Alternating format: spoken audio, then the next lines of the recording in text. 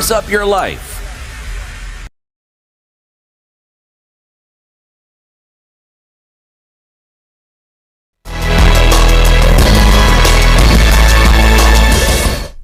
Good morning, this is the Newswire. I'm Edwin Lisamir. President William Ruto has continued to criticize Kenyans opposed to Raila Odinga's bid for the African Union Commission chairmanship, urging them not to be divided by hate and tribalism. The president, who spoke in Busia County on Thursday as he continued with his development tour in Western Kenya, said Odinga was fit for the job given his vast experience and dedication to Pan-African ideals. Sisi wote wa Kenya tumuunge mkono kama Mkenya mwenzetu, kwa sababu akishinda hiyo kiti atatumikia Afrika, na sisi kama wa Kenya tutajivunia ya kwamba mmoja wetu ametoa uongozi wa manufaa katika bara letu la Afrika, Kenya ikiweko ndani yake. Sasa unasikia watu wengine sijui wamerogwa na nani, ati wanapinga Raila asiende. Sasa wewe hutaki kwenda huko, hujauliza hiyo kura, wewe unapinga kwa sababu gani? Wacha tuwaombee watu wengine hapo, Mungu awasaidie, awasamee. Ruto further praised his broad-based government, in which he's included opposition figures and his predecessors' allies, saying it's aimed at uniting the country. We have a golden opportunity as the people of Kenya to work together from all political formations, from all political persuasions, all religions and all ethnicities, together working for the prosperity of our nation. Let us not squander this opportunity. Mimi nawauliza jameni, tumesema hivi, tuungane sisi wote. Na mimi nimeunda serikali ya kuunganisha Wakenya wote, inaitwa broad-based government. Speaking separately during a meeting with Taita Taveta residents, Deputy President Kithure Kindiki dismissed widespread claims that his meetings with regional leaders, the president's development tours and broad-based government is a campaign strategy for their re-election bid in 2027.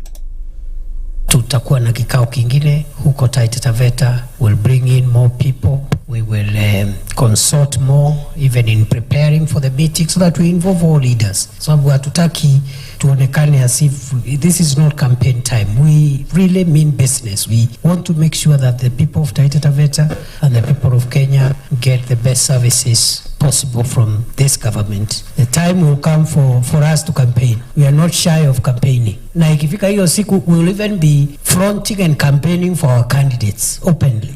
Kindiki went on to urge Kenyans to rally behind the broad-based government, saying it's committed to addressing the critical issues affecting them.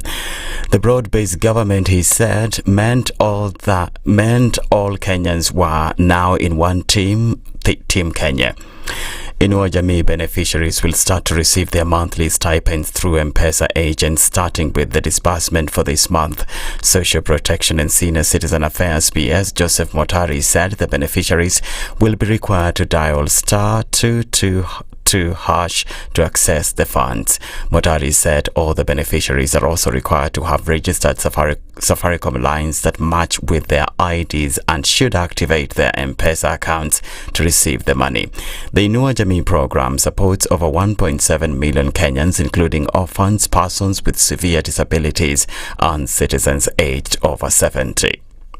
Education CS Julius Ogamba has said the National Treasury will release 15 billion shillings capitation grants to public schools today. Ogamba, who made the announcement on Thursday at Umoja High School in Mombasa, said a number of schools had already received the funds after the government disbursed 19 billion shillings.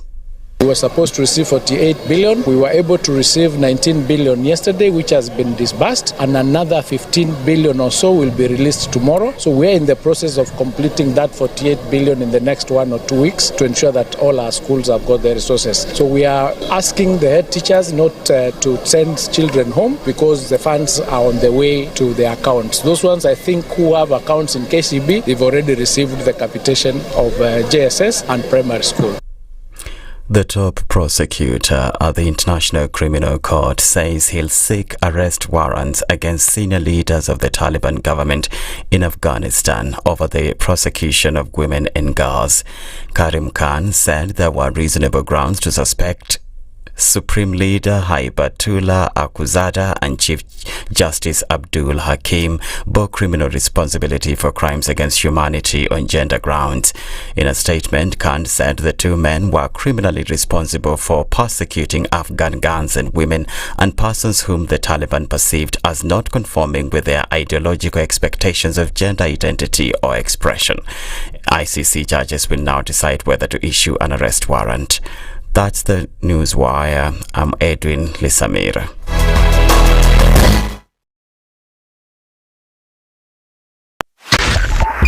.5 Spice FM, Kisumu. Are you ready to become Kenya's next biggest music star? Do you have what it takes to compete with the best and walk away with over 1 million Kenyan shillings in grand prizes? Auditions are open for Kenya Star Search on Saturday 1st of February and Sunday 2nd February at the Nairobi City Charter Hall from 8 a.m. to 5 p.m. Come through and show us what you're made of. Proudly sponsored by Skiza, Techno Kenya, Sunlink, Wairimu Kenya, and Boomplay. Looking to upgrade your kitchenware, furniture, or electronics? We've got the best deals for you. Digger Shop, your one-stop online store for electronics, furniture, kitchenware, and more. Buy online now and enjoy fast and convenient countrywide delivery in just 48 hours. Here's the best part. Every Saturday from 6:30 p.m. you get exclusive discounts on your favorite items during Shop.Digger Show on KTN. So why wait? Visit shop.digger.co.ke and experience convenience at your fingertips. Digger Shop. Fast, easy, affordable. Are you ready to unleash your creativity and dive into the dynamic world of media? Then listen up. At Standard Talanta Academy, a collaboration between Talanta Institute and Standard Group, we are redefining the rules of the game. With our Media Mastery course, you'll embark on a journey that goes beyond the ordinary. From TV and film production, photography to digital journalism, our curriculum is designed to equip you with the skills needed to thrive in today's media landscape. But we are not just about theory, we are about action. Our hands-on approach means you will be creating, producing, and innovating from day one. And with Standard Group, home to KTN, Radio Maisha, Spice FM, and the Standard newspaper, you'll have unparalleled access to industry expertise and real-world opportunities. So, if you're ready to turn your passion into profit, join us at Standard Talanta Academy and unlock your full potential. Visit www.talanta.ac.ke or call 0724 468 468 for more information. Standard Talanta Academy. Unleash creativity. Are you a young person looking to unlock your potential? Are you ready to take the future in your hands? If so, then listen up. KCB to Judiciary is the plan. It's designed to empower young people like you, develop skills and knowledge you need to succeed in life. KCB to Judiciary combines vocational skills training, business development training, access to finance and business mentorship, preparing youth for jobs, entrepreneurship and wealth creation. Don't be left out. Visit kcbgroup.com/foundation to learn more. Kwa majina naitwa Edwin Gugi, mimi ndo mshindi wa Daka na Mamili. Nimetoka mtaa Eldoret, nafanya kazi huko ya kuuza mashamba. Na sasa hii nashukuru Mungu juu pesa imekuja wakati unaofaa. Nalipa madeni yangu kidogo yenye nimekuwa nayo. Are you ready to unleash your creativity and dive into the dynamic world of media? Then listen up. At Standard Talanta Academy, a collaboration between Talanta Institute and Standard Group, we are redefining the rules of the game.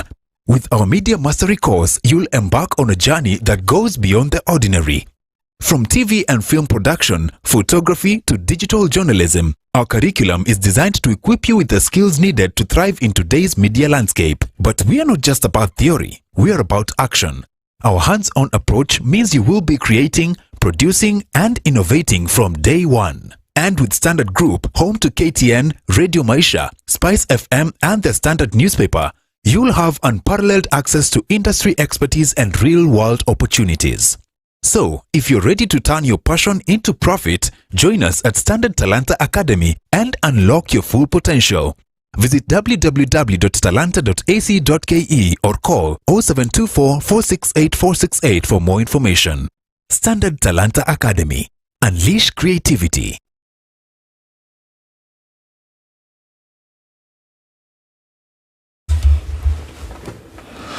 Okay, it's Friday. Let's take a look at the streets. We know that there will be outbound traffic today getting into the weekend, Sawa. But for now, not much happening on these streets. Just looking around the city real quick. A scan over the southern bypass gives you that great route into the city and no traffic here whatsoever. Also, coming off of Outer Ring, in and outbound traffic not doing a thing. Kangunda Road even, not much traffic here this morning. And we're going to keep an eye on all of this as we get into Friday proper. The Thika Superhighway, free and clear all the way coming in from Githurai out towards Kasarani and then into the survey area out towards the Pangani underpass. Even at the Pangani underpass, they're saying let's not do this traffic thing too much this morning, but let's wait and see how it all opens up this Friday morning. And let's talk in the meantime on Spice FM KE on X, hashtag the Situation Room.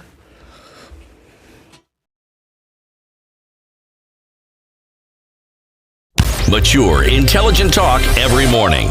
Spice up yourself.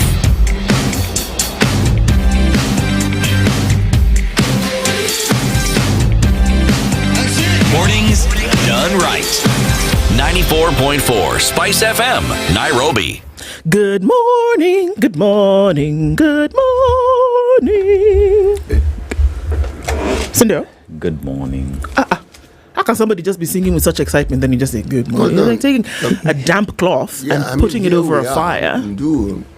Has raised octaves and added other octaves. And then this guy comes with a flat note. I'm telling you. So he's saying, I've been rained on. Good morning. It's like Snow White and the Seven Dwarfs. There was one dwarf called Grumpy. Wait, it wasn't Snow White and the 40 Thieves? No, that would be Alibaba. Snow White and the Seven Dwarfs, Alibaba and the 40 Thieves, Goldilocks and the Three Bears. You wonder why all of these nursery rhymes had a number of other things according to them, and in addition to the main character. Not only that, except Beauty and the Beast. Yeah. In fact, it's that Alibaba thing which now changes the story. There was always some damsel in distress. Yes. Alibaba, on the other hand, and couldn't they just be three thieves? I liked Alibaba actually. They had to be 40. Yeah. Because I'm within Arubain. They had to be 40, yeah? 40, lazima. I think Alibaba was pretty cool. He himself as a character. And the guy with the flying carpet? That's Aladdin. Aladdin. I can show you the world. They were not related to Alibaba? I mean, they were from like the same Persian area, but like they were not related. Persia being Iran. Present day, yeah. Present day Iran. Very good. Sindo? Yes. Zuri sana. Kabisa. So we started with Don't Be Arrayed on My Parade. Okay. Yes. Singing joy and to the world. Spewing happiness. By fire, by force. What is it about Friday that seems to come with a certain amount of abandon and then a feeling of excessive mirth? Yes. Because you're not forced to then go anywhere the next morning. You can actually just sleep in. Yeah. That's the thing. Lakini mko sawa leo asubuhi. Karibuni kwa kipindi cha The Situation Room. Nisikia hiyo Kiswahili. Perfectement. Merci bien, monsieur. This Kiswahili, I will master it by fire, by fire. Thanks. Bazoom. Bazoom. Habari zenu asubuhi lakini. Hatujambo. Salama. Wewe je? Mimi niko salama. Nashukuru. Where? You guys. The last couple of days, I've been leaving here and going to hospital. I'm fine. So I had a patient who unfortunately is admitted into the ICU. But then what I did was I sat and I just, at some point, where we were sitting, and I was just watching people going back and forth. At some point, there was an emergency situation. At some point, there was a baby who had to go into the ICU and they had to put in all the tubes and stuff. And then I just sat and I realized that this medical profession and its intricacies, you can't make a mistake. You go to school for all those years, you train, you learn on the job, and then literally somebody's life is in your hands. But then for me, it was the objectivity of these guys. In as much as you feel an emotion that this person is suffering, you have to do what you have to do at that point to save life. So the different parts of this vehicle has different moving parts at the same time.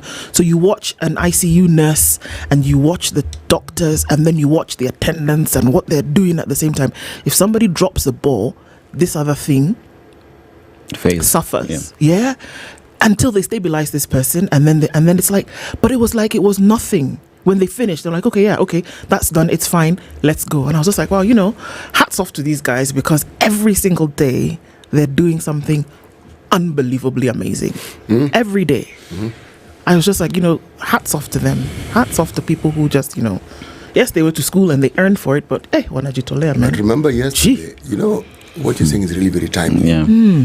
It's a follow-up from what Peterson was telling us yesterday. Yeah. When he was explaining to us what it is that clinical officers do. First line of defense when it comes to treating ailments. Yeah. And what they do and how they do it. And then you can't stop there. You then have to go to the nurses. Then you have to go to the lab techs. Yes, and the people who work in the labs. Yeah. Then you have to go to the people who work in ICU. Then you have to go to the people who work in the orthopedic department. My goodness. I mean, the various specialities where you're talking about people who... Just look at the various disciplines within medicine. Yeah. All of them have other people who have specialities, or what they call subspecialties, to help augment this.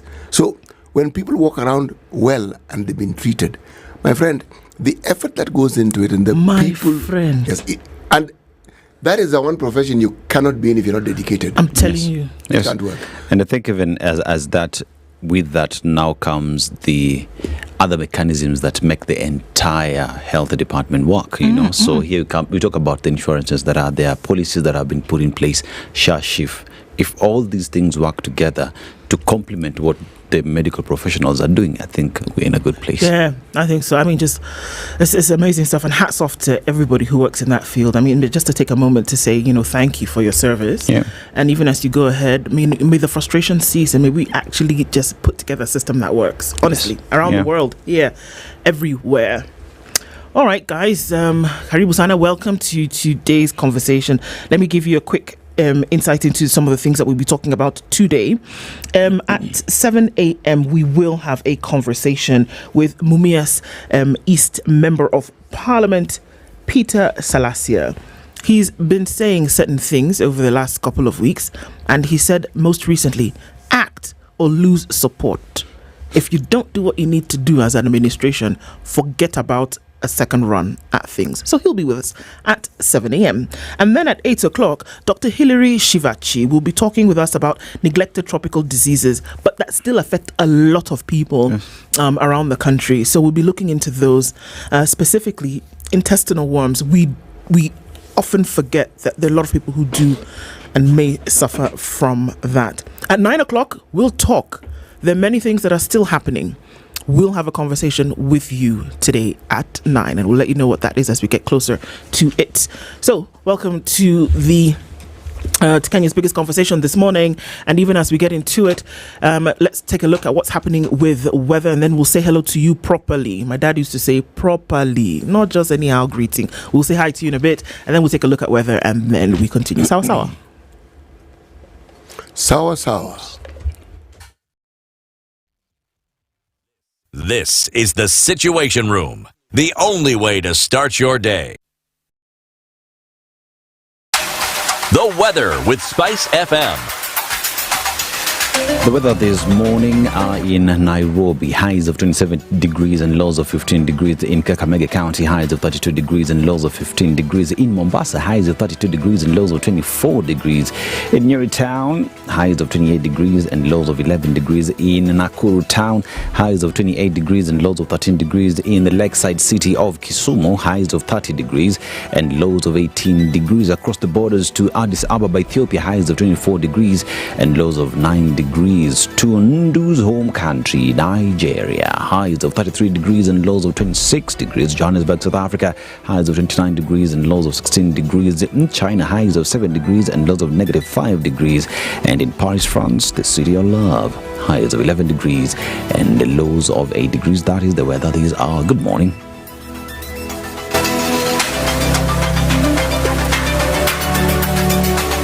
Mature, intelligent talk every morning. Spice up yourself.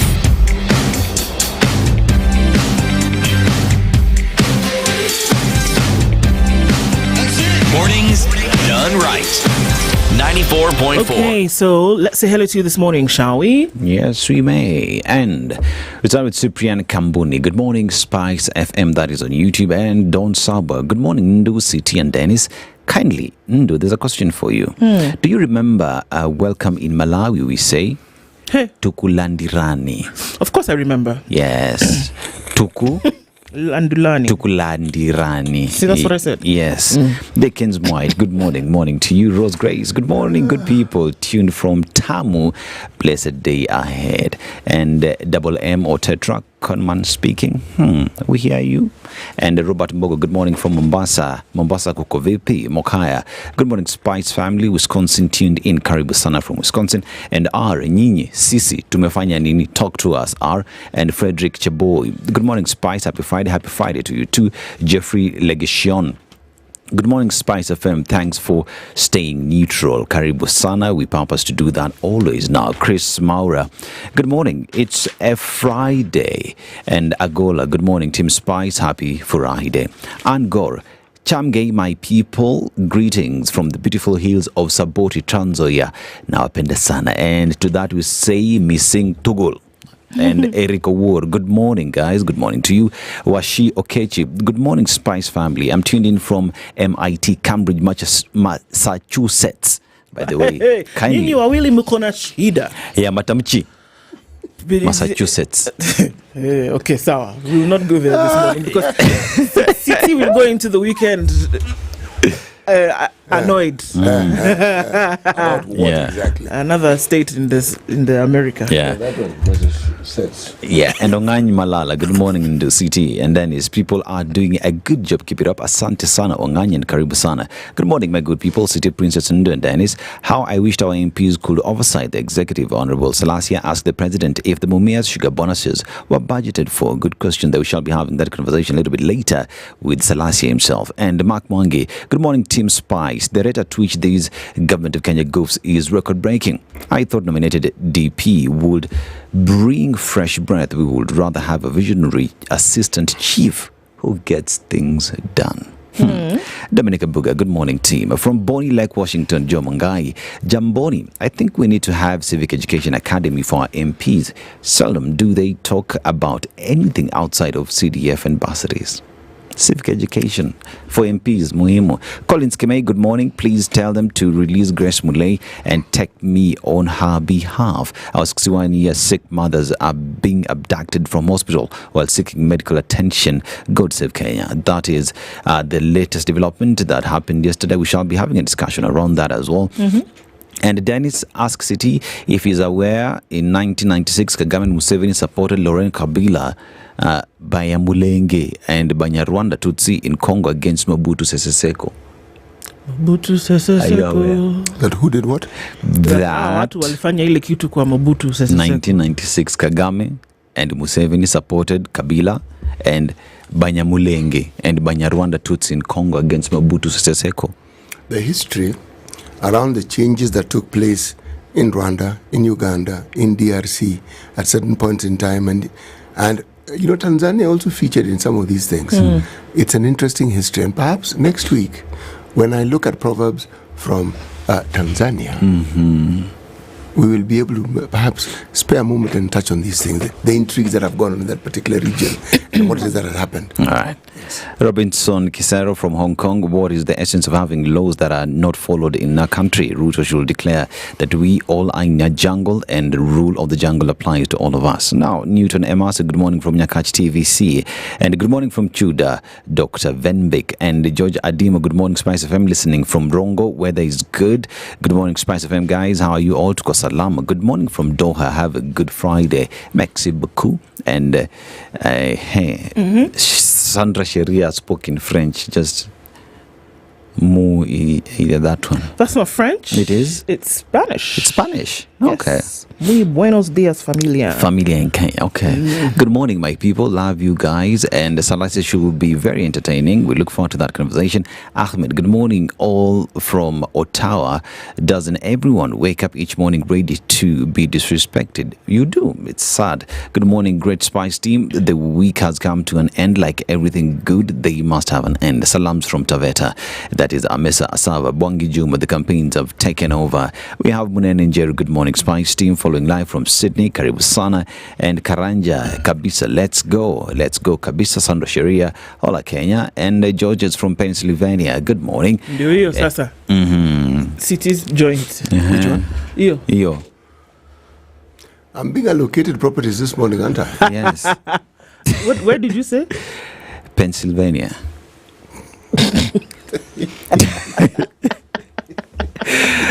Nancy Abura, good morning. You are amazing. Is it anywhere near Kinshasa? Kinshasa. Where?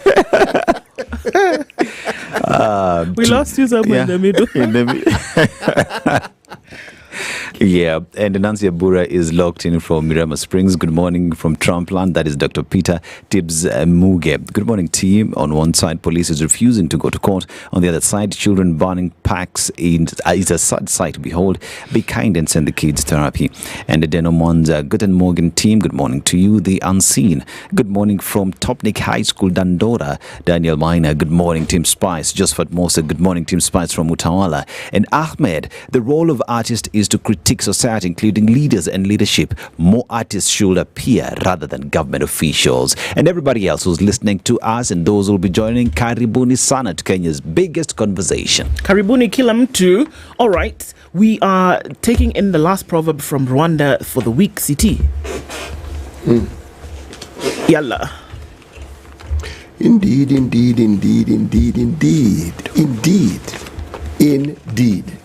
One more indeed. Indeed. They're all done. Caution is not cowardice. Even ants march armed. Let me repeat. Caution is not cowardice. Some people say cowardice. Even ants, as in Siafu, march armed. Not someone's father's Not sister. somebody's father's sister. No, only Even auntie. those ones, they march That's armed. called auntie. Yes, these are ants. Ant. Ants. Ants. Yes. Ants. So, yes, it's true. Yes. Just because you're careful doesn't mean you lack courage. It doesn't mean that you do not. Yes. Doesn't mean you're a coward. You know, we're in the throes of branding words. So and so said this. So and so responded this. So and so said things which are unpalatable, which border on insults. So and so words. A little caution, a little circumspection is good. It's good. And even if one is angry, yes, it is important to direct that anger at something that is productive. I agree. Yes. I like that proverb. I really do. And I'm going to apply it today proper. Okay. See, then we just look at a few headlines and then we can look at traffic and then we come back and look at the stories. Yes? Okay. On the front page of the Standard this morning, Chief Justice kicks up storm over security. Why now? Chief Justice Martha Koome is up in arms over what she calls executive interference after her security and officers in the Judicial Police Unit were withdrawn, were withdrawn, calling for respect of constitutional officers. Intriguingly, the National Police Service says judges' security is intact and those who were recalled for training had been replaced. Well, I don't know if that's the case. Dr. Razila Onyango, who is the NPS spokesperson, says contrary to media reports suggesting that NPS has withdrawn the security detail of some judicial officials, the National Police Service wishes to clarify that the officers have not been withdrawn. Rather, what has happened is a routine changeover of officers to attend their promotional courses. Park that. Martha Koome said the act of withdrawal sends an unmistakably damaging message that those tasked with defending justice and constitutional liberties are susceptible to interference from a signal Such a signal erodes public confidence in the judiciary's impartiality, threatening its role as a check against abuse of power. Now, if what the spokesperson was saying, when we'll look into details, but just real quick, if what the spokesperson was saying that is routine withdrawal, what makes sense to me is that others would have come, right? And some would have replaced. It should have been seamless. That's how it's supposed to work. It's the way it's supposed to work. So that no matter what, when you show up, there's somebody there. Yeah. But the impression we get is that there was nobody there, and they say, "Oh, we're replacing." Yeah, it's gonna. Is this one of these unfolding stories? Because this isn't the first time we've heard this. There's a time a similar story reared its head, same institution, then it died. So we assume whatever had appeared to be wrong was rectified. Yeah. Okay, so here we are again, isn't it? Okay. Are we actually here or are we there? Because two voices. Or is it just a case of withdrawal of security, or is it just a case rather of replacement of security because others had gone for training? Yes, exactly. Are we reading something? What is it that is happening here? Yeah. Because if indeed it is what we hear and what is, as staring at and screaming at us as a headline, then perhaps a little more, well, exactly the Standard and the Daily Nation, it would help tremendously if one had a little more. Just a little bit more information in terms of what's going on. We'll look into the details of the story, but then, as you say, it's possible that this is a case where, wind has blown fowls nyash. Yes. Oh, I'm telling you. Why the president is an angry man is another. I know, Lydia, you like that one. Come later, I'll tell you what it means. Why the president is an angry man. President William Ruto is an angry man. Failed by his former deputy, forced to eat humble pie and pushed to the wall by the Gen Z agitation. However, he's not alone. Not alone in what case? That there's somebody who's helping out, or that there are more people who are angry. Okay, let's look into it. Gachagua dealt blow in impeachment case. The court yesterday declined former DP's plea to freeze 10 cases challenging his ouster. So that case went on. I mean, the mention and whatever went on and on and on yesterday, but that was what it eventually came to. Remember a gentleman called Mr. T. Cohen, who was found in a septic tank in his house, dead, of course. Now, his wife is in court for that murder case. Thin line between Speaker and Ford Kenya adherent. From the rooftops of CAST, National Assembly Speaker Moses Wetangula seems to have shared his impartial political outlook for bruising politics, telling off government critics and joining government's crusade across Western Kenya. So there's a thing about him. Okay, sawa. All right, other headlines. Yeah, well, it's about him, yes, but it's about our politics also. Indeed. Okay. It could be Wetangula today and somebody else tomorrow. Yes, really. Exactly. But in this particular season that we're in, it's favors being returned. Yeah. Yes. If I need a little support, you know what I did for you, don't you? You remember? A little support coming my way would be welcomed. So, if you don't mind. If you don't mind. Yeah. All right. Let's go to the Daily Nation and smack in the middle, the biggest story on the nation. Alarm as Commerce Security withdrawn. That is the same headline on the Standard. And in a protest letter addressed to Interior Minister Kipchumba Murkomen and Police Boss Douglas Kanja, Chief Justice Martha Koome yesterday said the executive has recalled her bodyguards and slashed the number of officers seconded to the courts in a move that sets the judiciary on a fresh collision course with President William Ruto's administration. We wait to see the developments on this story. And the police service says officers have been recalled to attend promotion courses, replacements in place. And as well, Sarah Cohen seized in city to face fresh murder charges. Sarah Wairimu, the widow of murdered Dutch businessman Tom Cohen, has been arrested and is likely to appear in court today. We are following up on that as well. That will be published across other stations. And judges declined to suspend Gachagua Oster petition. The bench of 3 judges rejected the application to delay the hearing of the cases to allow the former DP to pursue an appeal. Pretty much those are the stories on the Daily Nation. Pretty much the same things we had on the Standard. But broke schools hit dead end. Successive unfulfilled promises by the government to release funds to public schools have left school heads, workers and learners in a desperate situation, with many institutions unable to provide basic needs such as food and learning materials. Now, 64 billion shillings is what the government owes schools in capitation over the past 4 years. Cabinet Secretary John Mbadi said capitation will be released at the end of this week, right? See, today is the day. Let's wait and see. Tower. CT. Yes. The Business Daily. Roads and CTF take priority in development funding. The national government has prioritized disbursements for roads, the Constituency Development Fund and food security initiatives amid cash challenges that saw just 129 billion put to development in the first 6 months of the current fiscal year. New vehicle sales decline.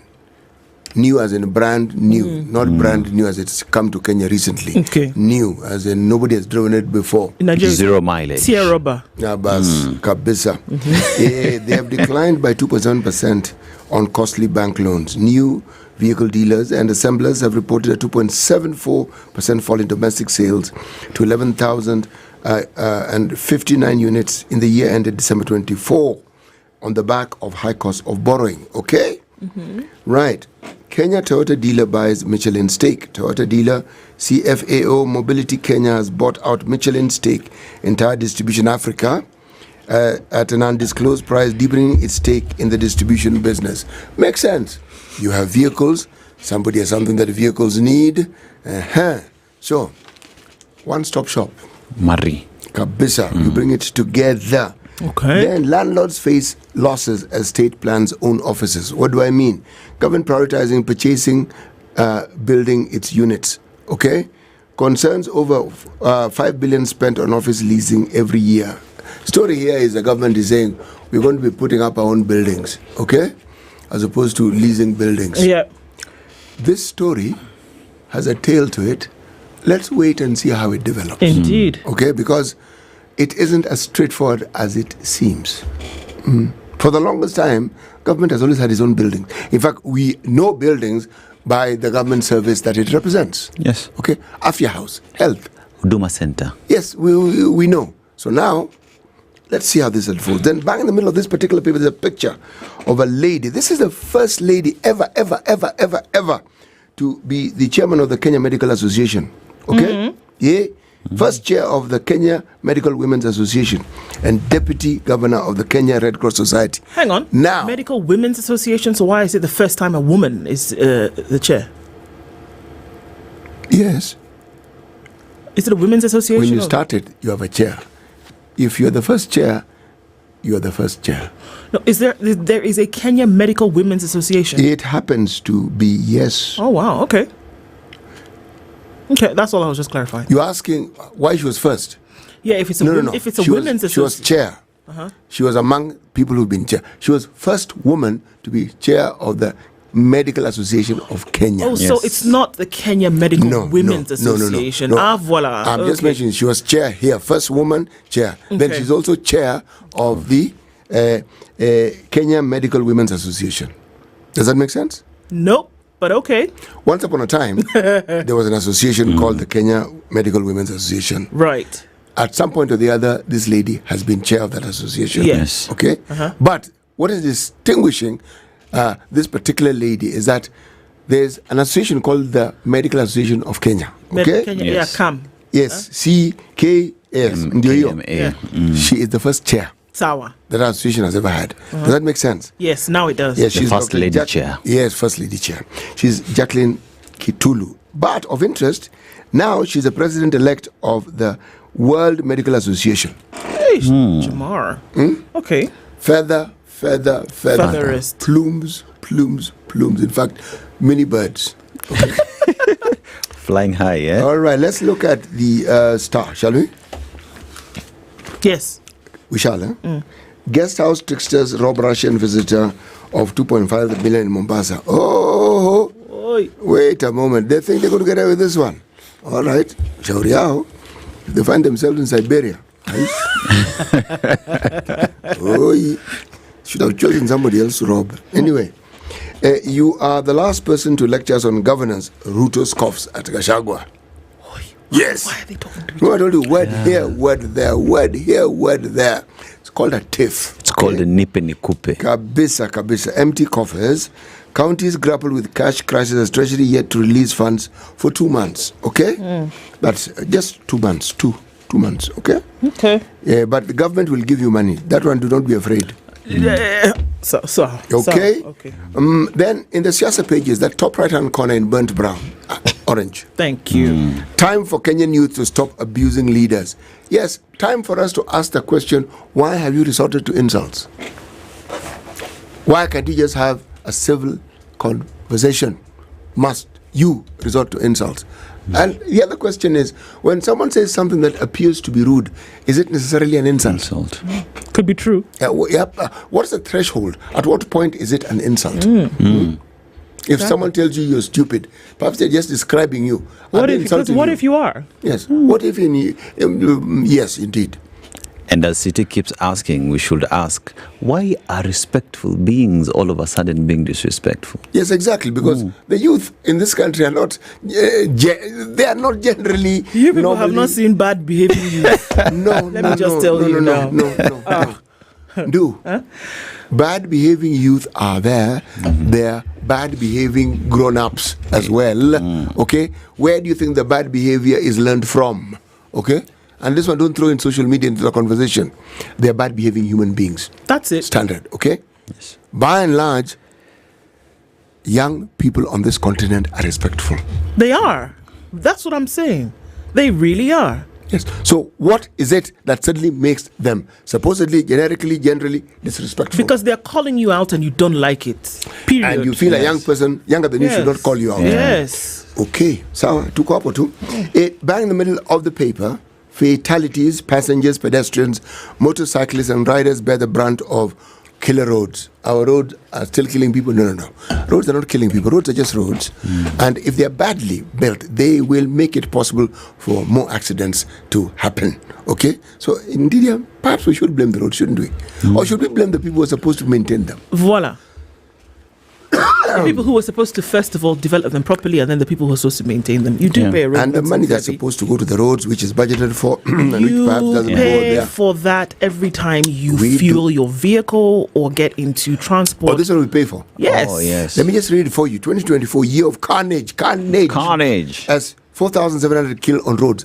These are people who died on roads. Recent festive season claimed the highest toll. A detailed report by NTSA shows.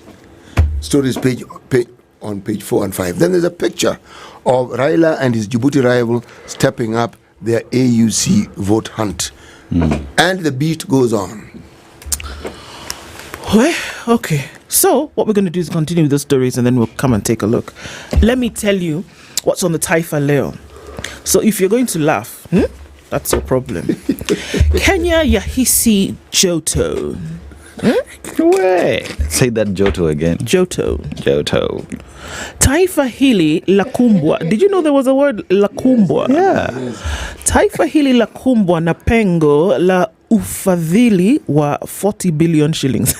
Baada ya America kujiondoa WHO. Something about America leaving the WHO, and that means that Kenya will what? Budget withdrawal and whatnot. Okay. Yeah. Sawa. Hiyo. Lakumbu is engulfed. Kenya finds itself. Okay.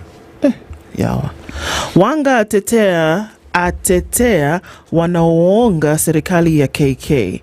Asema mawaziri wa ODM watajizatiti kushughulikia changamoto zinazoisibu nchi. Well done. Thanks. I don't know what I've said, but hey. Well done. You've done really well. Thank you, please. One or two more lines, please. One or two more lines, yes. Because I'm about to break something if I continue. Okay, just one more. Rais atetea bonasi kwa wakuza miwa. Ruto asema sawa na wakulima wa kahawa, wale wa miwa wastahili kulipwa. Yes, bonasi here being bonus. Bonus is bonus. Yeah. That is called utohozi. I said, no, do you see? Yeah. See? Utohozi. Is what? Look, bonus. If we are trying to learn Malawian good morning, so like cheesy. Pampa cheesy. Wandawiri. Yes, Wandawiri. Surely. I'm telling you, give me another 6 months. This Kiswahili sanifu. What do you mean? Shikilia na nguvu. I can see Lydiah's one who set me up. But sawa. No problem. Okay, let's look into this Chief Justice security story. Okay. And you ask yourself the question, is it possible that it was actually a case of, look guys, we need to rotate these security people every now and then, as is the practice?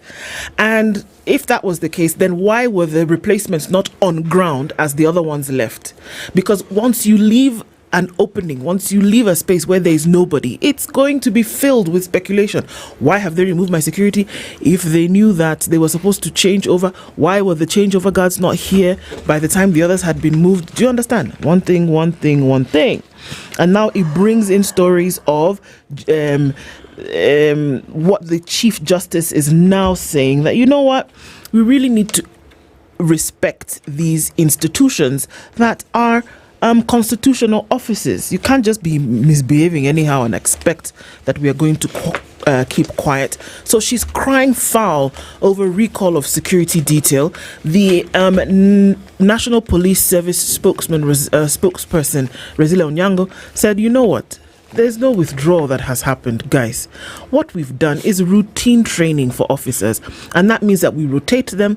What happened is that the replacements maybe were not there when they should have been. She should have said, my bad, we'll sort that out.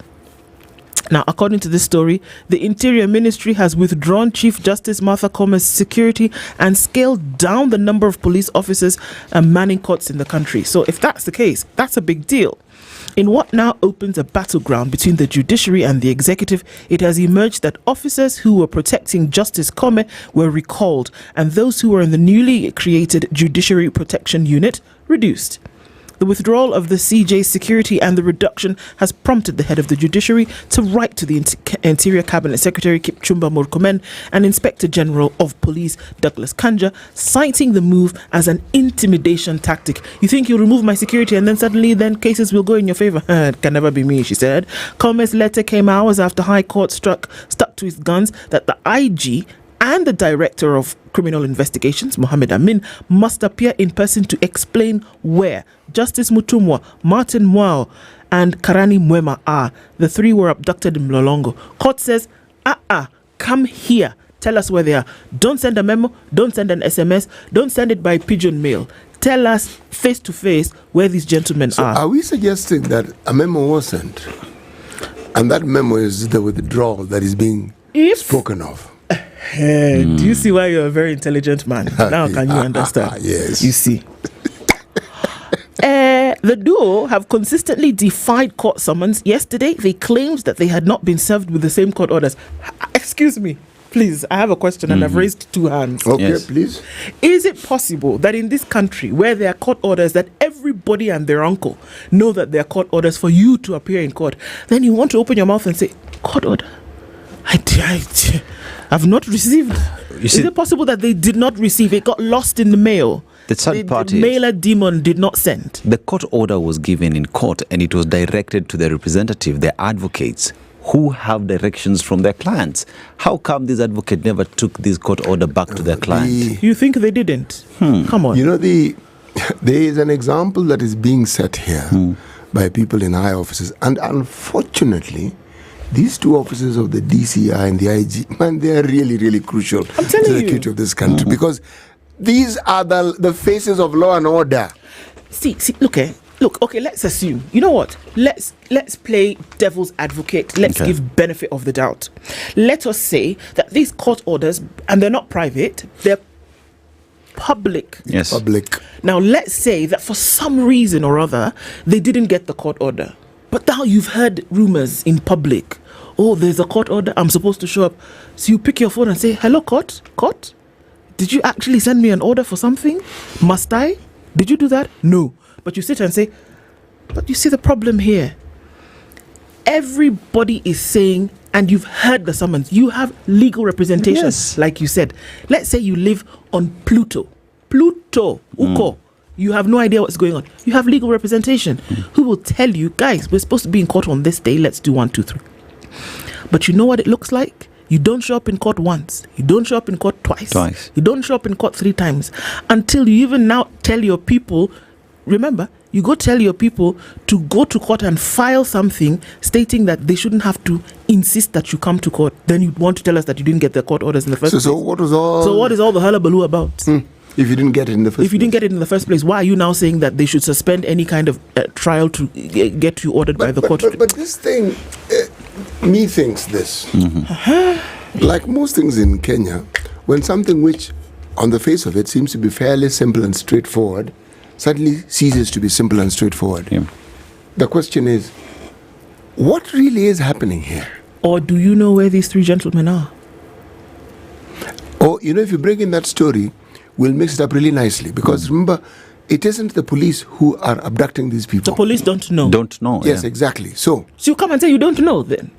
What is hard in coming to court and saying, as I said, and your honor? The difficulty in going to court, maybe I don't understand it, but there are too many stories that don't seem to add up. Hey. Yes, there's this which was said. Now there's this being said. Or is it that the IG and the DCI boss actually do want to go to court, but they're being instructed, there you go to court? Or let's even make it even sweeter, City. Is it a question of we are the ones who maintain law and order, therefore we are above the law? There's nothing you can tell us. Do you know what they're waiting for? The same thing that happened with Masengeli. You're going to wait until they call you for the 7th time. Then you say, oh, please, Your Honor, I was busy. State duty I have so many things that are going on. And then on the same morning, after you've gone to apologize and court says, okay, fine, I won't send you to jail, then these gentlemen are released. Is that what you're waiting for? Come on. The truth of the matter is this, we will speculate and we'll talk about what we think are the possibilities, and we will continue doing so. The truth will out. Yes. For now, we can entertain ourselves with the speculations. But it sets a terribly horrible precedent. Yes. If those who are the face of law and order treat court summons like this, what lessons are we to glean from this as ordinary citizens? We will sit and say the young people who are talking on the interwebs are disrespectful and all that, but we will never look back at what it is we are doing to the courts and look at the bad manners that we are doing as office bearers and say we need to change. We'll always throw blame elsewhere, but never really look at what it is we are doing. There's this monster everybody speaks of it. It's actually called corruption. How did it become a national pastime? How? And where did it start? This isn't the question of the rain beating us. This is a continuous flood. How? What happened? How did we get to understand that this is something that you can do and you can consider this particular wrong to be normal? When? At what point did we get to this? And where? We look around us and you ask yourself, who are the most visible members of our society? It's our leaders. Do we see examples of leaders who stand against corruption? Do we see many, if at all? The answer is no. Every time there's a massive scandal in this country, for some reason, the names of very, very important people who either must come up. So is it that there's a section of citizens and who are represented by the media whose job is to just pick on these important people? Because they've lacked other things to do. Or is it that they just say, look, as we've looked into this matter, these are the names that have come up. This idea that the enterprise that seems to be most lucrative in this country is to be in government or to be in politics or to be on the side of government. It outstrips industry, it outstrips commerce. Because people who are in the business of politics seem to end up making more money than those who actually create value by being in business. I'm telling you, it's true. Now that example has been set. Yeah, they say if you want to get wealthy in Kenya, just become a politician. It's the easiest way out of poverty. So we say. The breeze is blowing, It is. The breeze is blowing. It is. Another story? Meanwhile, schools hit dead end as funding promises yet to be honored. Now, successive unfulfilled promises by the government to release funds to public schools have left school heads, workers and learners in a desperate situation, with many schools unable to provide basic needs such as food, sanitation and learning materials. The situation is so bad that some principals have kept off schools to avoid the shame of suffering children and dodge suppliers who have been camping at their offices daily since last year. In a national secondary school at the coast, non-teaching staff and contracted teachers are on a go-slow due to salary arrears dating back to the late last year. The chief principal of the school, banking on promises by both the National Treasury and Education Ministry, had promised to clear the arrears of 20 workers when schools reopen on January 6th. Now, it is now 3 weeks since we reopened and there's no money in our accounts. What will I pay them with? I have been forced to hide and let the deputy take charge because I can no longer take more lies. I am in anguish, the chief principal of this school told the nation in condition of anonymity, citing possible victimization. A school head in Bungoma County raised concerns over the dire state of schools in the region. That is the state of education in our country. When schools were reopening, that is a plan that was there, and which is actually usually given by the government. Begs the question, by the time you're giving out a school calendar for the year 2025, that ought to have been followed with what? With money. Now we're talking about the allocation, the capitation being released today. We wait and see. But remember that school heads are deciding to stay away from school because of shame that the government has put them into. If they were, they should have, actually, not today, they should have been released yesterday. In order for it to be there today. Today. Yes. Or even on Wednesday. Yes. You'd have done like a Wednesday transaction and then you would get the money Friday. Yeah.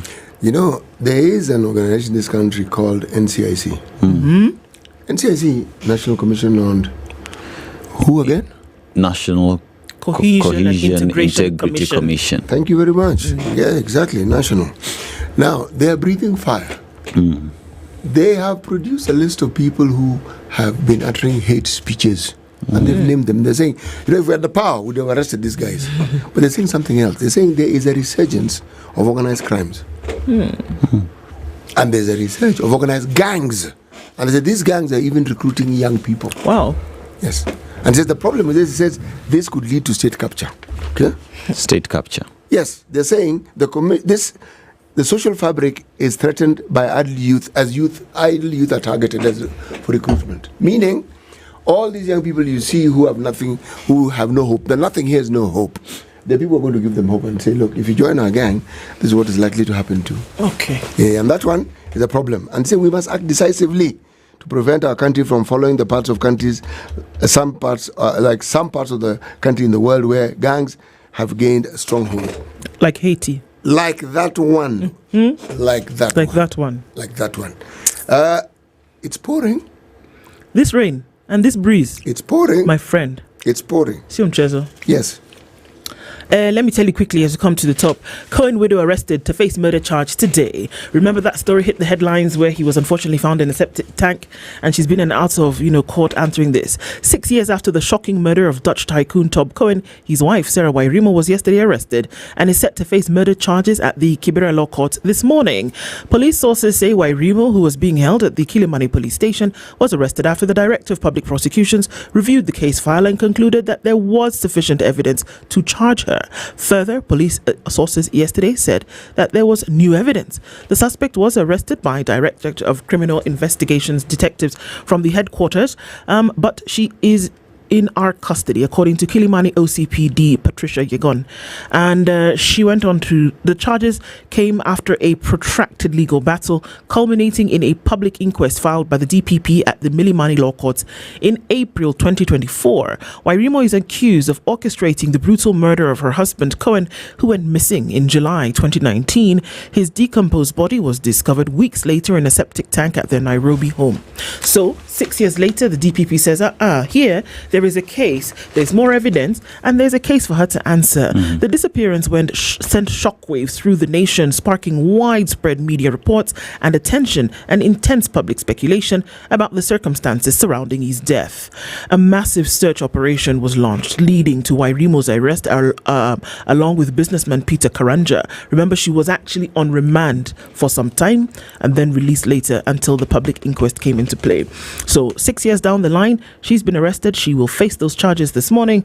Despite the setback, fresh findings from the inquiry have renewed hopes of justice, prompting the DPP to move forward with the new charges against Cohen's widow. The case has been clouded by controversy from the start.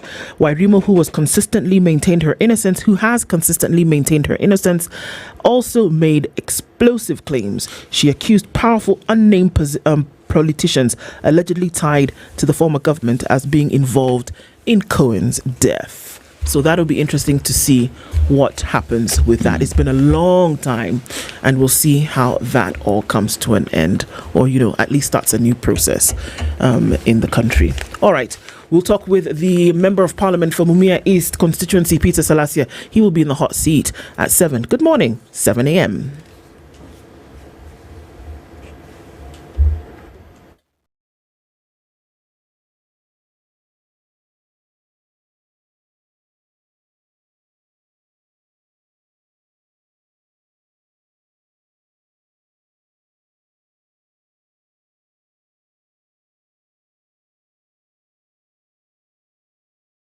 Morning, this is the Newswire. I'm Edwin Lisamira. Amnesty Kenya and other civil society groups have asked the government to drop all charges against Grace Njoki Mulei, a patient who stormed the Ministry of Health offices last week over inequalities and inefficiencies in the Social Health Authority, Asha. The Kenya Medical Association, the Law Society of Kenya and the Police Reforms Working Group have further expressed concern that other patients who accompanied Mulei are at risk. In a statement, they've called for immediate action to safeguard the rights of patients and foster an environment where health services can be accessed freely and without fear. On January the 15th, Mulei and a number of other patients stormed Health CS Deborah Baraza's media briefing at Afya House to protest failure of the SHA system. We also have other patients. There are people who could not walk. We have walked all the way from Kenyatta Hospital, Migu, mpaka huku. Na tumeteremka huko in hiyo NHIF building. Nothing was done. We are not helped. So when we come here, we are coming here as Kenyans, and we are asking for whoever is approving or whatever is happening. Can you talk the truth? And that is all I'm requesting as a Kenyan. But when you pay, pesa inaingia. I paid, inaingia. Lakini when it comes to approval, hakuna. Mulei, aged 61, was arrested by DCI officers on Thursday in his sleep while receiving treatment. She's charged with creating a disturbance in a government office. The Director of Public Prosecution has leveled fresh murder charges against Sarah Wairimu Kamotho in connection with the brutal murder of her late husband Top Cohen in 2019. Wairimu was arrested on Thursday after the DPP reviewed the murder file of the case, which had been withdrawn. In a statement, the DPP said there was enough evidence to have Wairimu charged with the murder. Detectives from the Homicide Investigations Bureau immediately arrested Wairimu upon receiving the DPP's recommendation. Wairimu, who's detained at Kilimani Police Station, is expected to appear in court today to take plea. She was first arrested in 2019 after Cohen's body was discovered in a septic tank within their Kitisuri home. Tension remains high in Lakeview and Flamingo, Nakuru County, a day after residents set fire on the Lake Nakuru National Park in protest over the mysterious disappearance of Brian Odhiambo. Odhiambo, a fisherman aged 31, remains missing days after he was allegedly assaulted while being arrested by KWS officers. On Thursday, clashes erupted between youth in the Manyani area, prompting police to lob tear gas into the Kimathi Secondary School as they dispersed the demonstrators. At least 20 students who were caught in the crossfire were rushed to the Langalanga Sub-County Hospital in Nakuru. Footage showed unconscious students being rushed into the facility by residents, including Lydiah Maina, who spoke to reporters at the scene.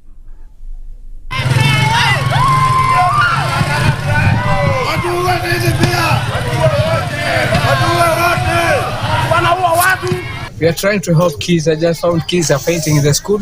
Tear gas are all over. So many kids have fainted in the school. I've just tried to help. I brought about 5 so far. Some have taken to Bondeni and some I heard that kids are suffering. So I maneuvered all the way. My car has been stoned, smashed, grasses all over. But I have to go back there to save kids. This is our future. And we have to do something about this. It's so bad. Kindly let me go just back. Let's go back. Meanwhile, Nakuru East MP David Gikaria is among leaders who've joined residents in demanding justice for Odhiambo. Watu wanapokosa kupata majibu, mambo yanaendelea kuwa mazito. Kwa hivyo nitaomba tu idara ya DCI waharakishe wale kwanza wanahusika wapelekwe kotini. Tufuatilie kujua ni wapi, hata kama ni mwili ilipatikana, hata kama ililiwa ikaliwa, hata kama ni wanyama. Mama anajua alivaa nguo gani. Wanyama hawezi kula nguo zipo. This comes a day after 6 KWS officers were arrested in connection with Odhiambo's disappearance as investigations continue. A French woman who stopped having sex with her husband has won a ruling from Europe's highest human rights court, which has stated that she should not have been blamed for their divorce. The European Court of Human Rights sided with the 69-year-old on Thursday, saying courts should not consider a refusal to engage in sexual relations as grounds for fault in divorce. The unanimous decision found that France had violated her right to respect for private and family life under European human rights law, ending a legal dispute which has dragged on for almost a decade.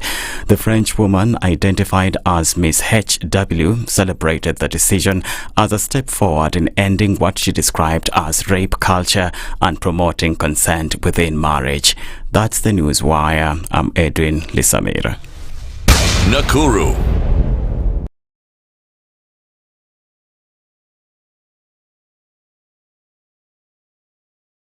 All right, a quick look at what's happening with traffic this morning. I think we're coming into traffic hour in not too long from now. There is a little bit of traffic. It's building on the Thika Superhighway as you come into the city, and also some of that around Westlands on Waiyaki Way, and then down through towards the Westlands roundabout, exiting towards the Expressway. A little bit of hold up there. Let's take a look at the Eastern Bypass, where there's some traffic as it's starting to unfold, getting your way through towards North Airport Road and then towards the Cabanas interchange, all into that direction. That doesn't look too bad. It is flowing.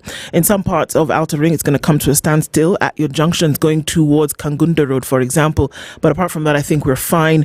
On Uhuru Highway, some traffic, but not too crazy as you get into the CBD. We're going to sit tight, see what it's going to look like as we get into Friday morning, and we need your help as well. Spice FM KE on X, hashtag the Situation Room.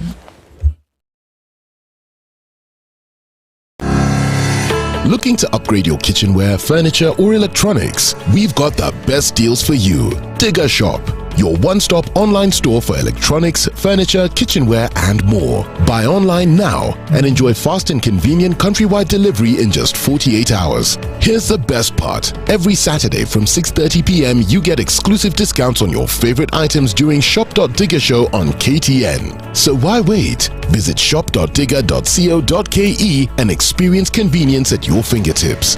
Digger Shop. Fast, easy, affordable. Are you a young person looking to unlock your potential?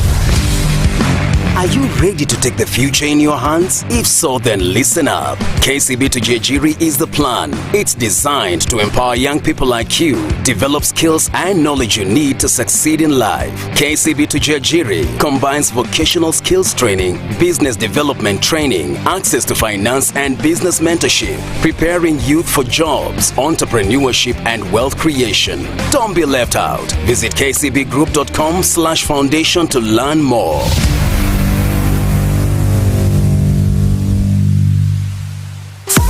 Are you ready to become Kenya's next biggest music star? Do you have what it takes to compete with the best and walk away with over 1 million Kenyan shillings in grand prizes? Auditions are open for Kenya Star Search on Saturday 1st of February and Sunday 2nd February at the Nairobi City Charter Hall from 8 a.m. to 5 p.m. Come through and show us what you're made of. Proudly sponsored by Skiza, Techno Kenya, Sunlink, Wairimu Kenya, and Boomplay.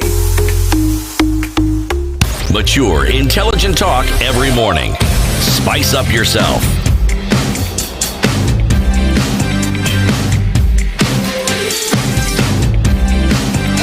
Mornings done right.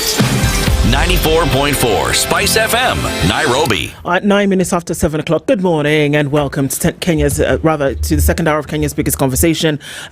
We are getting into, the start of conversations this Friday morning, and even as you join us on our live streams of YouTube and Facebook and X, welcome to our audience on KTN. So thanks everybody for joining in and clicking in this Friday morning. In a short while, we're going to have the Mumias East MP, or rather Member of Parliament, Peter Salasa, and as he gets his, makes his way here, let's remind you guys about what the Judiciary program under the KCB Foundation is doing and how it's changing lives. And the KCB Foundation Judiciary program is out here to bridge a gap, and the gap that it is bridging is the fact that over 1 million young people enter the labor market annually, and that forms around 12% of that population. And KCB says there is a problem. How do we fix it? Because the government is on, and this is not just a problem in Kenya but in Africa, but they say our 1 million, we will sort that out. So they are bringing these young people who've gotten out of school, not placed anywhere, and they're giving them skill, taking them to classes and ensuring that they get to have an opportunity to upskill that skill that they already have, or give them an additional skill. And through that, say matters to do with plumbing, hair, beauty, makeup and whatnot, they go to say, we'll give you this skill that will enable you be an entrepreneur, because KCB is big on ensuring that these young people start businesses that last. And how do they do that?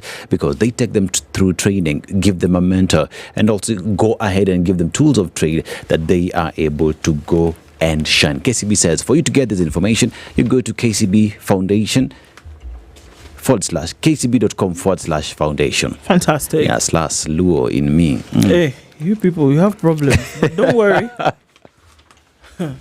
Where you lack an S, there's always like a W or an X. Well, it's not so much where we lack an S. It's we always have the S. Or you put it where it's not supposed H. to be. No, it's the H that gives us a bit of a problem. Oh, it's the H. Yes. It should be elsewhere. So like when you say Kinshasa. No. City say Kinshasa? Kinshasa. Say it so slowly. Say Seychelles. Seychelles. You see? So you don't have a problem. Who says? Do you know the amount of practice that has gone into that? And you have to actually say it slowly. You have to think it. Okay. So waiting for a member of parliament this morning, but in line with what he's probably going to discuss with us, there's a story that's carried in the Standard today. Fuming Ruto breaks the silence and turns up the heat on his critics. And he says, I've been keeping quiet all this time because I've been listening to you. People have been drawing me. You've been putting me in a coffin. You've been saying I'm what. Let me tell you, I don't have time for your rubbish, essentially, is what he's saying. President Ruto is an angry man and has recently shown a more combative side. His frustration is evident in the tone of his public speeches, choice of words, and the target of his criticism, suggesting his patience with critics has worn thin. When you guys started doing this thing, I just said, okay, you know what? You have your rights. You can do whatever. But now it's all indicative of the possibility that, I'm kind of getting tired of this thing that you guys are doing, and I'm not going to keep quiet anymore. The head of state has been responding sharply to critics accusing them, or rather that have been accusing him of engaging in early campaigns and quoting his administration's performance. Although 3 months have passed since Ruto's deputy, Rigathi Gachagua, was impeached, a move Ruto did not publicly comment on this week marked a notable shift. During a week-long tour of Western Kenya, Ruto launched a scathing attack on Gachagua, branding him incompetent, corrupt, and a tribalist. Where? Wow. I'm telling you, other leaders accompanying the president joined in delivering similarly pointed critiques against the former deputy president in what appeared to be a coordinated effort. I wouldn't be surprised if it was. Last weekend, Gachagua accused Ruto of being domineering, alleging that the president scripted public speeches for leaders and later weaponized those same remarks against them. However, Gachagua is not Ruto's only target. Wiper Democratic Party leader Kalonzo Musyoka also faced faced the president's ire for claiming that Ruto's development tours are thinly disguised early campaign efforts. So speaking in Busia, Ruto dismissed these allegations and said, "These people are saying we have started early campaigns. Stop diarrheaing," he said. "Once we start proper campaigns, you will flee in panic. Tell them we are just planning development projects. This is not campaign. You think this campaign, I know already you're getting uncomfortable. Wait for the campaign to come." He took issue with Kalonzo for questioning the 150 million shilling bonus to farmers of sugarcane, accusing them of hypocrisy for not raising similar concerns when tea or coffee farmers are paid their bonuses. So for everything that has come at him in the last couple of weeks, the president is answering all of them one by one. He said, "You people drew me. You people have said I'm a what? Ukiniachia nitawamaliza by, asubuhi na mapema." These are the things that we're hearing him say. Would this all point to the president being angry? Or is he saying, yes, freedom of speech is a right to everybody, but you guys are pushing the envelope? No? You know something? When we talk about fundamental freedoms we have in this country, the president also has those freedoms. Okay. So if people feel they have a right to criticize the president has a right to respond. Do you then label him as angry because he's responding to something that somebody may have said? Would you now then take that label and say, okay, so people have been talking for the longest time, he's responded, and we know that you have a right of reply to whatever. But then also the position in which you sit in demands a certain level from you. Really, it does. A certain level of decorum. Right? It demands that. Just the position demands that. It does. But also, remember,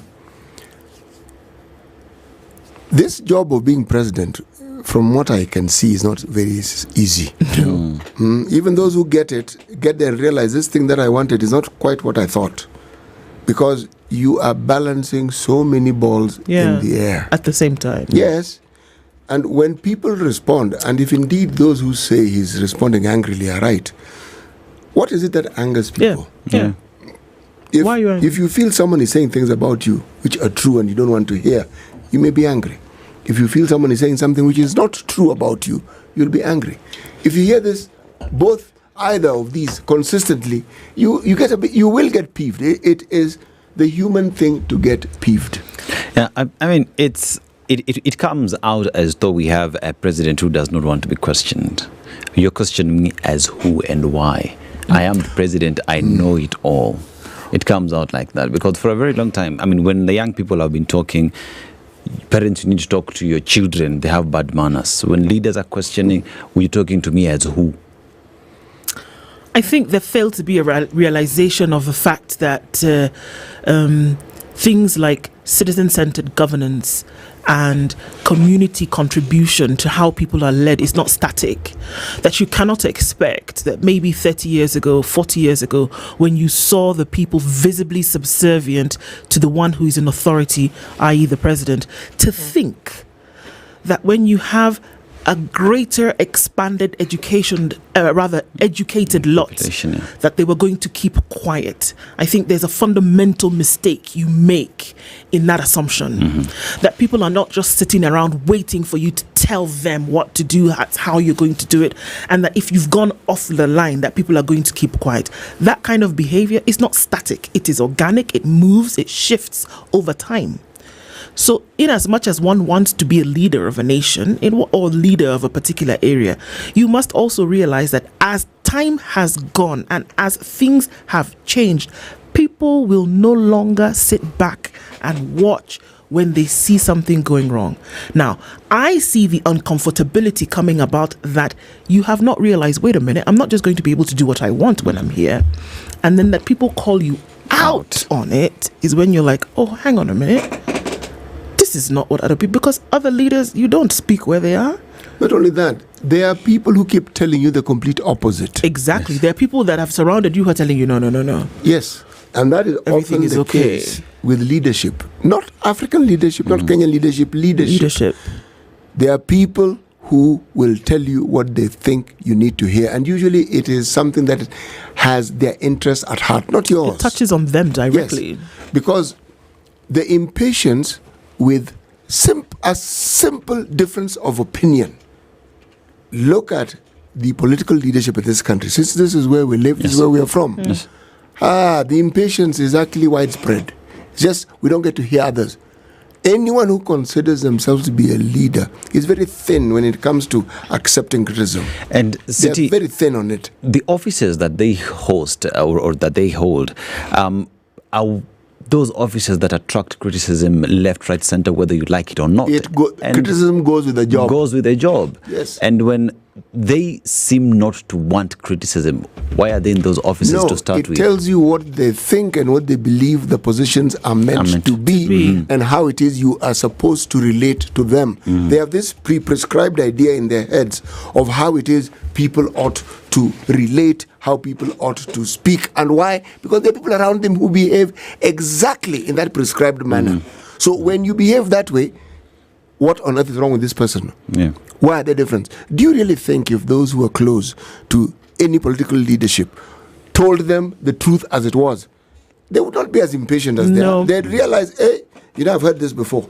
They don't hear it often enough. But you also must realize that the folks that surround the leader are not singing this song from the rafters because they believe it. They are doing it and they're offering that support for personal gain. Because you cannot convince me that you can see things going wrong as a human being with eyes and ears, that you can see things going wrong, but you want to say that actually, you know what, everything is all right. There's a problem, a fundamental one there. Is it a question of, because you call them sing-song leaders, yeah? Sing-song advisors surrounding the president who are not telling him the truth. But doesn't the president himself just listen to what Kenyans are saying? You know, there's something in music that there's a choir, there's a let's not even say choir, there's a band. Okay? They're the woodwind instruments, they're the brass instruments, they're the string, they're the percussion. Yes. Right? Everybody is playing, but there is one person, and it's very possible that person leads a segment, and that's where the thought of tone deafness comes from, because there is a tone that is set by the band, and everybody's playing that.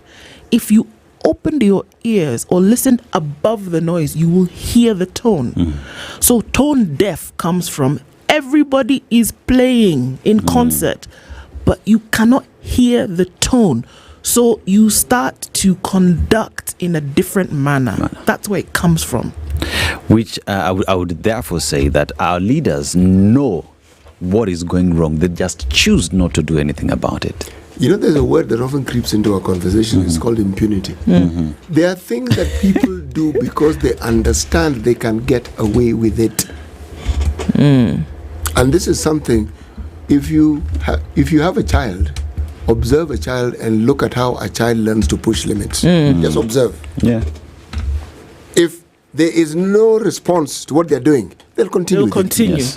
When you put a halt to it, then they will know. In some cases, it's a look. In some cases, it's a word. In other cases, it's an action. For children, usually the look is the mother. Our mother will just give you one look. That look will say so many things. You will have understood what tail you between need the to legs do, and you what crawl you back. don't need to do. Yes. And whatever you need to stop, you will stop. This all sets the conversation, and now we are happy that Peter Salasa is here with us. Member of Parliament for Mumias East is our guest this morning. Good morning, Mheshimiwa.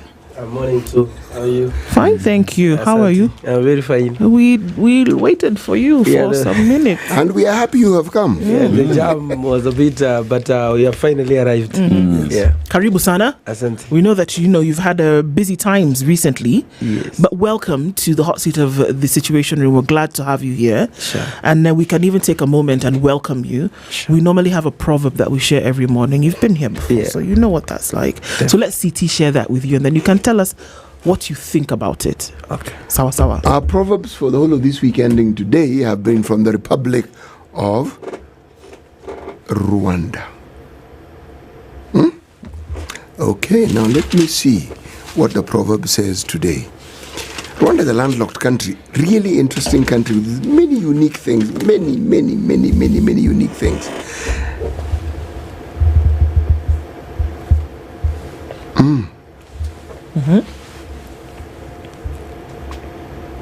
I'm going to paraphrase it. Caution is not cowardice. Put it simply. Caution is what? Not cowardice. Yes. What do you think of that, Mheshimiwa? In reference to anything. Okay. As you've just said, a lot is happening in this nation, and maybe we can just maybe take an example of what maybe happened during the tour of the president when he came to Western, more so to be specific, Mumias. When you try to bring some caution on what exactly is happening, but you realize that after he talked about it, then you come and there was intimidation and tells you that you only have experience of 2 years in politics or 3 years, so there's nothing you know about politics. And then I really wonder that indeed it's true that they cannot listen when we are trying to raise key issues that are affecting Kenyans. That needs to be heard. Yeah, and I raised very important questions regarding the bonus thing. Yes. I raised important thing about the SHA thing. I raised thing to do with the house levy. Yes. And you look at the response and then say that and I even asked the president that I'm willing to be his advisor, so that I can streamline and be telling the truth. I can be also another truthful man in this government. It's true. So that he have a second ear. Yeah. And being a genuine person, I couldn't, because that was the first time, I think,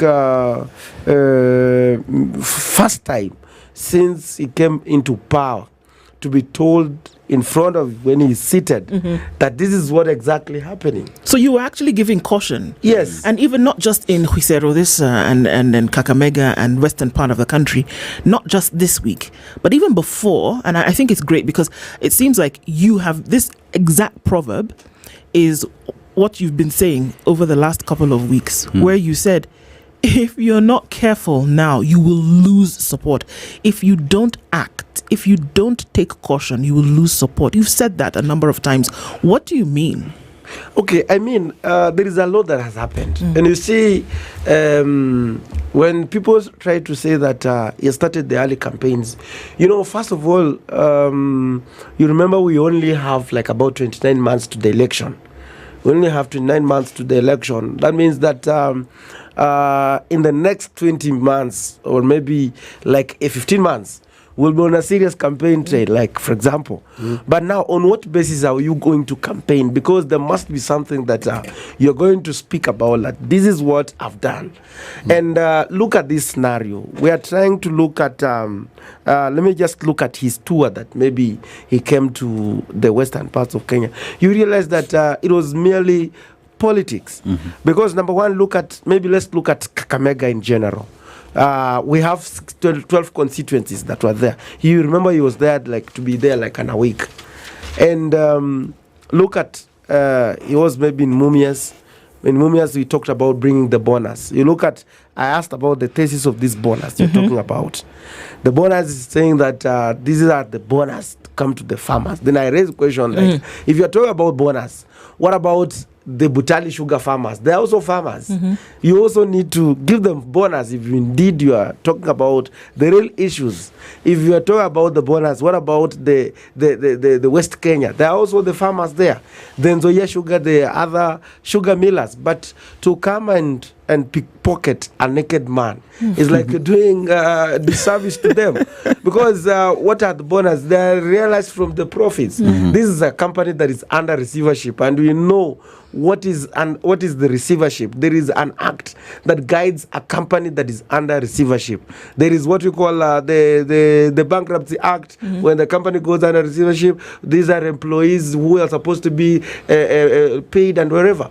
But you can't just wake up today and say that I want this 30% to go to this person. There is somebody that you are, and what about even in the accounting? There is what you call the consistency.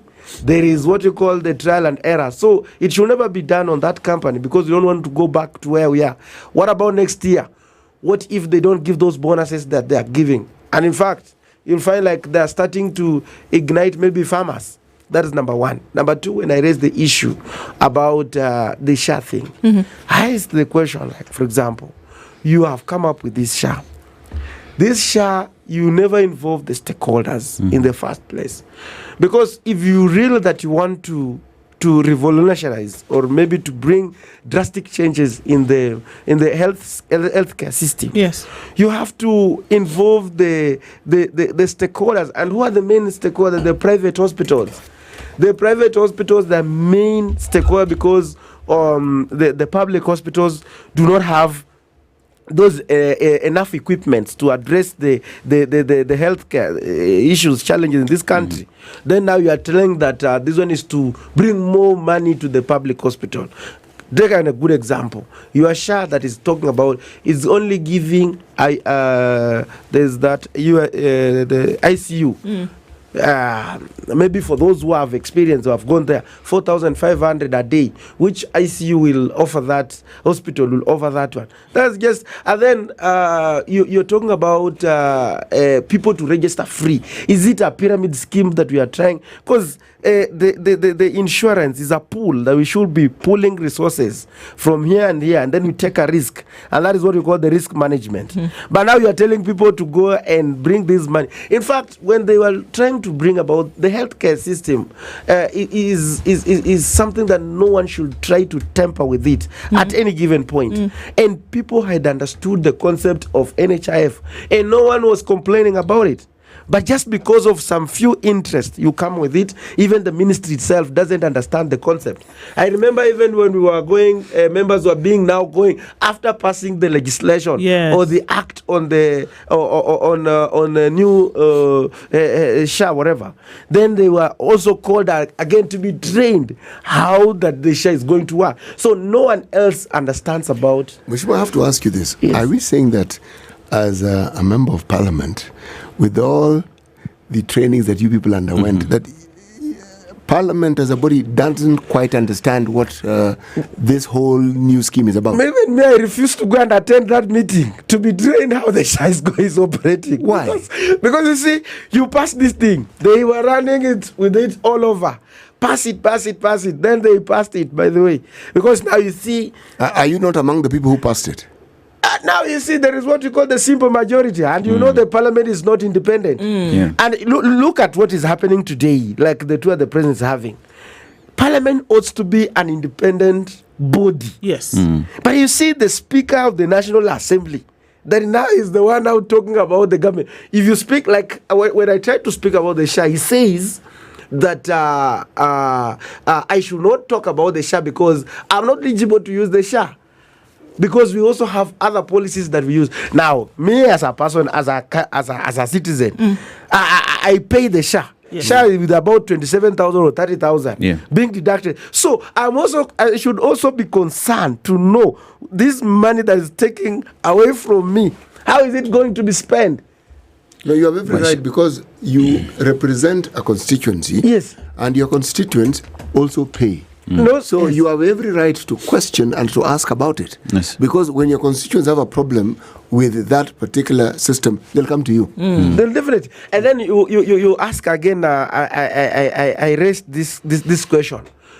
When you are now telling people to do a registration, and it's free, definitely. Yes. They are saying it's free.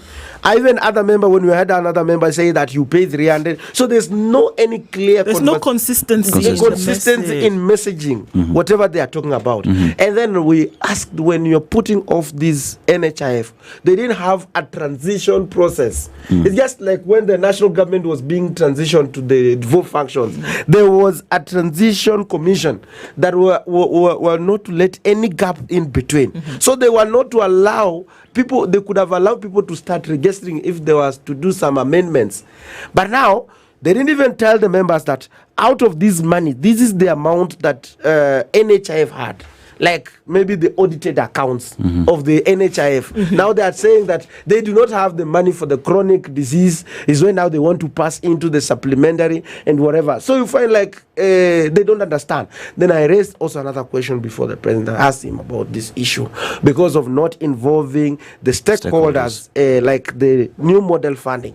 When we raise issues that this model funding is going, it is not attainable. It's not going to be sustainable. It can't work because they are talking about the bundles. Look at this scenario. You are saying that this person, because he has these vehicles, he has this. Look at the trend, the behavior of Kenyans. Kenyans, there are very few Kenyans who save for their children. If someone dies, then he dies with everything. You see.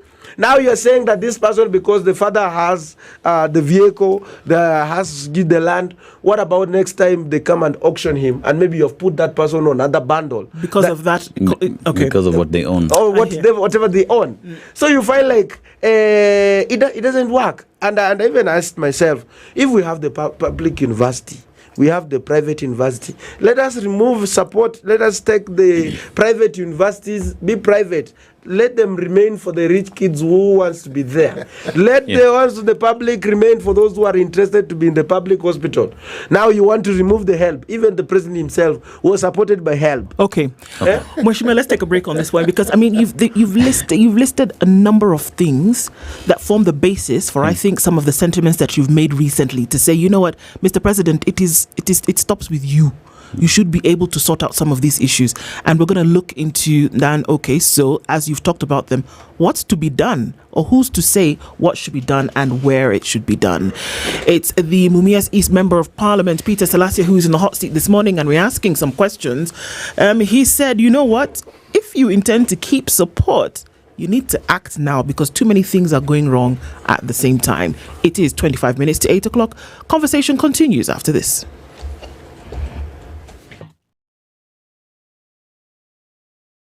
This is the Situation Room, the only way to start your day. The weather with Spice FM.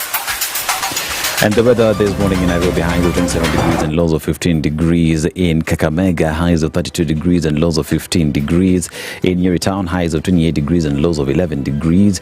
In Kisumu, highs of 30 degrees and lows of 18 degrees. In Nakuru, highs of 28 degrees and lows of 13 degrees. Across the borders to Addis Ababa, Ethiopia, highs of 24 degrees and lows of 9 degrees. In Dar es Salaam, Tanzania, highs of 32 degrees and lows of 27 degrees.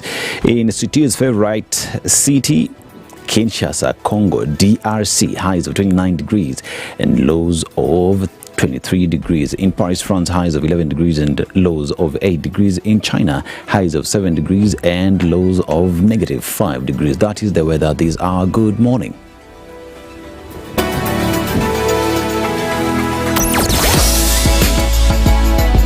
Sugar and spice and everything nice.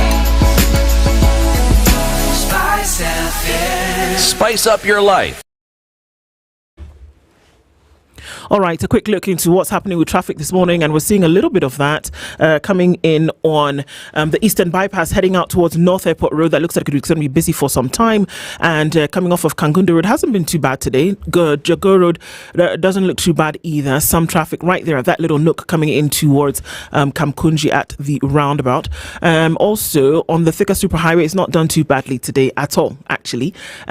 Just as you go towards surveys where we'll see some of that hold up. Limuru Road coming in from Gigiri, guaranteed to be busy. Just looking at patterns, and Friday morning usually very busy coming off of United Nations Avenue, and on Wayaki Way and Gong Road, a little bit of traffic at different spots, but we'll be fine getting through it. Let's talk through it. Spice FM, KE on X, hashtag the Situation Room. Looking to upgrade your kitchenware, furniture, or electronics? We've got the best deals for you. Digger Shop, your one-stop online store for electronics, furniture, kitchenware, and more. Buy online now and enjoy fast and convenient countrywide delivery in just 48 hours. Here's the best part. Every Saturday from 6:30 p.m. you get exclusive discounts on your favorite items during Shop.Digger Show on KTN. So why wait? Visit shop.digger.co.ke and experience convenience at your fingertips. Digger Shop. Fast, easy, affordable. Mature, intelligent talk every morning. Spice up yourself.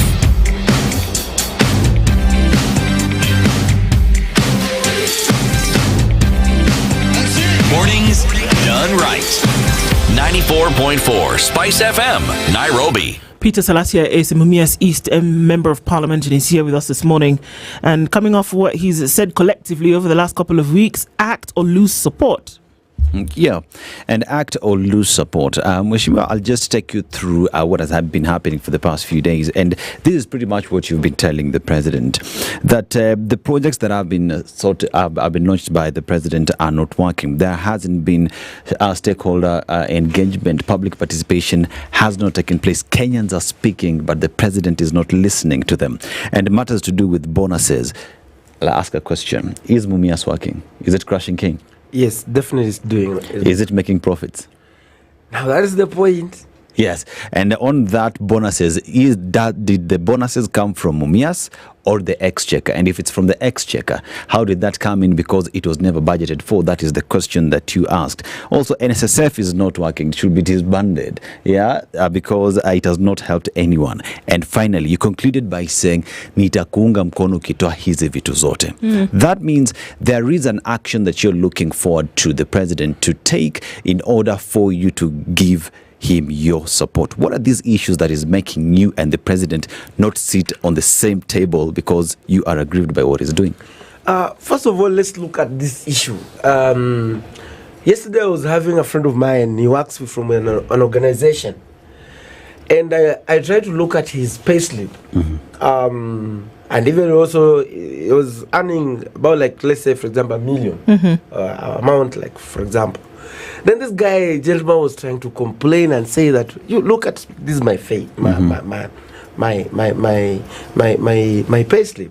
He's like saying that, and we were trying to look at it.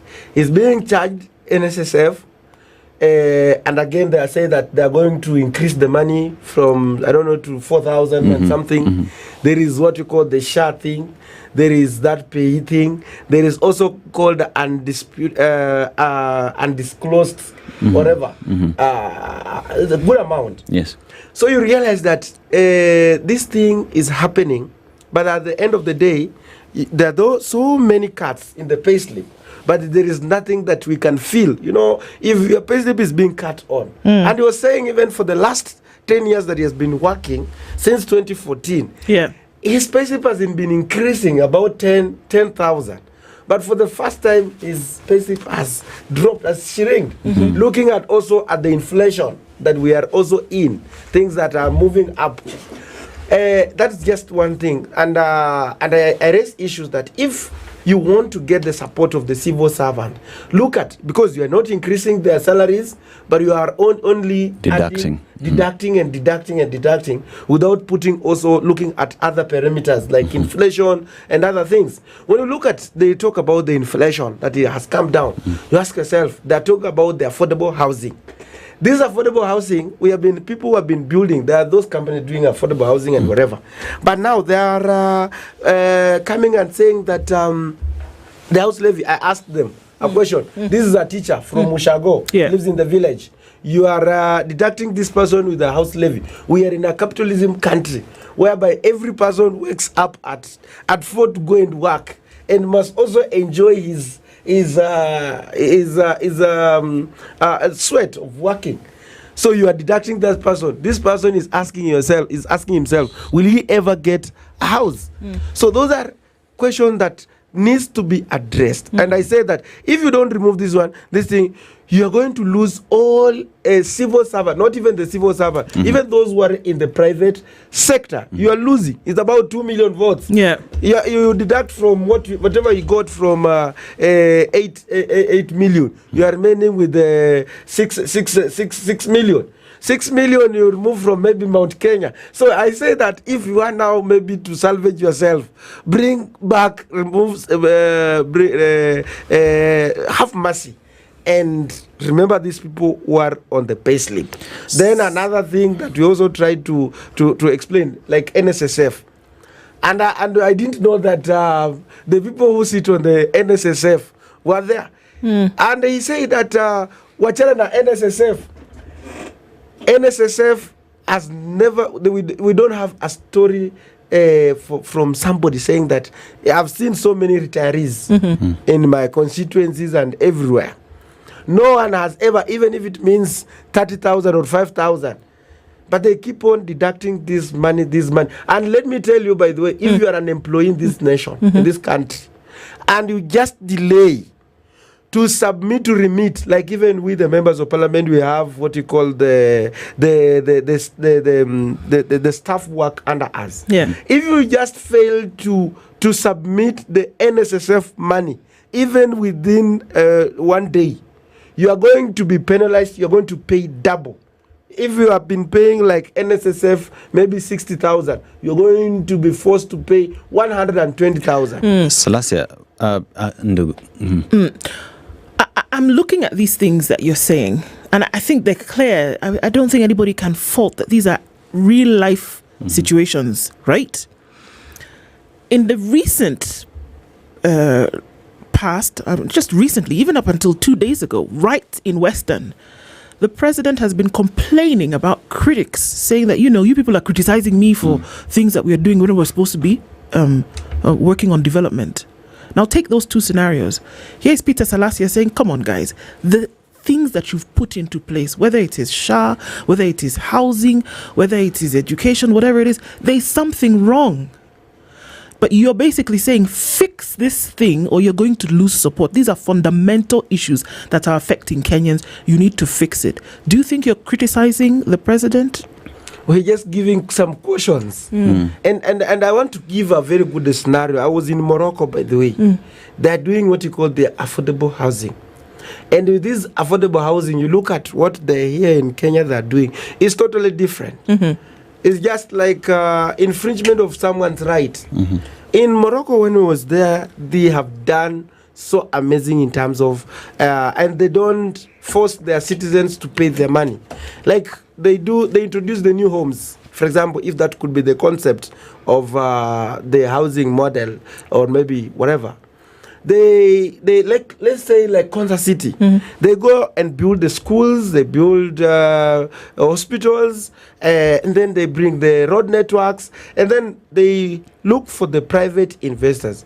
They give these private investors like 500 units of the houses, and these 500 units, they say that you will not pay maybe VAT, the corporate tax, and then there's some other taxes. Then it makes these people to build at cheaper price. You find like you build, then now the government will only be like a guarantee, a guarantor. Then now you like the unit that they agreed is 400,000. 400,000 now you start paying when you are living in that house. But in this scenario, like in Kenya, it's so pathetic. Now coming to your point, what we're not trying to criticize the government. We are only trying to give them, open their minds and their ideas. Because I believe there is someone who lied to the president and said that you have to fix this country. There is somebody who lied to him that you are the only person, you're the only messiah who is going to fix this country, and everything must be done like right now. Salasa, there's what you're saying. there's a problem, we need to fix it. And even if it's criticism is welcomed. It's what we ought to do, criticize where wrong is being done by Kenyans, to Kenyans. And as we speak right now, there is the other aspect of solutions. The president should listen to what is being said. It is not only Salasa who's speaking. Kenyans are speaking out here.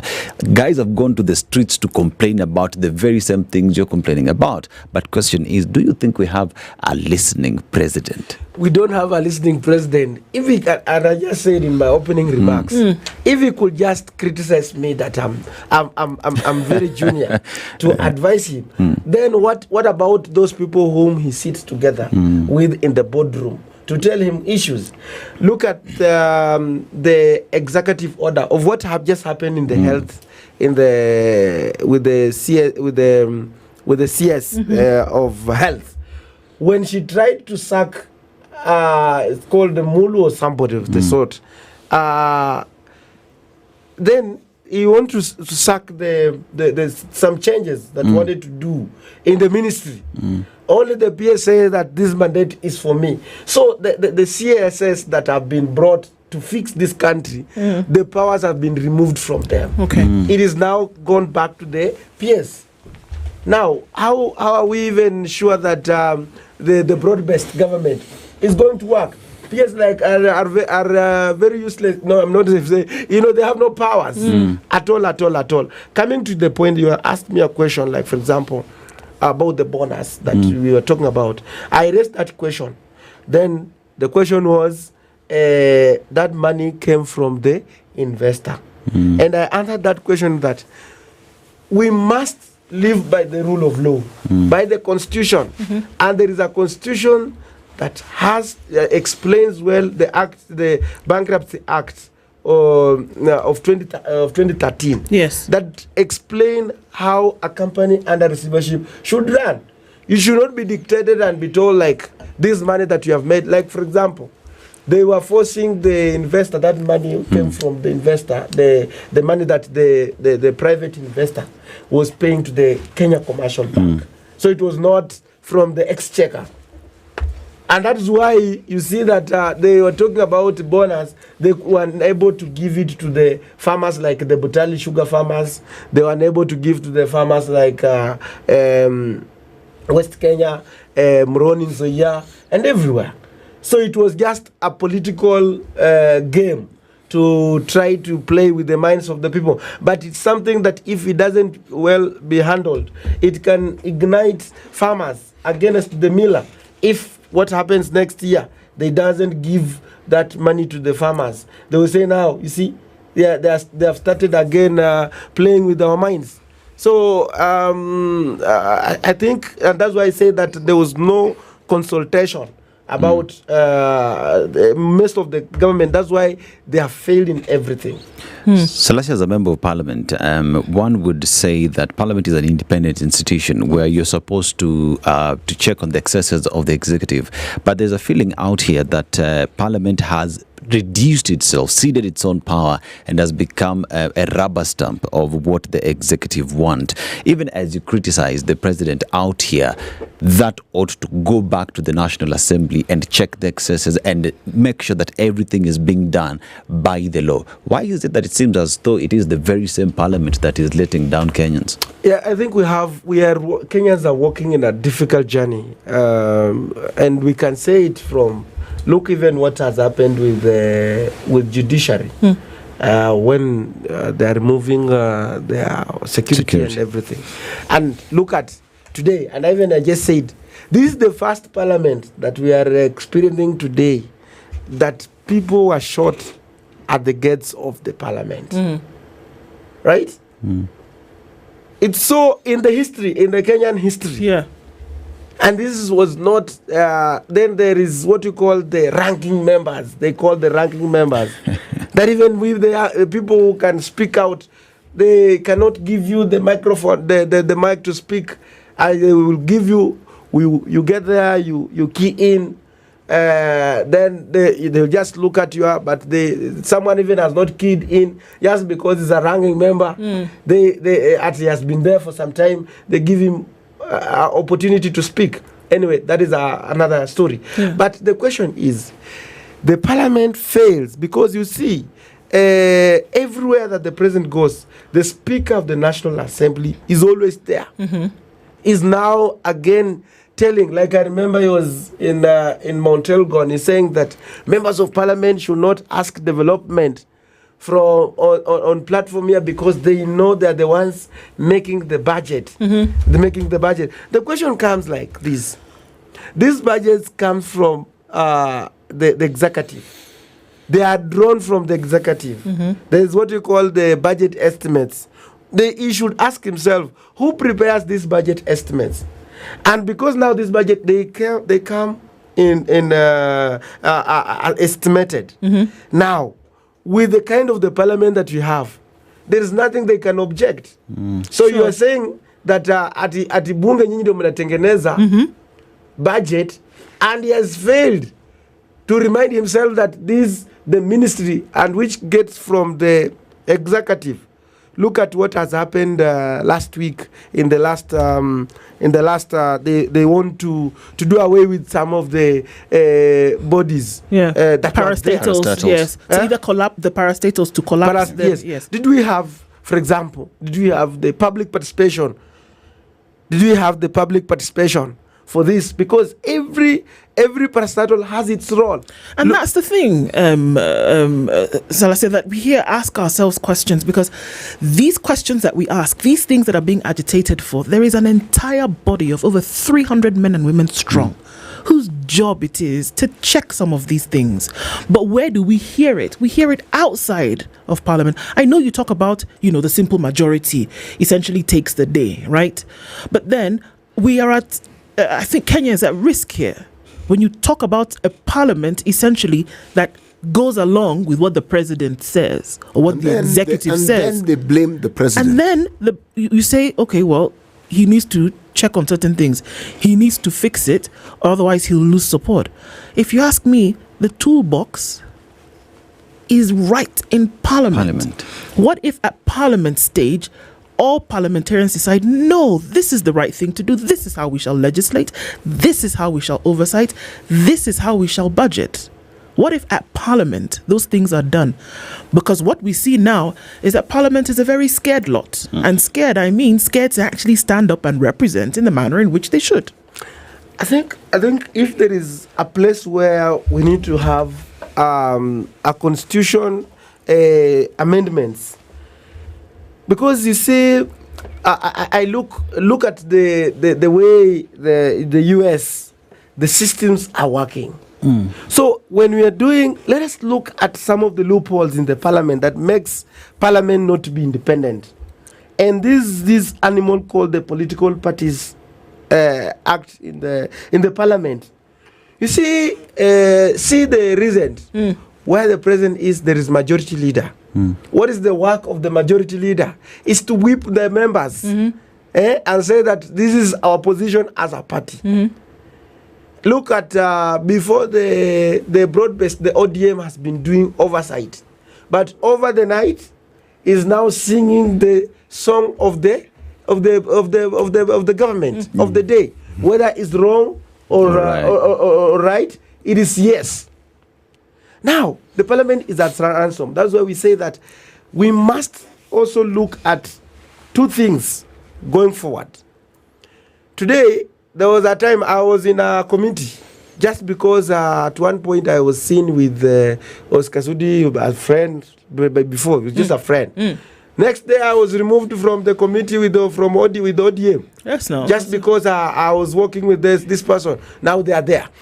Now, the same scenario. If they find like you have not spoken well, look at what the Boni Khalwale tried just to ask about the principles behind the merger of NC. He was told that wewe uko kwa serikali, right? Uko kwa serikali, unatumia pesa ya serikali kwa GK ya serikali, unatumia nini? You have you no dare not right. ask questions. Yeah? You have no right to ask about anything about to correct the government. But is that statement really true? Because Honorable Boni Khalwale is a senator. He was elected. Yes. Yes. And he is a parliamentarian. Yes. He is not. He's in government in the broad sense of the word. We are all in government. But he is an institution that forms the government, but it's an independent institution. Just like the judiciary, just like the executive. So really, when we hear it being said, because this one everybody heard that you are in the government, is that really true? Is he really in government? Is it because is it deputy chief whip or something? Yes, that is what now happens. And I think we need to do the amendments in the constitution about the parliament. Political parties should not have a way, any way, in managing the affairs of the members once they get elected or once in the parliament. Because that won't happen. That won't happen. The reason why you have the position of a whip and the way these things work in politics, the whip's job is to move. That's why it's called a whip, is to congregate people towards a particular position that they want taken. The opposition also are supposed to have somebody who does that. That's their job, to marshal people, to bring them together. It is a process that every democratic nation has. There are people whose job it is to do that. What makes ours strange is that you have difficulties distinguishing. Yes. Because we have a presidential system, not a parliamentary one. And because we do, rightfully, we don't have an opposition. We have a majority and a minority. But the role of oversight is to all parliamentarians. Yes. Whether you are in the party that won the election or not, that is your job. Because that is the role of oversight for the benefit of those who elected you. And as well as even as you talk about it, there is the aspect of Parliament as a whole and the leader of Parliament, who is the Speaker, who appears to be in bed with government. That as well is something to look up to in terms of the independence of Parliament, starting from the top. Will you keep pushing? And those are questions that we need to ask. That will you, even if you can't do it within the walls of Parliament, where will you keep pushing for some of these changes to occur? And I think those we will use the outside platform to address them and even to shame them. And you see now today, as you have just said, there is what you call the committees. Committees. If you try to go against, they will remove you from the committee, and that is what now the biggest worry to the most of the members of Parliament. So going forward, I think maybe when we go back, I think we were next week, we're going to have the Kamkunji for the members of Parliament. Yes. And and I will try my level best to get a chance to speak, that to relook ourselves as members of Parliament, what we have been able to do. Have we been able to put this government to checks and balances so that we should not be just an extended hand of an executive? Exactly. We are a big letdown. Look at the finance bill is coming. Kenyans are saying that no, we don't want this thing. It's not good for us. We are to the end. We have been pushed to the wall. We can't breathe.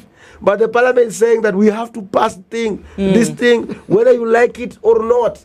And we are the people's representative. Exactly. And So- those are the cries for Kenyans, that it must continue.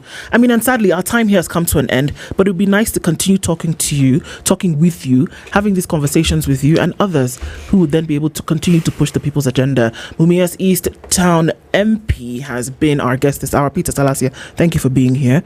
The conversations must continue. It's 8:01.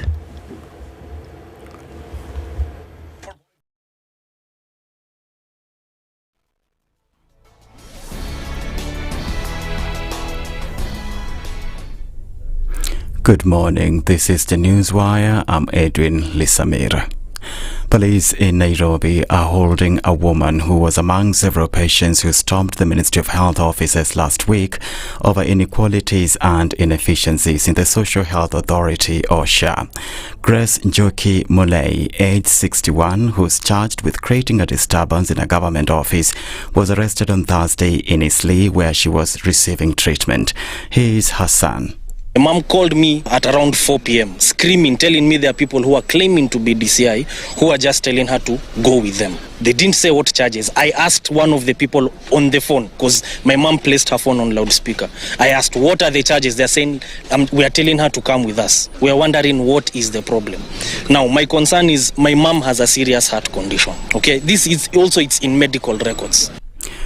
The family's lawyer, Johnston Daniel, gave this update to reporters on Thursday. The lioness of Shah, who stood up in the boldness that our nation speaks of. Our nation is a nation of lions. She stood up the right way, as she should have. We have been denied the opportunity to speak to our client. I asked and I went to the station. The officers refused to grant me access. They have thus far, however, granted access to the husband of our lioness, and he is presently attempting to negotiate to see whether she can be released. We've sought cash bail. They have denied.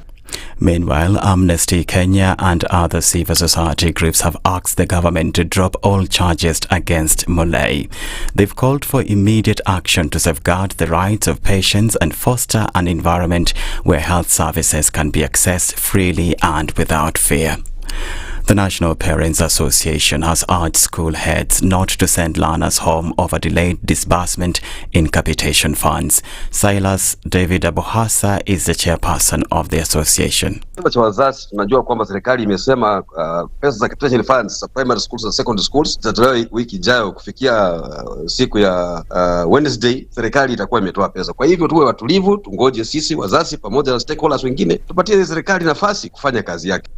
This comes a day after Education CS Julius Ogamba announced that the National Treasury will release 15 billion shillings capitation grants to public schools today. We were supposed to receive 48 billion. We were able to receive 19 billion yesterday, which has been disbursed, and another 15 billion or so will be released tomorrow. So we're in the process of completing that 48 billion in the next 1 or 2 weeks to ensure that all our schools have got their resources. So we are asking the head teachers not to send children home because the funds are on the way to their accounts. Those ones, I think, who have accounts in KCB, they've already received the capitation of JSS and primary school.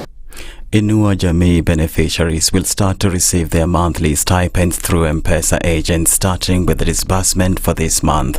Social Protection and Senior Citizen Affairs PS Joseph Motari said the beneficiaries will be required to dial star 222 hash to access the funds. Motari said all the beneficiaries are also required to have registered Safaricom lines that match with their IDs and should activate their M-Pesa accounts to receive the money. The Inua Jamii program supports over 1.7 million Kenyans, including orphans, persons with severe disabilities, and citizens aged above 70. KCB Bank, in collaboration with MasterCard, has launched Kenya's only multi-currency prepaid card in an effort to simplify international transactions for customers by enabling seamless spending across various destinations. The card offers a cost-effective method for managing international transactions by reducing high transaction fees and enhancing convenience for frequent travelers and global spenders. It's tailored to meet the diverse needs of students, athletes, online shoppers, businesses and corporates. It supports 11 hard currencies including the Kenyan shilling, the US dollar, the euro and the Indian rupee. Once enrolled, cardholders will enjoy favorable exchange rates and reduced conversion costs that eliminate unexpected charges and simplify global spending.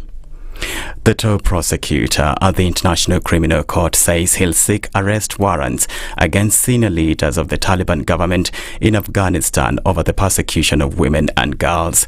Karim Khan said there were reasonable grounds to suspect Supreme Leader Haibatullah Azzuzada and Chief Justice Abdul Hakim bore criminal responsibility for crimes against humanity on gender grounds. In a statement, Khan said the two men were criminally responsible for persecuting Afghan girls and women and persons whom the Taliban perceived as not conforming with their ideological expectations of gender identity or expression. That's the Newswire. I'm Edwin Lisamira.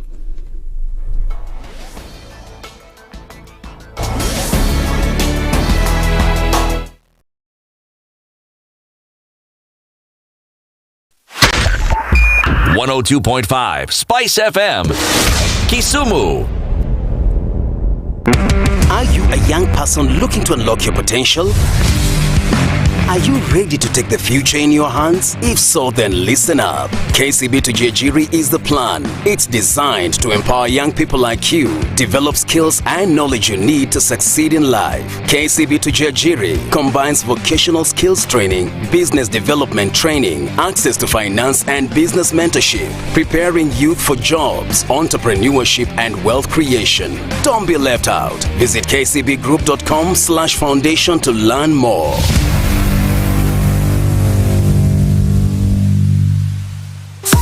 Are you ready to become Kenya's next biggest music star? Do you have what it takes to compete with the best and walk away with over 1 million Kenyan shillings in grand prizes? Auditions are open for Kenya Star Search on Saturday 1st of February and Sunday 2nd February at the Nairobi City Charter Hall from 8 a.m. to 5 p.m. Come through and show us what you're made of. Proudly sponsored by Skiza, Techno Kenya, Sunlink, Wairimu Kenya, and Boomplay.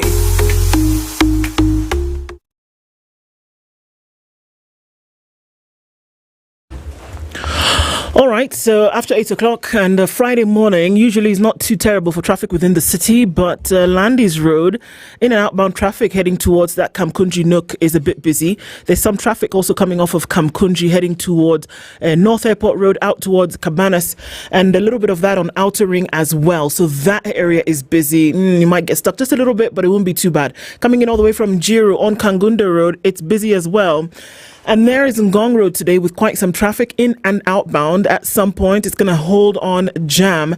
And on Langata Road, we have some traffic then coming in from Magadi Road on this other side, all the way in from Karen out towards the Nyeri Stadium roundabout. So that's going to slow things down just a little bit, but I think we should be okay for the most part. Some of that will go towards Raila Odinga Way, and then onto Huru Highway. Some traffic as you're heading into the CBD. Coming out of Westlands, it's pretty busy. On the Thika Superhighway, we have some traffic that's going to slow down right at the Pangani underpass, and then whatever is coming off of Wangari Maathai Way, it's finding its way through towards Chiromo, and outbound traffic on Chiromo as well is the thing right about now. We're keeping an eye on all of it. Let's see what happens as we get through the morning, and we'll talk on Spice of MKE on X, hashtag the Situation Room.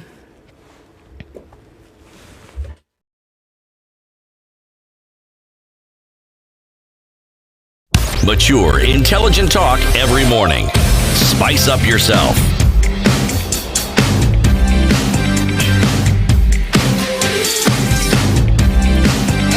Mornings done right. 94.4 Spice FM, Nairobi. 9 minutes after 8 o'clock into the third hour of Kenya's biggest conversation to end this week, this Friday morning, the 24th of January. And as we do, we're going to combine a number of things this hour, and it will be a healthy Friday conversation. But at the same time, we're looking to a very important issue today. And our guest is already in the studio. Dr. Hilary Shivachi is a health practitioner and surgeon.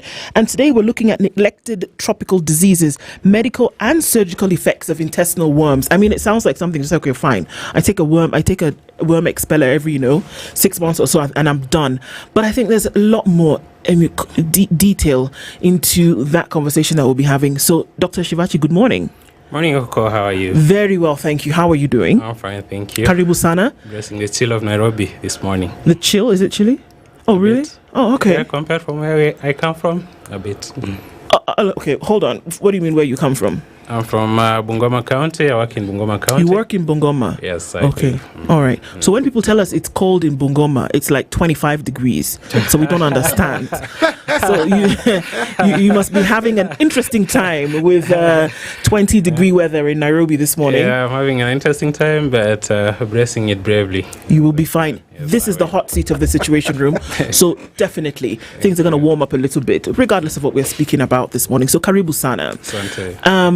Usually CT maybe goes to other places, hot, tropical, cooler. He travels. He's well-traveled man, this one. And what he does for this is that he brings back a proverb from every country that he goes to every week. We've been in Rwanda this week, and so you get the privilege of hearing the final proverb from Rwanda, and then you can tell us what you think and how you would interpret that. Is that all right? That's okay. Okay. Okay. Proverbs, as you've been told from this week, are from the Republic of Rwanda. Caution is not cowardice. Even ants march armed.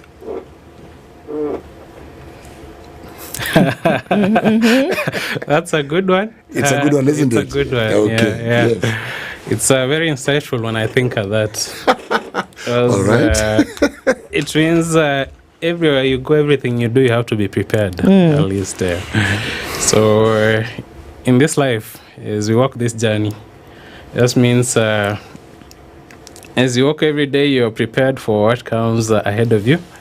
And being prepared, planning ahead, is not that you're fearing what will come, but you're giving yourself that opportunity to be able to anticipate what is coming, and so your outcomes at the end of the day, I think, will be better in that way. Sure. So it's a strength and not a weakness per se.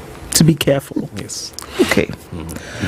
So as we get into this, I mean, the very first part of that, when we talk about neglected tropical diseases, and before we get into, really the detail of when we talk about, medical and surgical care for intestinal worms, neglected tropical diseases, we've had a bit of that conversation previously, but let's go over that a little bit and say, okay, so when we say neglected by whom, and what exactly are those?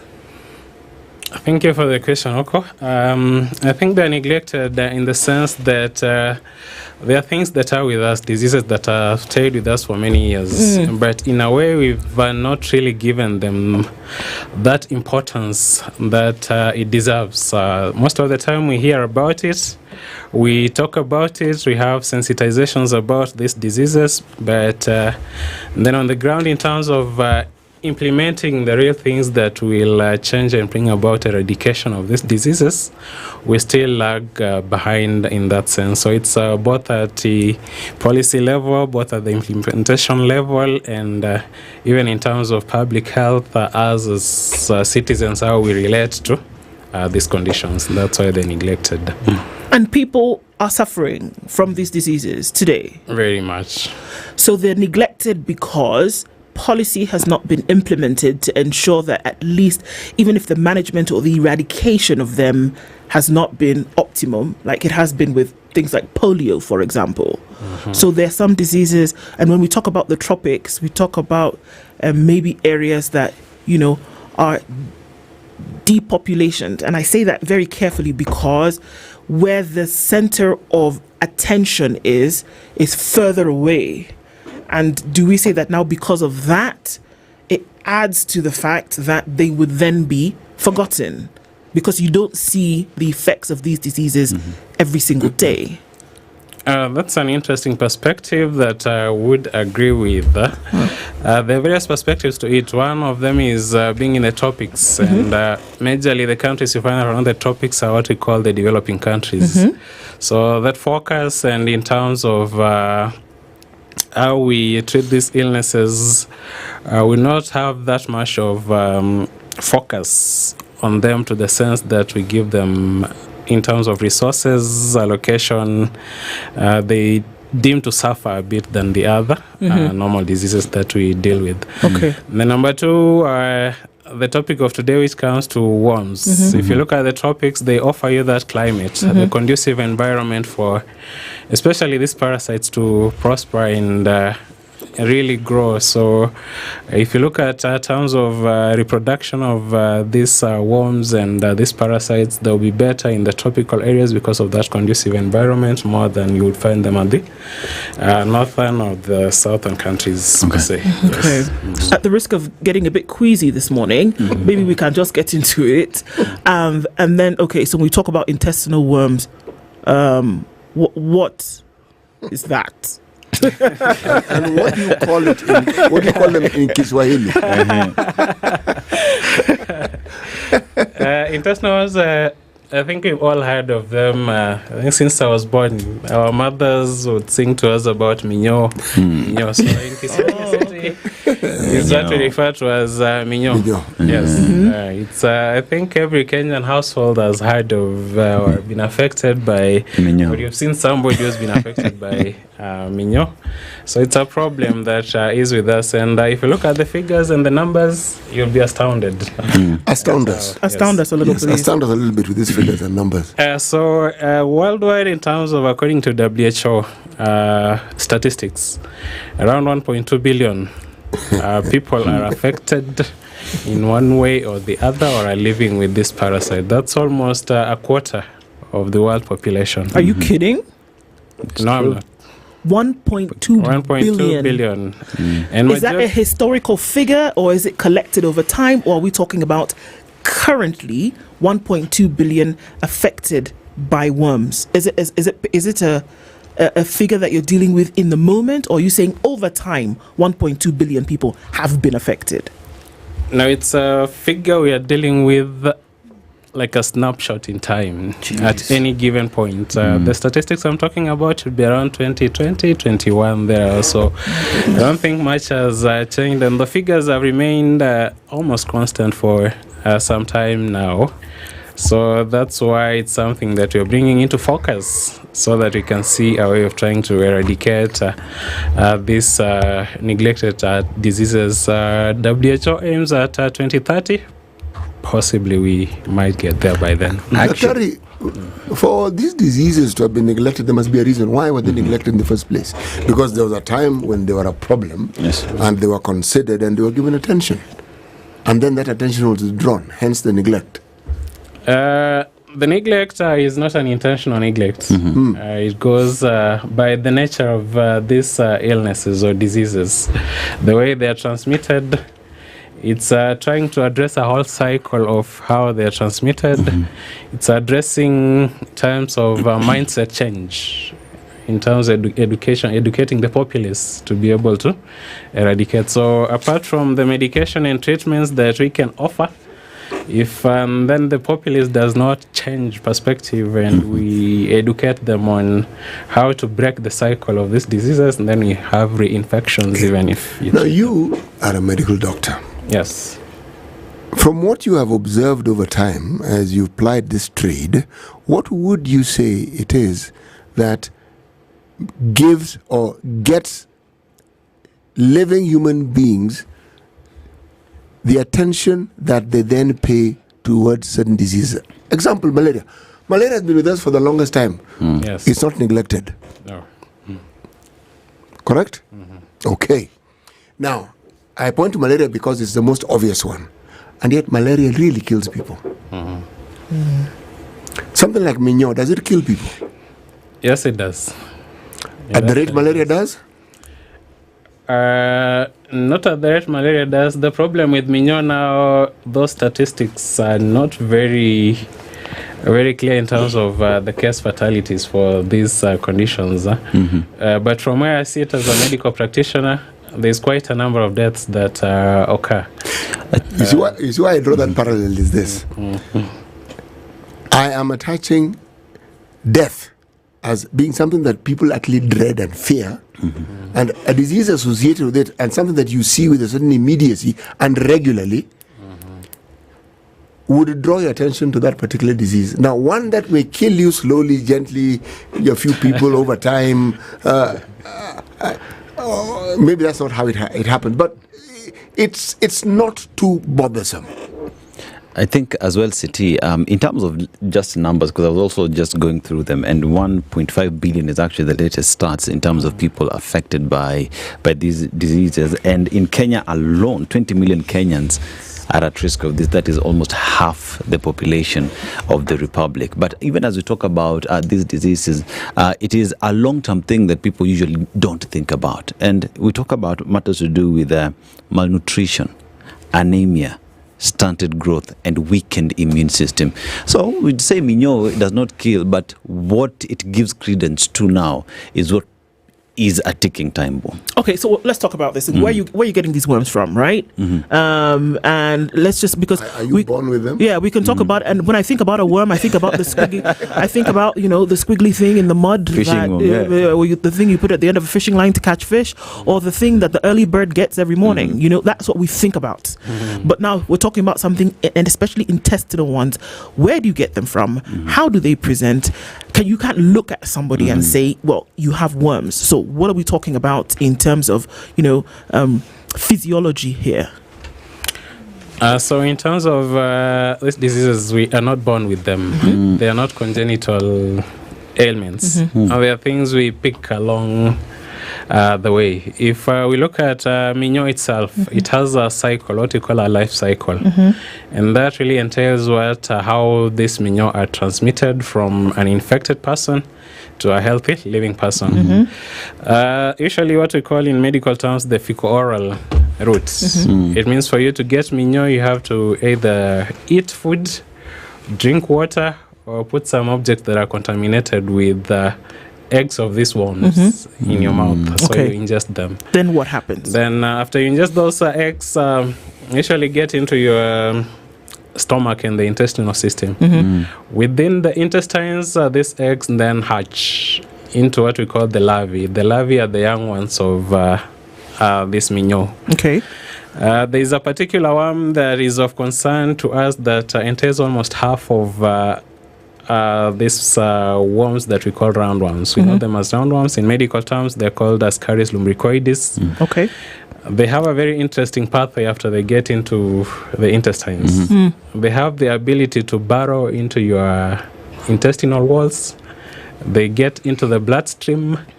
Then they migrate through other tissues. So, because I would want to imagine that if their eggs are in food that's contaminated, so we're looking at obviously a hygiene issue, yes, right? It's a hygiene issue, and maybe not clean hygiene levels have not been attained. So they're resident there, right? They get into the tract. Why wouldn't it be a life cycle of you get in and you get out? So what is characteristic of this worm? That is it a host situation? Is it that this worm, once it's hatched, needs a host in order to live? And then why does it not leave? So these worms, as you rightly say, somebody has to pass them in stool into the environment. Yes. They're what we call geohelminths. Geohelminths in simple terms means that they need the soil as part of to enable part of their maturity. These eggs will only mature once they get out of the host into the soil. Once they mature, and then you ingest them or take them in.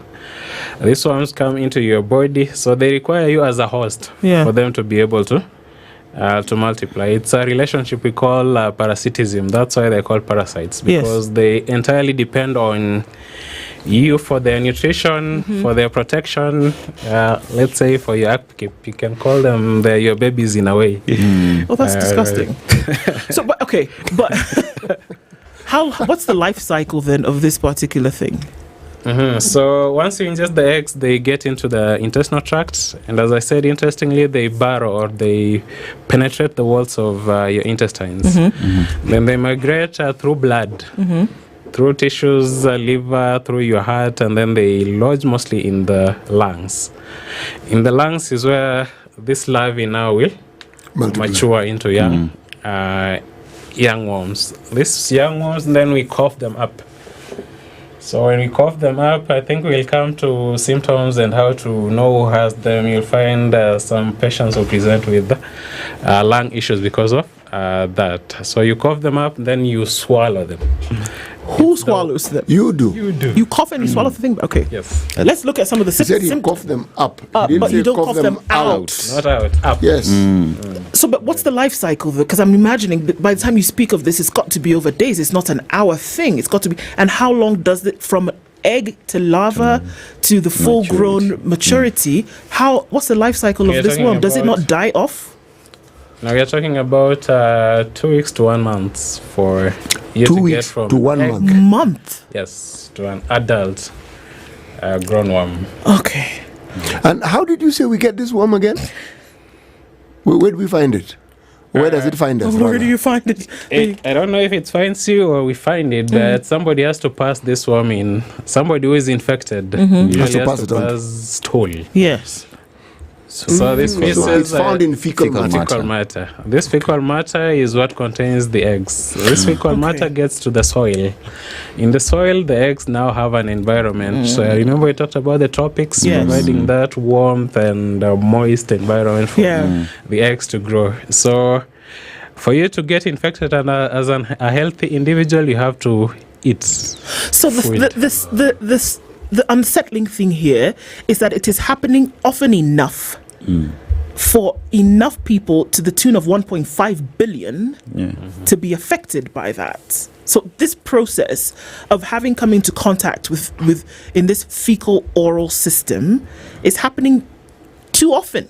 Okay. Isn't it? Look at the water that some people drink. Yes. And look at what else happens in that water. The food that people eat, how it's transported, how it is handled, stored, how it's handled. Yes. Okay, so I mean, this thing is bothering, isn't it? It really is, and I think maybe it's. I think it's important for it to bother us, for us to then have conversations about this, to say then what needs to be done and how do you push. So that, Terry, like I said, you can't look at somebody and say this person has worms. So what are the symptoms of this for you to then, get it? Because I heard my mom's a pharmacist, and she would say sometimes if somebody was presenting with 1, 2, 3, they need to take a worm expeller. And I would say, how do you even make the connection between what somebody is doing and whether they need to take a worm expeller? So what are some of the symptoms that you would now have to say there might be something here? So in terms of how these patients present, one, we usually look at them in phases. We usually have 2 phases of infection for these worms. There is the early phase of infection, where now the worms, you remember that migration? After you swallow the eggs and then intestines, then they migrate through tissues to the lungs. Once they get to the lungs, they can give you some symptoms, what we call the early phase symptoms in this disease. So these patients will have some cough. They might have chest pain. Remember, for these lungs, for you to cough them up, they have to move from the blood vessels into the lung tissue.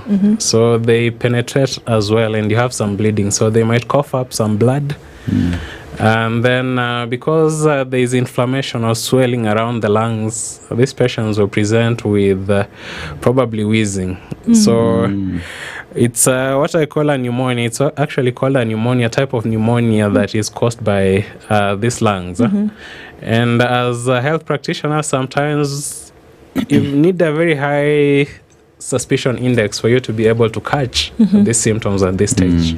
Because most of the time when you present to a health facility with a cough, you're coughing up some blood, you have chest pain, you have some fever, people will start thinking about the normal tuberculosis viral or bacterial pneumonia infection, or asthma. So sometimes most of the affected people will be the children between 1 year and 10 years. So you find we are treating them for bacterial pneumonia. We are treating them for asthma. Some of them, unfortunately, might end up on TB treatment. But in real sense, what is happening is we are in the early phase of worm infestation. So there's a lot of misdiagnosis then when it comes to this, isn't it? In the early phase, it can be misdiagnosed, rightly so. Wow.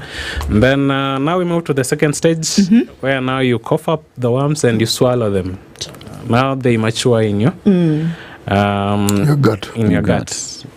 This now will bring the symptoms that we know. The ones that City and I, the ones that we've been told for years. The ones you have abdominal distension, you might have abdominal pains. These patients might have some vomiting, diarrheal diseases, and that picture of an emaciated child now will come during the second phase of presentation.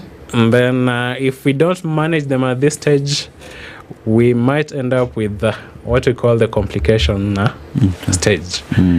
I'm a surgeon by profession, and now these are the patients I get to see. The ones who present with the complications. Like what?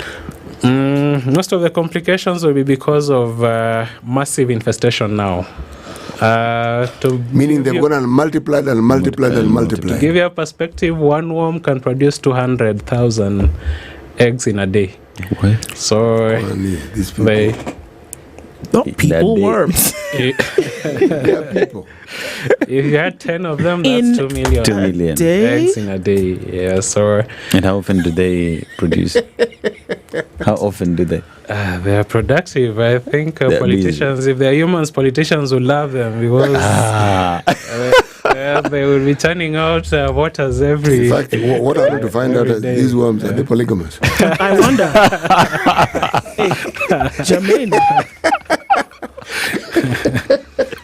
But with this, we're going to take a break and come back and then look at some of the interventions that we take, because one of the things that we hear the most is, every 3 months or 6 months, whatever, take a worm expeller. And then the question is that sufficient? But by the time you're getting to this major infestation, how is this human still alive with one worm able to lay up to 200,000 eggs in a day?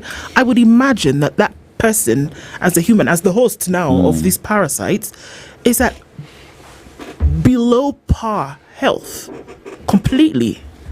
Or am I just, because I imagine they're eating something, they're in the bloodstream, they're eating you literally, they're in your bloodstream, they're sucking up everything that you possibly have, you're emaciated. They're shareholders, isn't it? Yes. So how do you have any kind of any kind of health when you have that kind of massive infestation?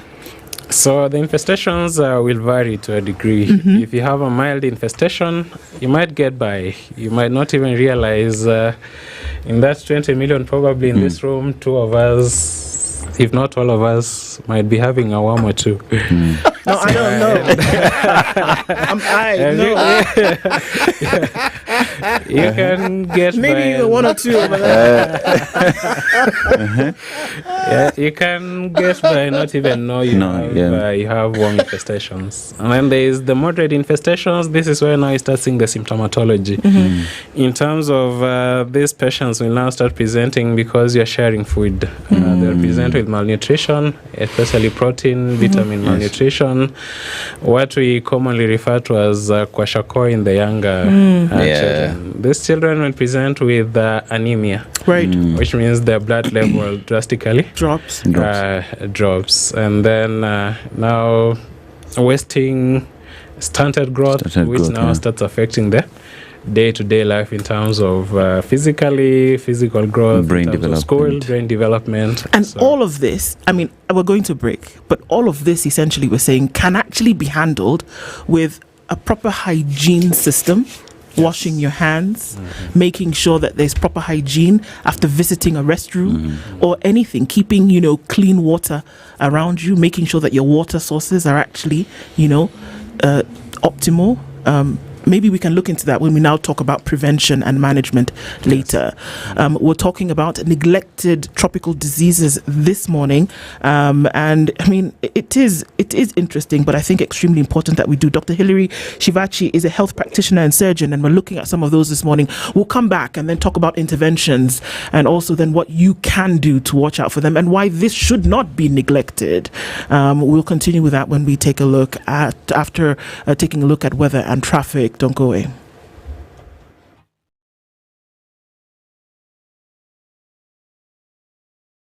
This is the Situation Room, the only way to start your day.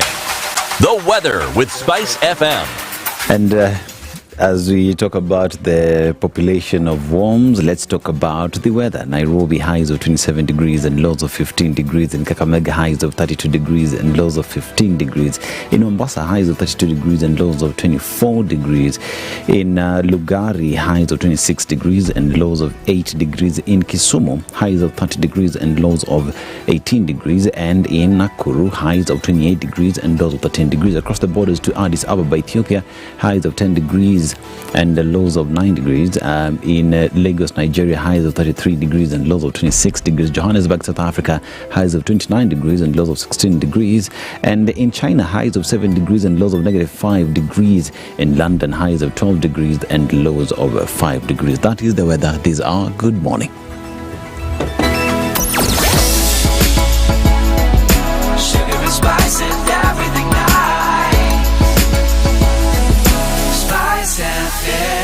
spice up your life. Friday morning seems smooth, not too much in terms of traffic. Different parts of the city this morning. We're taking a quick look at Outer Ring. Some traffic inbound towards North Airport Road coming in from the Eastern Bypass. We'll be able to deal with that in no time. It's busy coming off of Waiaki Way. Certain spots will give you a bit of a hold up here and there, as well as on Gong Road, but I think more or less we are fine. Langata Road will get some traffic coming off Magadi Road. I don't know what happens on Friday on Magadi Road, but everybody seems to be inbound the city. We'll see some outbound traffic also coming off the Southern Bypass at some point today, and Limuru Road, Gigiri, that whole area, as is Friday morning. Again, very busy here. Thika Superhighway says traffic, not us, not now at least. We're going to keep an eye on all of this. We'll come back and look later. Help us out as well. Spice FM KE on X, hashtag the Situation Room.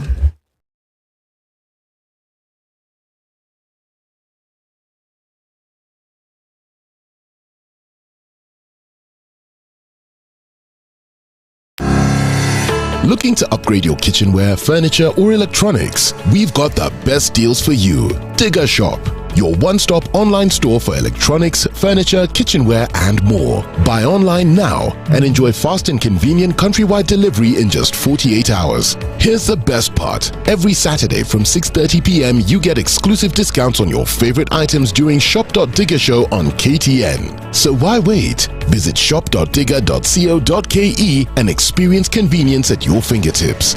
Digger Shop. Fast, easy, affordable. Mature, intelligent talk every morning. Spice up yourself.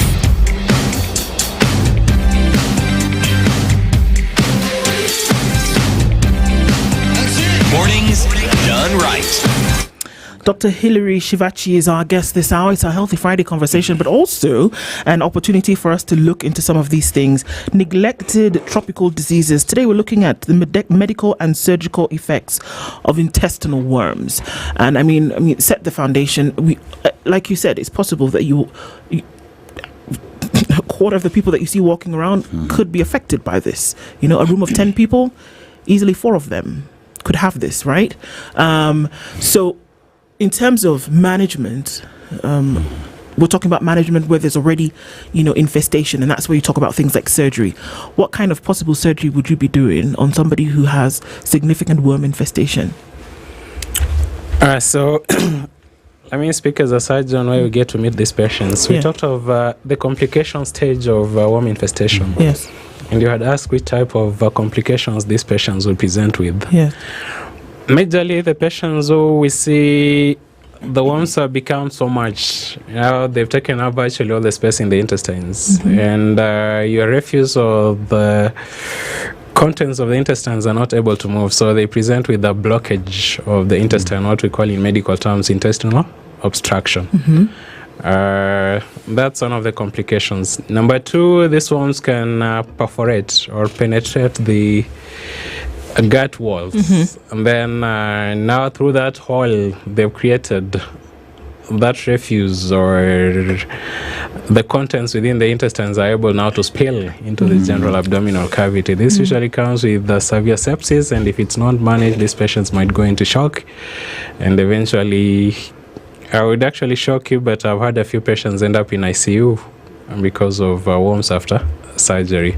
Then 2, these worms can go to what we call ectopic or regions where they're not supposed to be.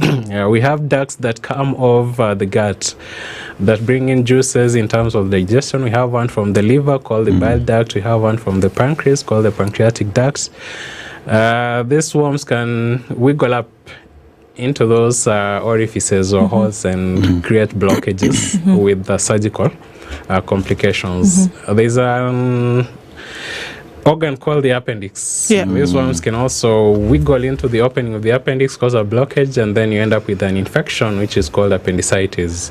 So in terms of surgery, we are trying to address these patients who present with these problems. Patients who present with intestinal obstruction will need to go into surgery where we open the abdomen, are able to pull out the blocking intestines, the blocking worms from the intestines. I think if you looked at my phone, you'll see a few photos of the surgeries that we've done on children. The youngest I've done was 4 months old.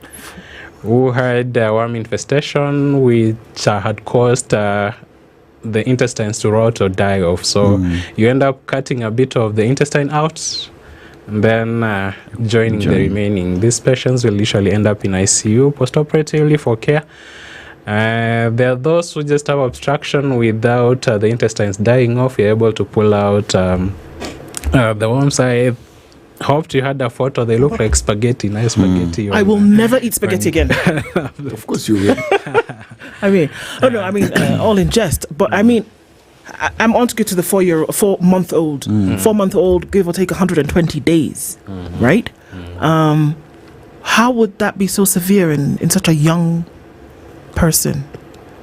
Remember, this infestation is happening by the dose of eggs you ingest. But you would imagine that's a breastfeeding child. Yes.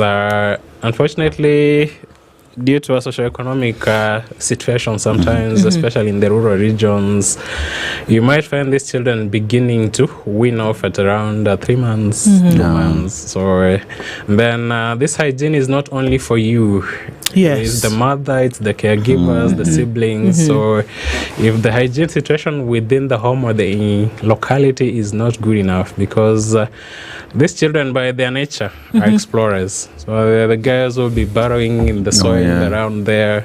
And if there is soil that is contaminated with the feces that have those eggs, inherently this child will be infected. Okay. We have situations where we don't have adequate sanitation facilities. So usually I like telling people this scenario where you're traveling in a bus to Kakamega there, Bungoma. Then the call of nature comes calling. Usually just ask the driver to stop by some bush somewhere and we finish our business and we move on. Unfortunately, you've left a few probably eggs of these worms in there. So it's a process that is cyclic and it continues. Yes. Okay. So I mean, at this point, you don't even want to make the assumption, but that, deworming was a process that took place in a household or takes place in a household every 3 to 6 months kind of thing. Is that an adequate form of prevention management of worm infestation? Yes, in terms of managing the worms, it's what you call like almost a 3-pronged approach to it. There is the division or the unit of vector-borne and neglected tropical diseases at the ministry that is usually directly concerned with this. They have had some programs in terms of trying to address the situation.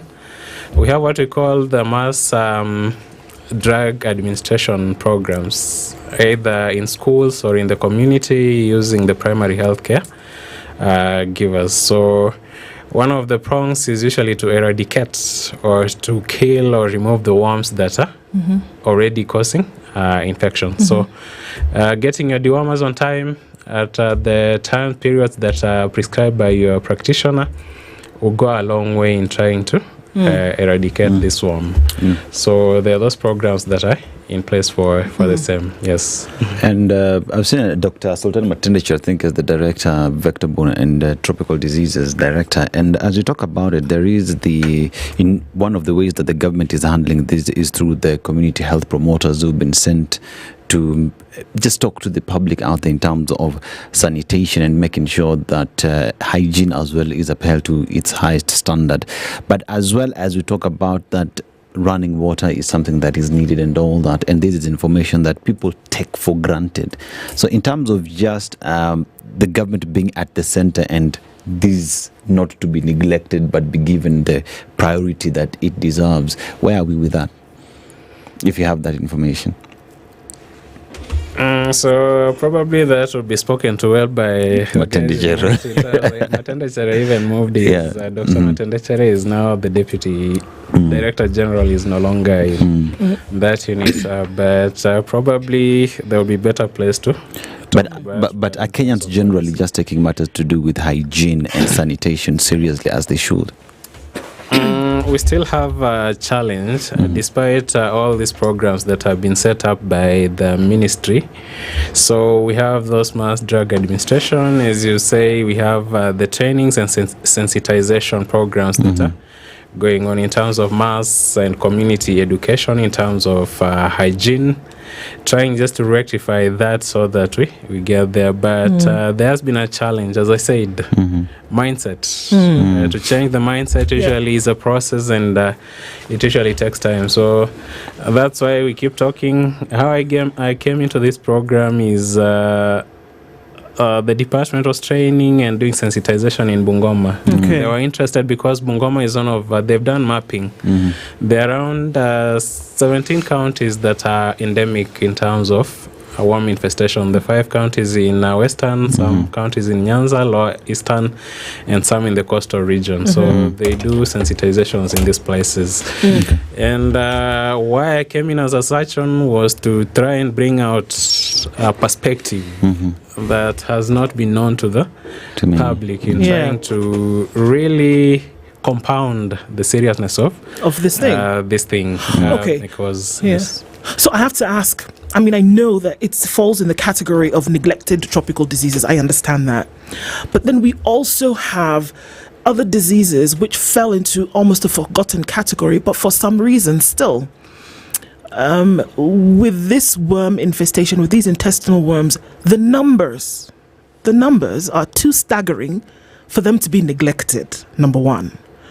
Number two is that with other diseases, I mean, we saw it with polio in East Africa, we saw it with polio in West Africa, we saw other diseases that were given huge government attention, whether it was funded or whether it was just because the certain ministries of health then were invested in making sure that it was kick out polio campaign and things like that, right? With worm infestation, with these intestinal worms, it's affecting people. I mean, look at the degrees that you're talking about. What about campaigns where we see schools, communities getting a single drop in the mouth of a baby every so often? Would it be so difficult to have that campaign when you have CHPs, 100,000 of them around the country, walking around with a dewormer, for example? Because the numbers are too high for it to be forgotten. It's hitting you in the face every day. You know, we've had this conversation in this country about social health promoters. Yeah. And I'm looking at the known sources where these worms are likely to reside. So then we understand the source from where the problem is. Yes. The preventative aspect of it. Now, this is one of the things that SHA is supposed to consider. Yes. Okay? Because someone doesn't have to be sick. Someone doesn't have to be infected. The things that need to be done in understanding the areas where these worms are most prevalent and how it is you need to attend or focus your attention onto this. You have a very intricate medical health system. There are folks who know what they do. I mean, we started off the show this morning talking about the fact that these folks know what they're doing. They know. You're here, Dr. Shivachi. You know what you're doing. So the question that we're asking here, in terms of pushing for policy, certain things, it can't, by the sheer numbers, it cannot be a forgotten disease. It can't be. So when we are saying that, look at how it affects people, you want to think that, okay, it's just a worm in your belly, it's going to eat something and then it's going to disappear. Well, clearly not, because you're having surgery where you're removing spaghetti mounds from people's bodies. This is what we're talking about. So when you have a campaign where people are coming and knocking on your door and giving your child below 5 years old a polio drop, why can't we have the same thing where the same promoters are walking around giving a dewormer to children, giving a dewormer to entire families who for some reason can't afford it? Is this something that would make some kind of sense to reduce those numbers and to start to deal with this thing to maybe eradicate them?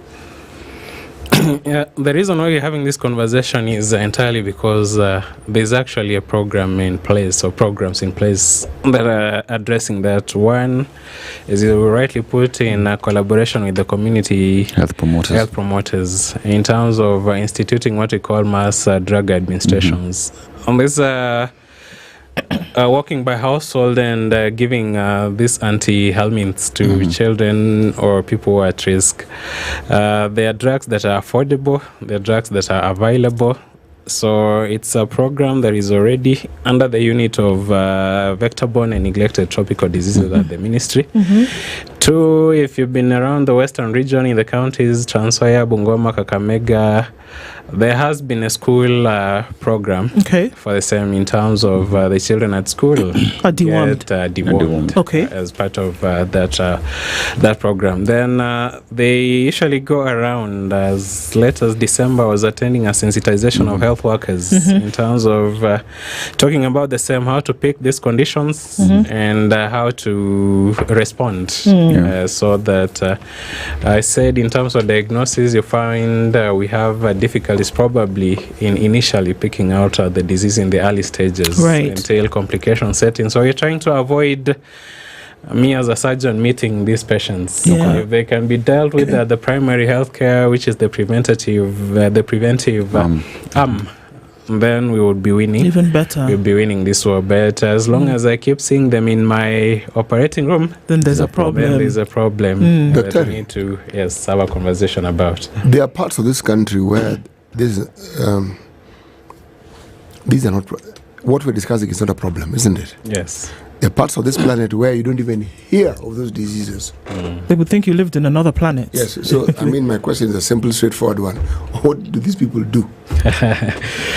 In terms of prevalence of these worms, it's as varied as from 6% all the way to 60% in the same country. Even if we are speaking about Kenya, there are counties where the prevalence is very low, in the range of probably 10%. There are counties that the ranges are up to 50%. If they've done a survey on these things, then they will know why there's a high prevalence in some areas and a not so high prevalence in others. So the question still holds. What do these other people do?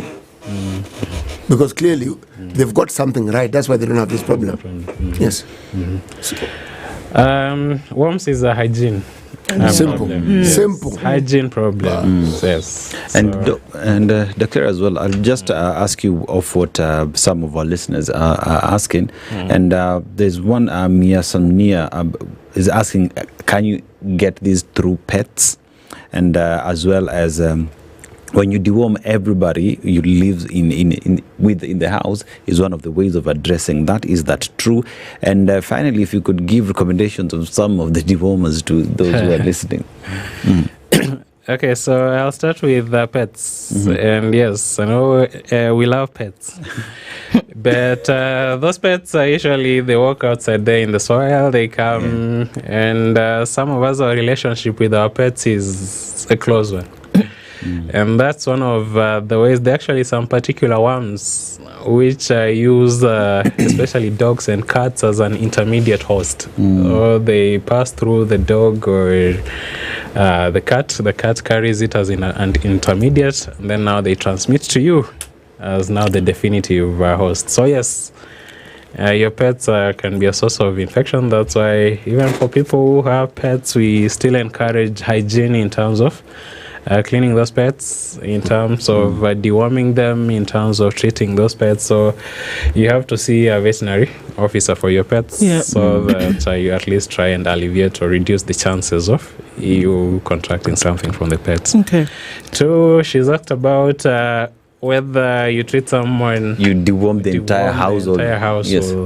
That's one of the prongs. But remember, we said it's a cycle. Yes. As much as we are deworming, we also need to break the cycle. Before you break the cycle, there will be reinfections. So look at a situation where you are deworming your household, but within the locality, your source of water, people are releasing raw sewage into the water. People are using human refuse as manure.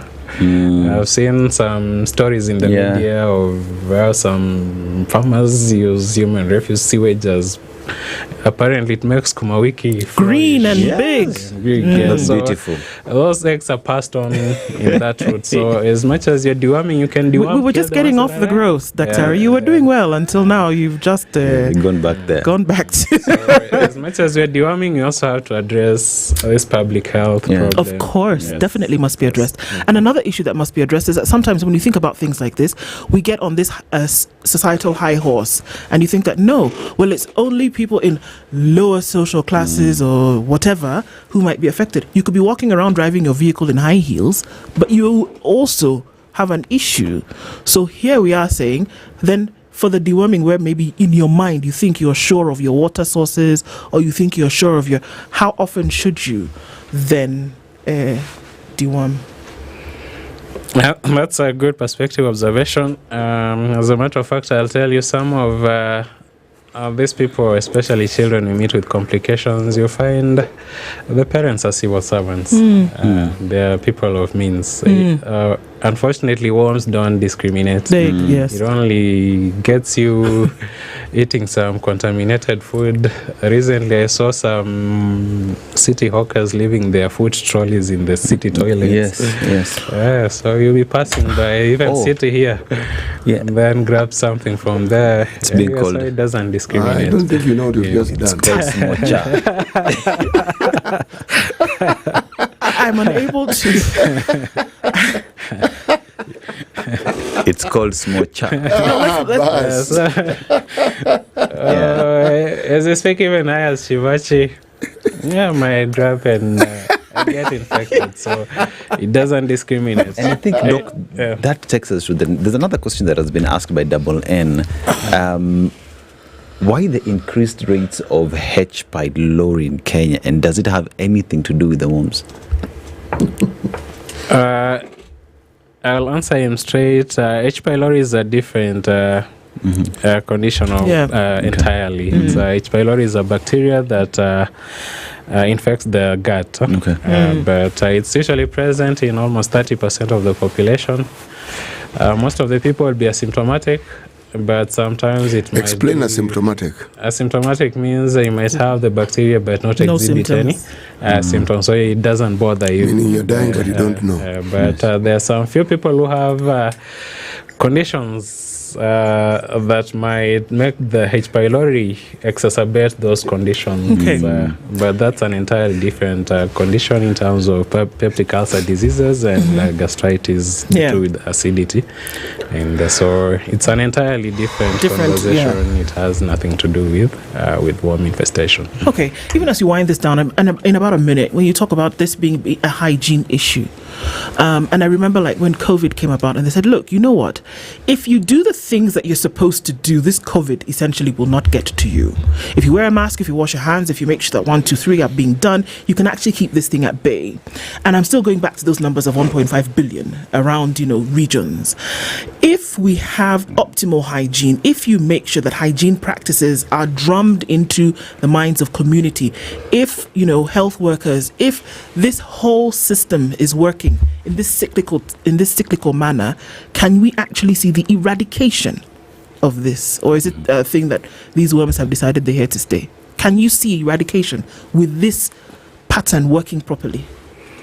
With all this, that's actually our goal. Is per the WHO projections, they want this condition eradicated by 2030. Which means between now we have 5 years. We really need to get on our toes. Indeed. We really need to address the public. I think as human beings, and can I dare say as Kenyans, we are a bit of ill-mannered.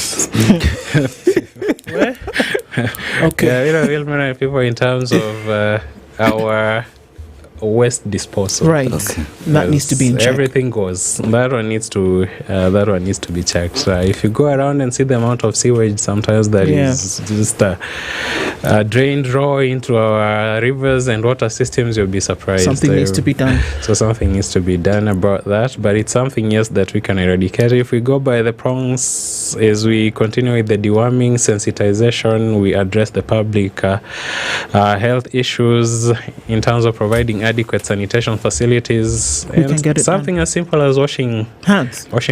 Absolutely. During COVID, we did very well. Yes. How I hoped and I wish people would adopt the same for this.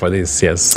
Thank you so much. It's been an enlightening conversation and definitely one that we must keep having. Thank you so much. Dr. Hilary Shivachi has been our guest this hour, health practitioner and surgeon, and we've been talking about neglected tropical diseases, one of them being intestinal worms and how to manage them. Hope we can all get something from that this morning. Thank you for being here today. Asante sana.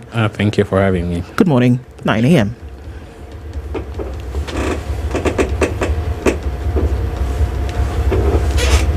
Good morning. This is the Newswire. I'm Edwin Lisamira.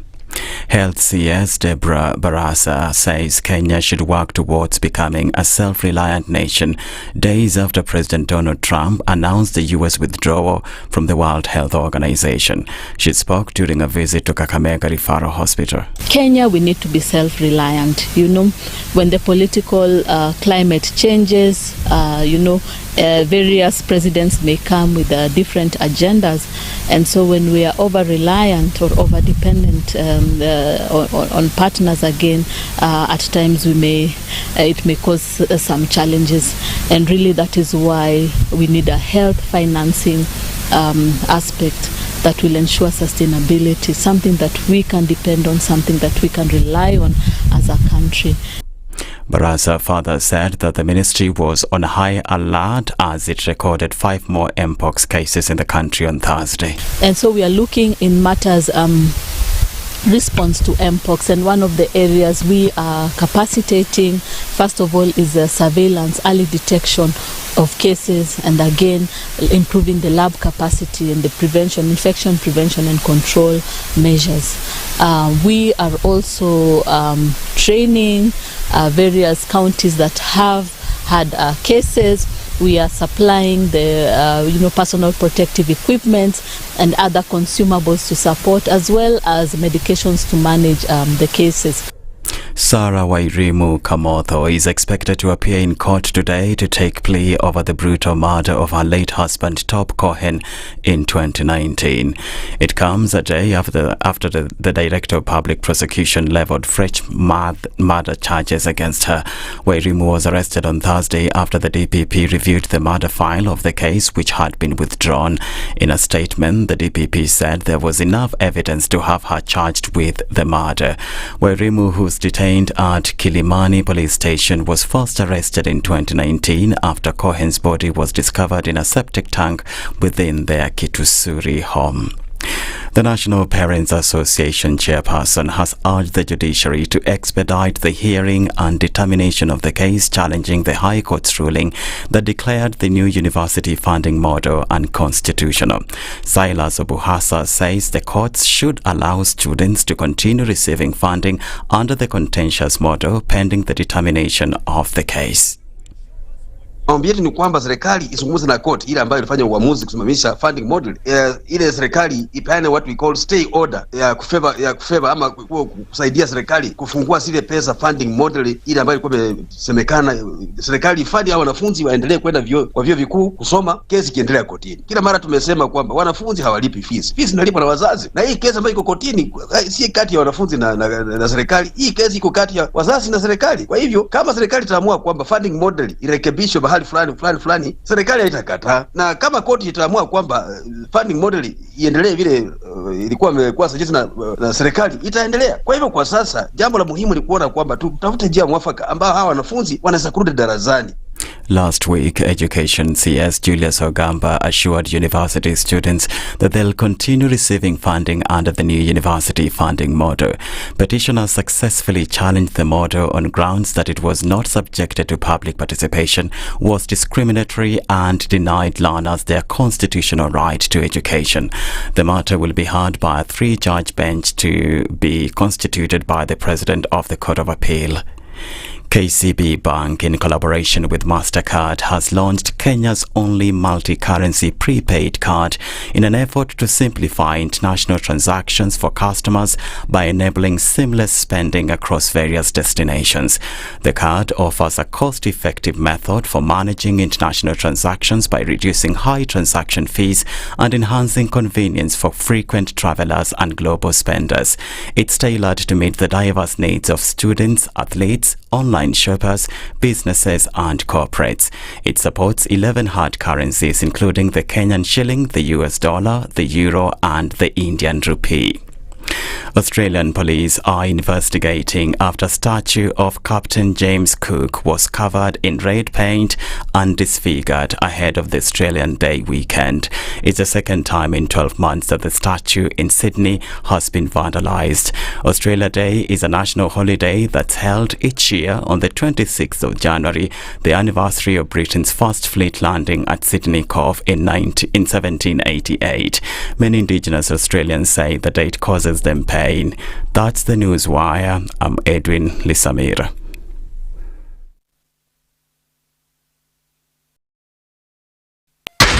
.4 Spice FM, Nairobi. Are you ready to become Kenya's next biggest music star? Do you have what it takes to compete with the best and walk away with over 1 million Kenyan shillings in grand prizes? Auditions are open for Kenya Star Search on Saturday 1st of February and Sunday 2nd February at the Nairobi City Charter Hall from 8 a.m. to 5 p.m. Come through and show us what you're made of. Proudly sponsored by Skiza, Techno Kenya, Sunlink, Wairimu Kenya and Boomplay.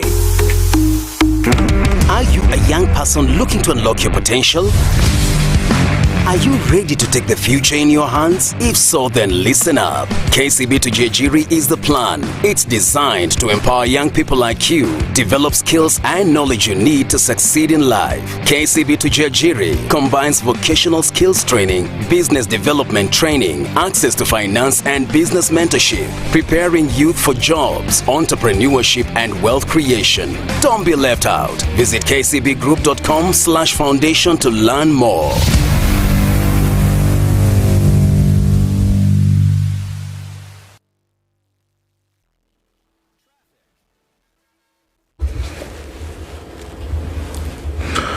All right, so let's see what happens at a few minutes after 9 o'clock with traffic, and not much. It looks like Friday will not be too difficult for you to navigate the city. There's some traffic coming off of Thika Superhighway. We're having a bit of a hold up right around the Pangani underpass, but then as you come out of Westlands, also looks a lot better now. And on Gong Road, you know, bits and bobs here and there at your different junctions, but apart from that, really is no traffic around the city. We'll see some of that on Uhuru Highway as you come off the Nyeri Stadium roundabout, heading into the CBD, but I think all manageable today. So off the Outer Ring Loop as you head towards North Airport Road, some here as well, but nothing too painful. So see what happens in a half hour or so. As we come out of traffic hour, we'll talk on Spice FM KE on X, hashtag the Situation Room. Mature, intelligent talk every morning. Spice up yourself.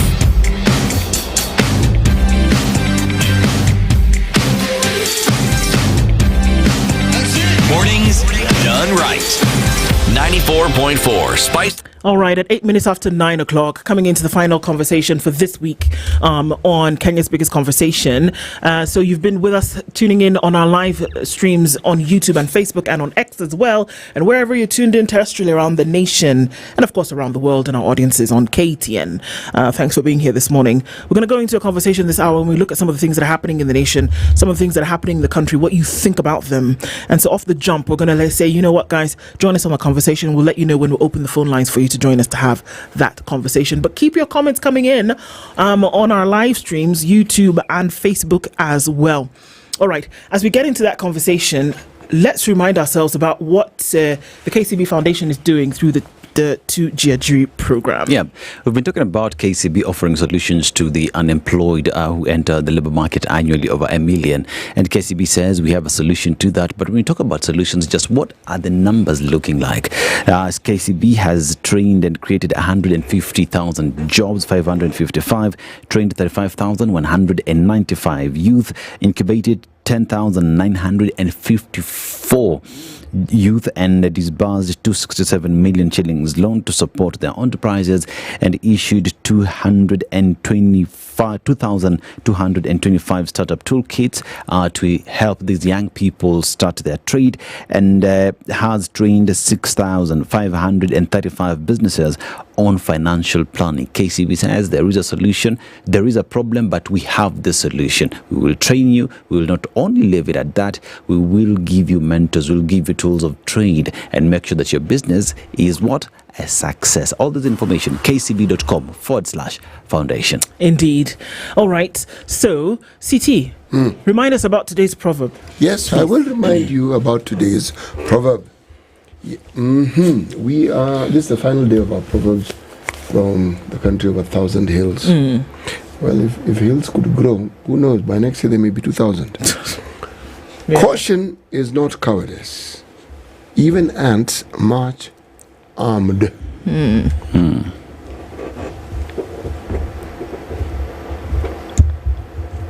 Can't be too careful, I think, for anything. Yeah. Absolutely. All right.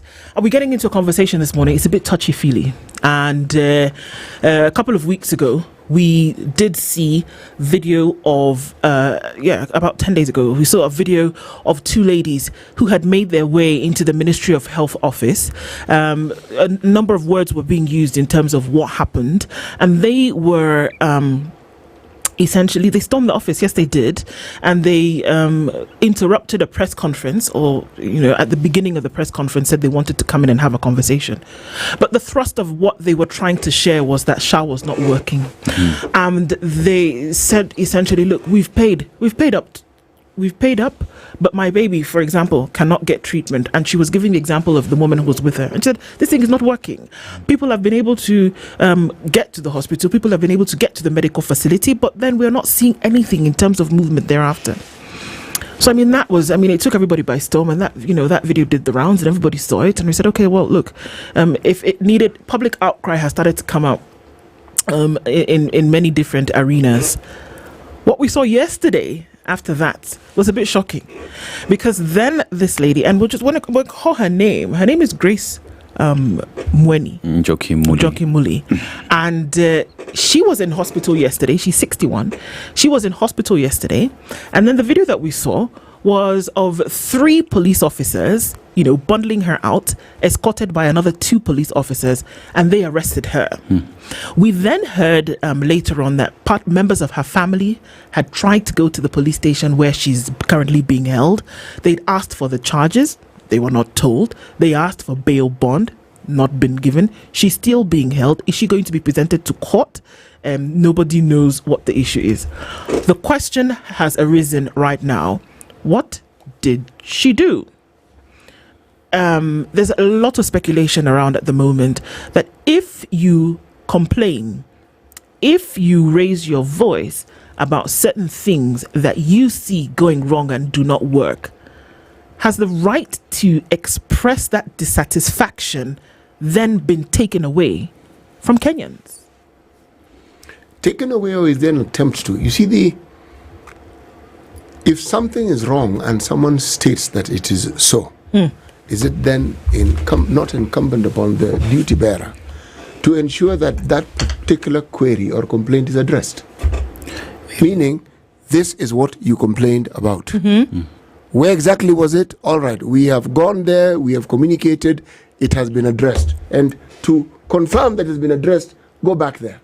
And I think let us even just go back to why she was at the ministry. Was SHA systems down? Yes, they were. For 2 days, she went to the ministry to raise her concerns because at the hospital, she did not get any assistance. Yep. She's been arrested, and actually she's being accused of causing public disturbance. Public disturbance? Public disturbance at the ministry. Okay. And with that, even yesterday, as the Sun was speaking, they had denied to see her. The advocate was denied to see her. The only person who was allowed to see her was the husband at night, and they were trying to negotiate to find out if she could be released on bail or whatnot. Which begs the question, even at the point where you are being arrested, she demanded that these police officers identify themselves. The advocate said they did not identify themselves. And you keep on talking about police refusing to identify themselves or telling you why you're being arrested. Eric, if their bosses don't adhere... Sorry. I love you too, City. Thank you very much. Yeah. If their bosses do not adhere to court orders, court summons, direct disobedience, what do you expect of the officers? Yeah. The example has been set. You can ignore any aspects of the constitution of the law that you find unsuitable to you. You can ignore it. Now, the problem with that is, if that example is set and the citizenry also begin to follow suit, what then do you think we're fermenting? Okay. Let's look at some facts. As of the day when Grace, in the company of this other lady who went with a baby to the Ministry of Health, as of that day, were the things that she was speaking of actually fact? I'm not saying truth. There's a difference between truth and fact. Was it a fact that they tried to access the system and it was down? Tick. Yes. The government agreed there was a problem. Was it a fact that in the company of Grace was this woman and her baby who needed medical attention? She had paid up and she was not able to access the system. Fact. Was it a fact that they had spent many days trying to do this and they had to travel back and forth? They were also in the presence of other people who she made very clear were at the gate that day, who also could not access. And so they said, you know what, the best thing for us to do is to come here and maybe you guys can do something about it, because clearly this doesn't work. Fact. Moses Kuria admitted here that the systems were down and that there was an issue. Yes. So when you're seeking medical care and medical attention, and the system that you're bound to use, whether you like it or not, in order for you to access this care is down, are you frustrated? Yes. Are you sicker? Yes. I think it was quite ironic that even where they arrested her yesterday was in a hospital where she went to see a doctor. All right? So now you have to ask yourself the question, if these things are immersed in fact, under what circumstances are what she was doing at the Ministry of Health then criminal? You see, the reason why we understand from our laws that when someone is arrested, they are supposed to be presented to court. Why? Because there's a reason why you've been arrested. Yes. And that reason is what's taking you to court. Now, the arbitrator of these matters will be the magistrate, will be the judge. Now, their job is to listen to the accusations and determine whether indeed you did commit an offense. Yes. Okay? Creating a public... Oh, sorry. Go ahead. Go ahead. Yeah. Creating a public disturbance, specifically creating a disturbance in a manner likely to cause a breach of peace, is actually an offense in Kenya. It's considered an offense in Kenya under Section 95 of the Penal Code, making it a criminal act punishable by law, essentially causing a scene or disruptive behavior that could potentially lead to violence is considered an offense. Now, the legal provision of this Section 95 of the Penal Code defines that the offense of creating a disturbance likely to cause a breach of the peace. So you have to ask yourself, was the peace breached? This includes acts like brawling, shouting loudly, using abusive language, or engaging in aggressive behavior in public places that could incite violence or disrupt public order. Now, the penalty for such a thing, depending on the severity of the disturbance, a person found guilty could face imprisonment or a fine. Yes, but this happens when you're taken to court. Thank you very much. Yes. Now, in this case, in that, the Penal Code also makes a provision for you to access bail bond. Yes. And in this case, she has been denied this. Yes. But a case like that, you are supposed to be given a bond. And it can be a personal one as well. Yes, we've had Justice Thursday conversations here where they've told us, yes, you can actually get a personal bond, especially for something like this. Yes, you can. Yeah. But my question is, beyond all the frill of the legalese and the arrest, what did she do? What did she do? She disturbed the peace. She pretty much just demanded that the systems that are in place work as they should. And then I have to ask another question. Today I'm just asking questions. Who arrested her? Don't tell me the police. No, we are told it was the police, but we do not know because they didn't identify themselves. Yeah. Who arrested her? And if, by the way, reports that we've heard is that she is actually at a police station. Capitol Hill. Yes, and that her husband has been allowed to see her. Okay? But the other relatives and the lawyers have not had access. Okay? So we know where she is. And even as By the time the lady was going to the ministry headquarters to seek for assistance, she was leaving Kenyatta. Yesterday, she was arrested in a private hospital in Eastleigh, and even at that point when the son was talking, let me just say what the son was saying, that the mother is diabetic. Oh dear. She's hypertensive and she has a critical heart condition. And the police manhandled her, forcing her into that Subaru to take her to police station, regardless of the condition that she is in. What are we breeding here? Yeah. She's hypertensive. She's diabetic. Let me just explain to you. Both those conditions are exacerbated by stress. Both. So you put someone in an uncomfortable position where the stress levels are heightened, then her health is suddenly in jeopardy. Yeah. And she's not in her first youth. It is unfortunate that a picture is being painted here of intolerance. Yeah. This lady should have been taken to court so that this matter is decided. For someone to be arrested, this thing must be serious. Yes. Because there are many people who say things and do things and nobody arrests them. Or did something happen that was away from the glare of cameras? Did something else occur? Or did she do something else that we didn't see or that we are not aware of? Yeah, but that's why it is important to go to court. Exactly, so that can be made clear. Because unfortunately, what you did see for many people today would say, okay, maybe a slap on the wrist at best, and say, okay, don't walk into the ministry. But then, did something else happen? But for what we saw, for what everybody saw, and the complaint across board right now is that there are too many parts of this thing that's not working. Again, we sat with the senior advisor here, and he admitted to the fact that, okay, fine, it's not working in this area, in this area, in this area, but we're going to do what we can to make sure that it does. So it is no secret to anybody that the thing does have its quirks. It does. Yes. I would even go further and say it must. For a new system, absolutely. It must have its issues. It must have so issues. do you deny Kenyans the right to clamor about something? If somebody is sick and they're looking for healthcare for which they've paid for, essentially, right? Under the auspices of government, which says that you will receive this care under the umbrella of universal healthcare, it is due to you. Do you then reserve the right to be frustrated for fear of being arrested? How many more people want to complain but can't? Is that where the country is going? That the level of intolerance to certain issues has risen so high that you want to keep your people quiet rather than tell you where the problem is? Complaint is feedback. Yes. It's data. It's data that you consume and you inquire further and say, okay, where exactly was this problem? Okay, what was it again? Okay, how do we address it? You see, the complaints will go down when these matters are addressed. Yes, and as well, it is an opportunity for the government to sit. It is free information that they have on what they ought to do. Arresting and silencing these people, arresting and silencing Kenyans will not help your case. It is you working on the problems that will help your case. The citizens are not the problem.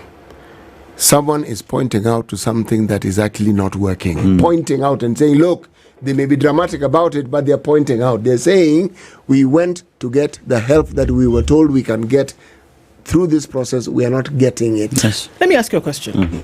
If you've developed a system, right? It has its different ports, whatever. You know, you start from here and you get to this. There's the back end, there's the front end. In order for you to know that system works, you're going to have users. They're going to be in here. There will be folks in the back end, whether it's the practitioners at the hospitals, whether it's the medical staff, whether it's the people who come to access care, right? Who would you want to give you feedback as to whether your thing is working?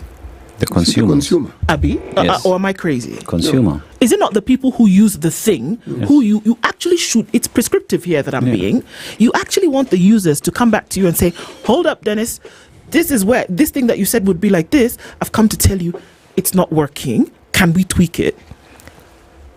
But what you want me to do in this case is, number one, to keep quiet, or number two, not be vexed. When somebody is sick and they can't access because of 1, 2, 3, they must go back home. They've traveled, they've spent resources to come and get there. They can't access. They must go home and come and try tomorrow.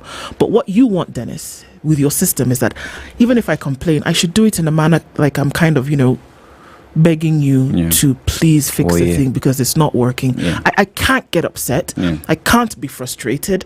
I must smile and say, this thing is not working. Would you please fix it? This is what you're saying needs to happen. But the people to actually give you the feedback so that you can go to the back end and fix it, so that you can apply what you need to do to make it work. These are the people who ought to tell you where it's not working. These are the people who will come and tell you, I've paid my premiums for 12 months. I still can't access. I went to X hospital. They told me to go to another one. I went to this hospital, said they cannot treat me. Those are the people that you need. You need these people to tell you that it's not working.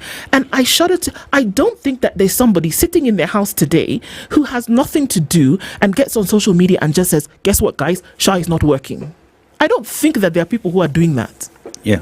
And then as well, let's remember why this system is not working. It is not working because from the word go, there was no piloting that was done for this SHA for you to determine what problems are there, how do we fix it, and how do we move forward.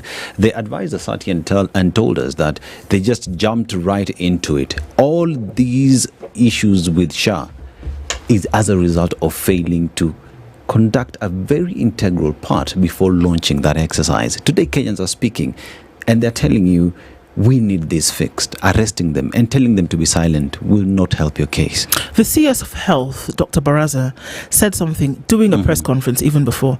She acknowledged that there were issues. She even went as far as said, if you have a problem where you come and we can see about what? Giving you a refund, she said the words, or we can make sure that it is working. She acknowledged that there was a problem.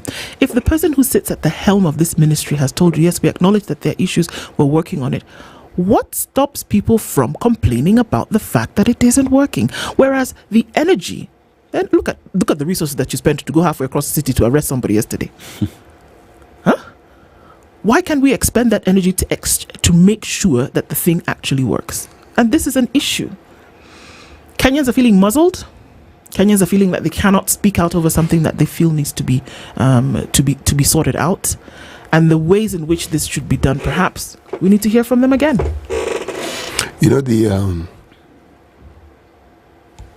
If you contextualize everything that's happening, unfortunately,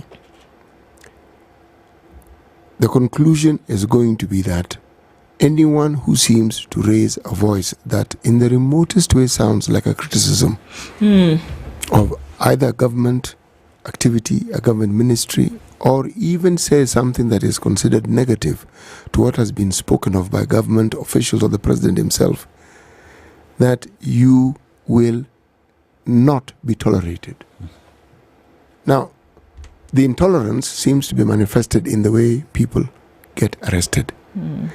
If indeed something is wrong, why don't you educate the public as to how the law works by making sure that wrongdoers are taken to court, so that the court process is followed and we understand exactly what is what? Because there may be details. As lay people, there are things about the law that we don't know.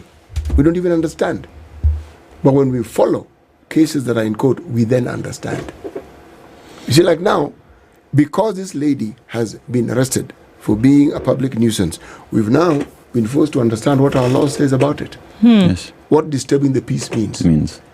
And how you can say an example of a disturbance of the peace of the peace would be, this is what happens on Friday. By the time you get to this hour, your brain is detaching from very many things. But you get to understand how it is that this thing is applied. Yeah. And I think, City, let's just read some of the responses from our listeners. My Prince, the best way to deal with these people is to stop funding impunity, boycott taxes, withdraw from the system, withdraw all your cash from the banks. This is pretty much what the actions being taken by the government is forcing people to do. Now, but why arrest her? The CS Health issued a statement at the time and actually confirmed that shift was not working as the lady had complained about. That is according to Ogola. And as well as, let's talk to Miss Samia, who says, Adrian, above and beyond, feedback mechanism is Kenya government simply stating that they do not have mitigating alternative procedures to keep things running. These procedures, mechanisms, simply are reconciled afterwards. If the case, they should just resign or tell Kenyans there's simply no government in Kenya. No, there is a government. There is a government because the police force are part of a government apparatus, yes, a government division, a government department within a certain ministry. We do have a government, and the government, we have a judiciary, we have parliament. These are, and then we have the citizenry. We do have a government. Okay, we're going to hear from you guys when we come back after this break. Let's take a look at what is happening with weather and traffic. Question is, getting to the point whereby they might start being afraid of speaking out because, you know, you never know what could happen to you if you actually do. You're getting to the point where you're getting scared. We'll open the phone lines when we come back from this break, and we will look at weather and traffic, and I'll let you know what those numbers are to call when we come back right after this.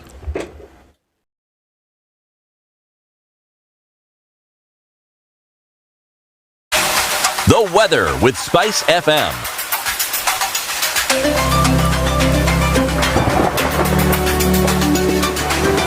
And the weather in Nairobi, highs of 27 degrees and lows of 15 degrees. In Nyeri town, highs of 28 degrees and lows of 11 degrees. In Nakuru city, highs of 28 degrees and lows of 13 degrees. In Kisumu, highs of 30 degrees and lows of 18 degrees. Across the borders to Kinshasa, Congo, DRC, highs of 29 degrees and lows of 23 degrees. In Johannesburg, South Africa, highs of 29 degrees and lows of 16 degrees. In Lagos, Nigeria, highs of 33 degrees and lows of 26 degrees.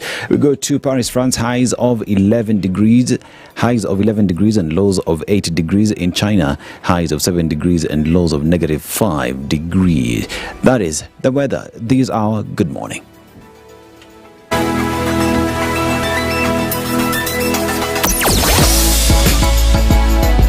Sugar and spice and everything nice.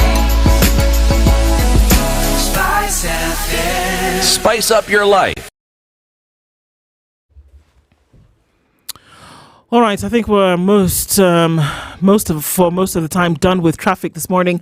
Still a little bit of that coming off of Muranga Road and heading towards the Globe Cinema roundabout, and then getting into the CBD just a little bit. Also, as you come in towards museums this morning and then getting off of Chiromo. Apart from that, I don't think we have much to contend with in terms of traffic, but we're going to keep an eye on all of this and see what happens as we do through the morning. Talk to us on Spice FM KE on X.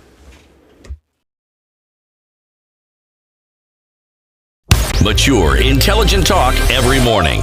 Spice up yourself.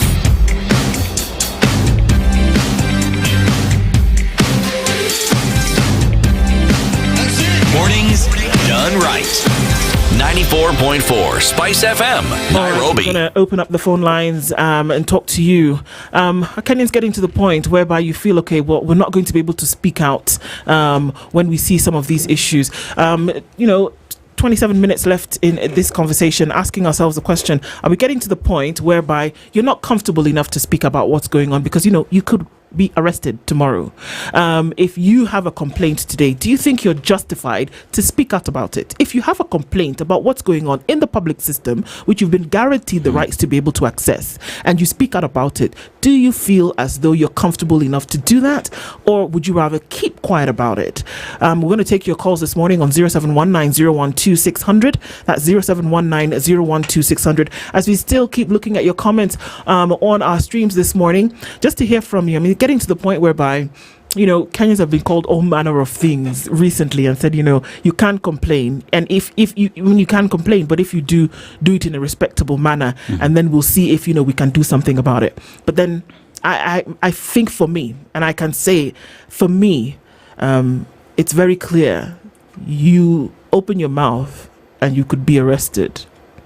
And I think that's really pushing the envelope in terms of what should happen, as opposed to addressing the issue, which is an issue. Are we going to deal with, how many more arrests are we going to deal with? I mean, in any app that does exist, one of the easiest ways of finding ways to help your situation is to always listen to the responses of your consumers. And the woman who went, Grace to be specific, and the other lady, those are the consumers of SHA. It did not work for them. And they only came to tell you that it is not working. What you do with that information is really critical. Arresting them, again, I repeat, is not a solution. Working on the issues is the solution they were looking for. Yeah, indeed. So that question remains. Are you comfortable enough to continue to, put up voices in terms of what happens when something doesn't work? Are you ready to do that? Or are we saying that, you're don't have the right to do that anymore for fear of something happening to you? We'll take your calls and comments 0719-012-600. I will start taking those calls in a minute, as well as looking at some more comments that are coming in on socials. Yeah, and let me just take Chris Maura says, security agents in Kenya want Kenyans to be as afraid the way our neighboring countries are. Speaking about Uganda, nothing remains the same forever. Anything forced rarely works. In the world we live in, it always backfires. Indeed. Okay, well, let's take some of those calls. Hello, good morning. Tell us where you're calling in from. Hello, good morning. Good morning. Yes, talk to us. What's your name and where are you calling from this morning? My name is Angela. I'm calling from Nairobi.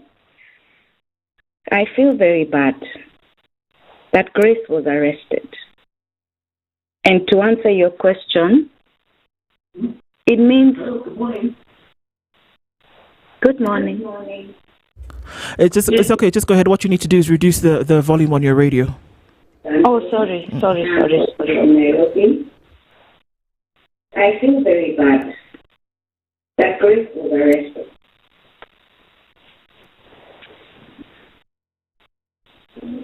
Yes, go ahead. We cannot complain.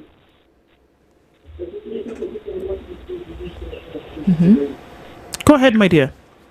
Yes, it means if something is going wrong, we cannot complain. And SHA is supposed to help us. It's supposed to support us. I am a woman in my 60s. So if they will arrest Grace,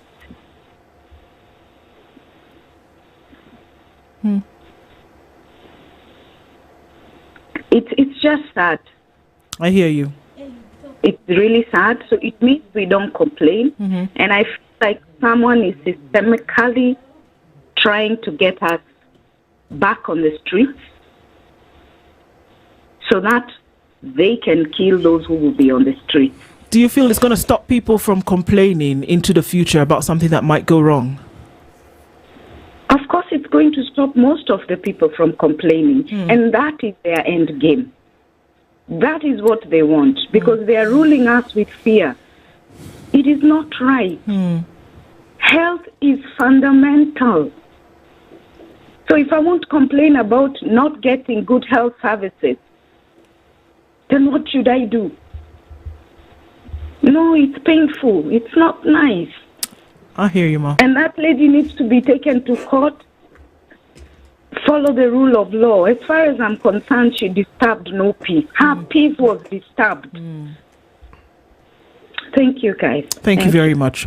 Thank you for your comments this morning. Let's take some other calls this morning. Chris calling in from Doha. Good morning, Chris. Good morning. How are you? Very well. How are you doing? I'm doing well. Thank you, Madam Du. Yes. I'm calling from Macha. Yes. Now, I think a few days ago, the president said people should stop diarrheaing. That is a potentially inflammatory, what you can say, statement that could disturb the peace. Why is the president not under arrest? I think we are all cowards as Kenyans. We just don't want to ask the good questions. We don't want to stand on our ground. We are afraid.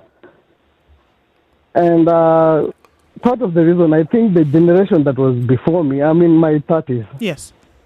They were raised to fear the government. the government is the ultimate leader.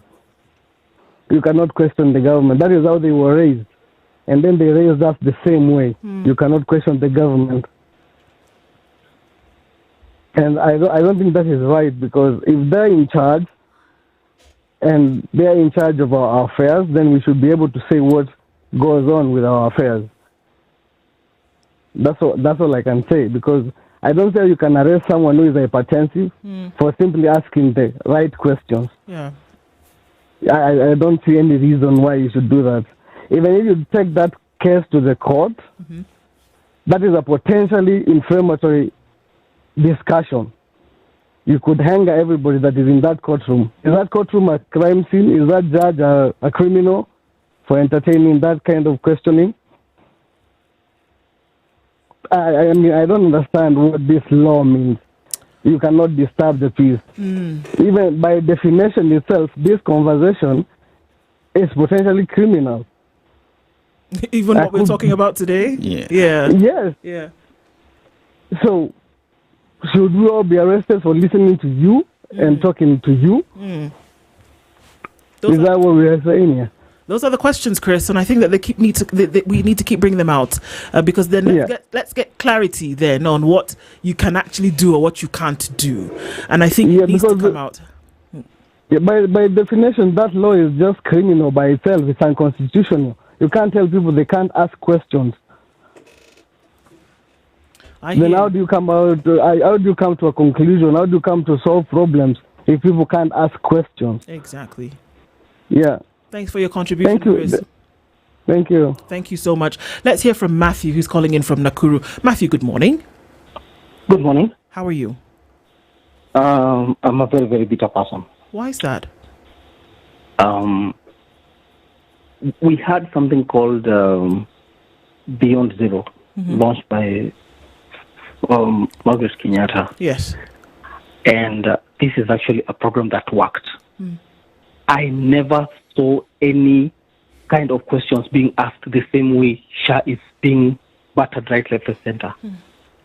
If something is working, you do not need to keep shouting that it's working. People would actually attest to the fact that it's working. Grace and this other lady, and you know what makes me so bitter is when Grace went to the Ministry of Health, she was accompanied by a lady who was post-operative. She had a cesarean section done. She carried a baby all the way from Kenyatta to the Ministry of Health offices. Do you know how dangerous that is? Yet now, what crime did she commit? Just pointing out that something is not working. Right. If it is criminal, then they should arrest all of us. Do you think that there is a need? Yes. Right now, my mom requires surgery. It's right now, the mess that is there in this shashi nonsense, the best I can do is actually seek that surgery outside the country. You get? Yes. And given an option, if the systems were working, I believe no Kenyan would actually have an issue. There's no Kenyan who would be on social media or on TV and radio complaining. So, Matthew, what you're saying is things are not working. So what you're saying, Matthew, is that by virtue of the fact that people are complaining, that means that there's something wrong, and the attention should be towards fixing it. Right now, effort that government needs to be making is correcting the situation. They do not need to be on media every other time insisting that MPs need to mobilize people to register. You know, when NHIF was there, anyone who fell sick, kila mtu hata alikuwa anachukua that personal initiative. Alikuwa anasema sisikii vizuri na NHIF yangu haiko valid, wacha nichangamke. I get that working. Why are people not looking at that direction right now? And then there's also that one question that no one is asking. Everyone contributed to NHIF, right, to the tune of billions and billions of shillings. When NHIF shifted to SHA, where did all that money go? Because hospitals are complaining that they've not been paid. Right. Hii pesa yote ilienda wapi? No one is asking those questions. And those are the questions to ask. I am a very, very bitter person. I hear you, and I think that there's a lot of this that needs to come out. We cannot keep quiet. There can't be, silence about this anymore. So, Matthew, I mean, look, we keep pushing these conversations. And just like the previous caller before me said, it's unfortunate that, the political class right now, they want to sell fear. Najua initially, watu walikuwa wanajua ukiongea anything about government, things are, we are not there right now. If it's a mess, it's a mess. Let's call a spade, not a big spoon. Indeed, and work on everything that you can do to fix it as opposed to threatening people. I hear what you're saying. Matthew, thank you for your comments. Let's take some other calls from folks this morning, but keep pushing on that conversation. Hello, good morning. Tell us where you're calling from and your name. Hello, good morning. Yeah, good morning. My name is Samuel. Yes, Samuel. Can I ask you to turn down volume on your radio, please? Yeah, it's off. Okay, thank you. Yeah, now, I'm one of the people who actually complained some time back on one of the local dailies. Went on TV about Shah. Yes. And the moment I left the TV station, I was told that the Ministry of Health officials are looking for my number. Looking for your number, okay. Yes. But the editor refused to give them the number because he didn't think that they had the right intention. Okay. We cannot continue like that. If something is not working, it's not working. And people need to give us Kenyans time for us to give them feedback and for them to allow us to critique them. What are some of the things that you complained about? I had an accident 2 years ago, and unfortunately I lost my wife in that accident. My sister was in the same car. She got treated. She had 3 surgeries, fully covered by NHIF. We didn't pay even a single cent. The 4th one now came when Shah was rolled out, and they refused to pay. We had to make calls. I had to appear on TV for Shah to partly pay for her bill. We still had to cough up some money, but NHIF was paying in full. So for me to see a 61-year-old woman being pulled out of a hospital like a criminal, or did they even tell her to go to the police station and she refused? These are the issues. These are things that we need to talk about as Kenyans. Did they summon her to a police station and she refused to go? Come on. Let us even give our parents some respect. We don't need to do this. Indeed. Yes. Thank you for those comments this morning. Thank you so much. And we need, you're right. We need to keep plugging in and having these conversations and putting them out there in the open. Let's take some other views from other people this morning. Thanks so much for that. Thank you. Hello, good morning. Tell us where you're calling from and your name, please. Naitwa Jackson Daudi. Yes, Jackson. Habari asubuhi. Mzuri. Hii ukweli ni kwamba Shah haifanyi. Hata tulazimishwe namna gani. Nililala Kenyatta, nilipeleka ndugu yao Kenyatta wakati wa NHIF. Ika clear 70,000 bila malalamiko. Na swali kubwa ni mbona system hii ukilipa haiendi down? Ukienda kutibiwa hautokei. Umekatwa mshahara kila mahali, kila wakati, kila mwezi wakati wahitaji haudumiki, hauko kwa system ama system iko down. So usiseme so kama tumefika hapa basi tumeisha. Haina shida. Hii kitu haifanyi. Na hiyo ni ukweli. Asante sana, Jackson. All right, taking more of your calls this morning. We see quite a number of you have something to say. Don't stop at just thinking it. Say it. Hello, good morning. Tell us your name and where you're calling in from today.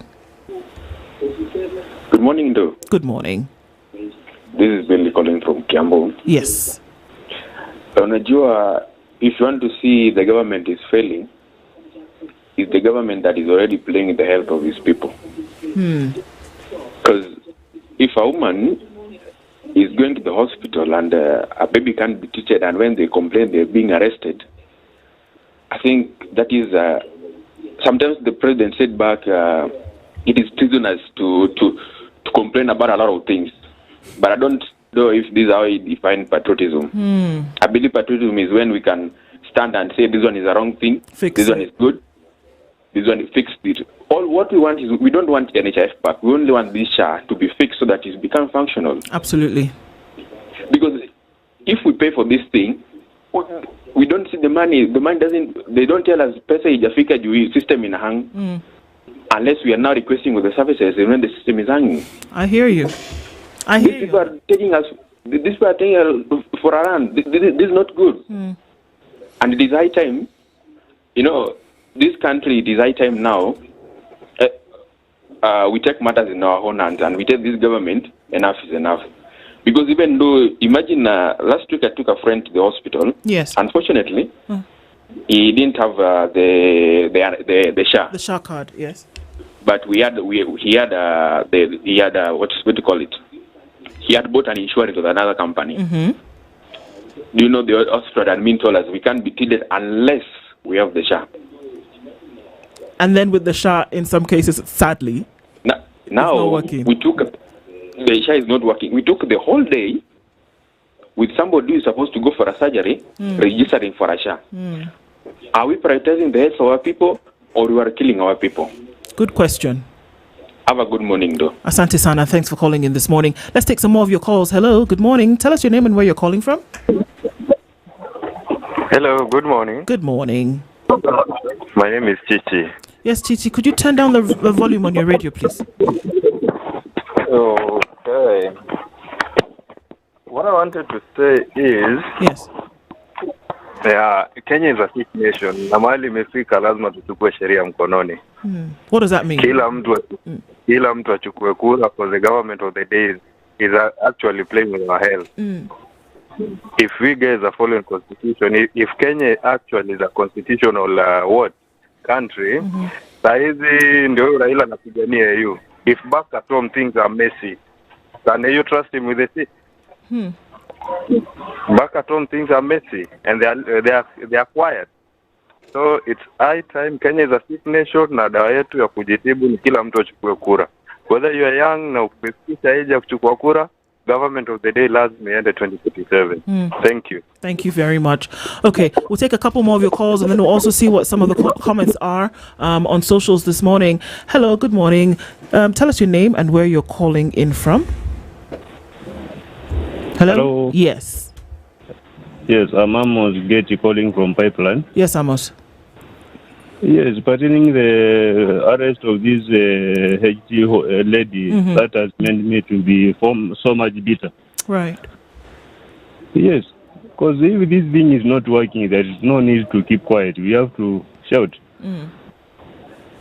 Yeah, alafu ni wapi imeandikwa kila regime ikikuja mpaka iweke ifutilie sekta zingine kando ndio ikuje na sekta zingine mpya. Kweli. Hapo ndio shida iko. Ningependa nikuulize swali ndugu.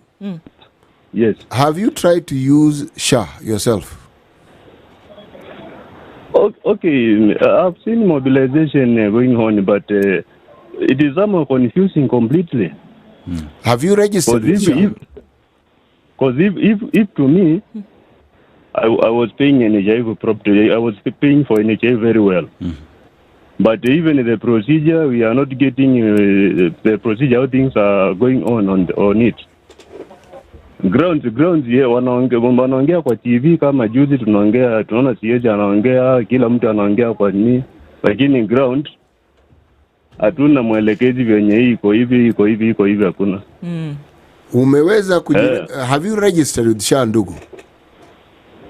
Personally mimi sija register kabisa, kwa kama ninaona wenzangu wanaumia tu wenye wamesha register. Even we are hoping to go for even insurance, private insurance. Yeah.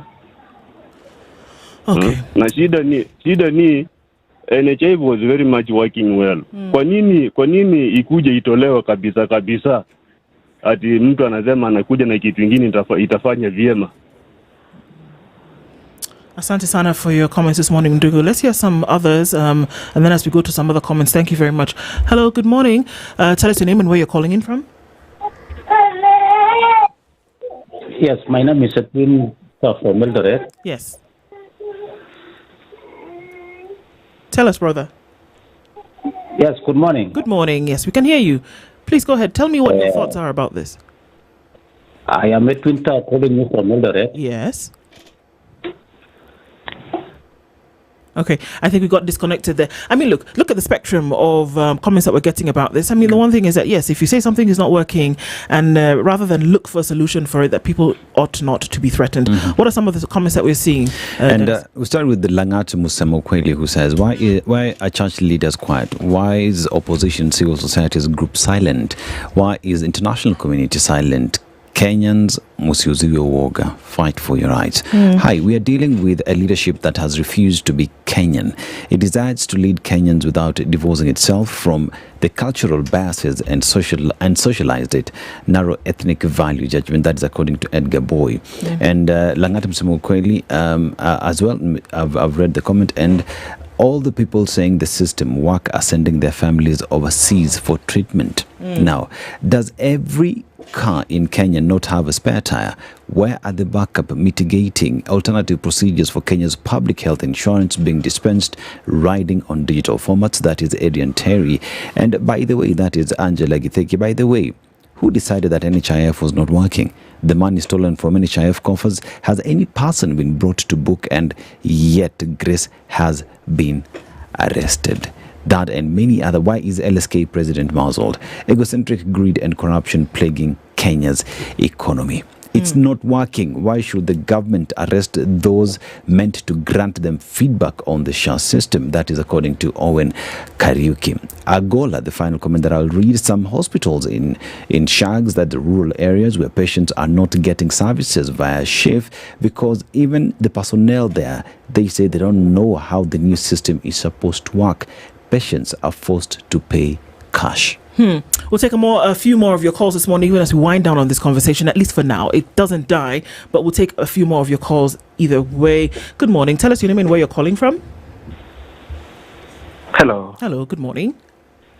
This is Collins Barasa calling you from Nakuru. Yes, Collins. My one question is, who said that NHIF was not working? The person who came up with this thing called share, whatever things, this person is a real farmer. For myself, my brother recently was taken to hospital. Yes. SHA was really not working out. Everything was complicated. Myself, I was registered. But from now henceforth, I'm not going to pay for it. How can you be a sick person taken to hospital, but insurance is not insuring you? It's not making any sense. So what happens if they do? What happens if they do fix it, Collins? If they fix it, what happens? If now all of these problems that we start to see that people are complaining about today.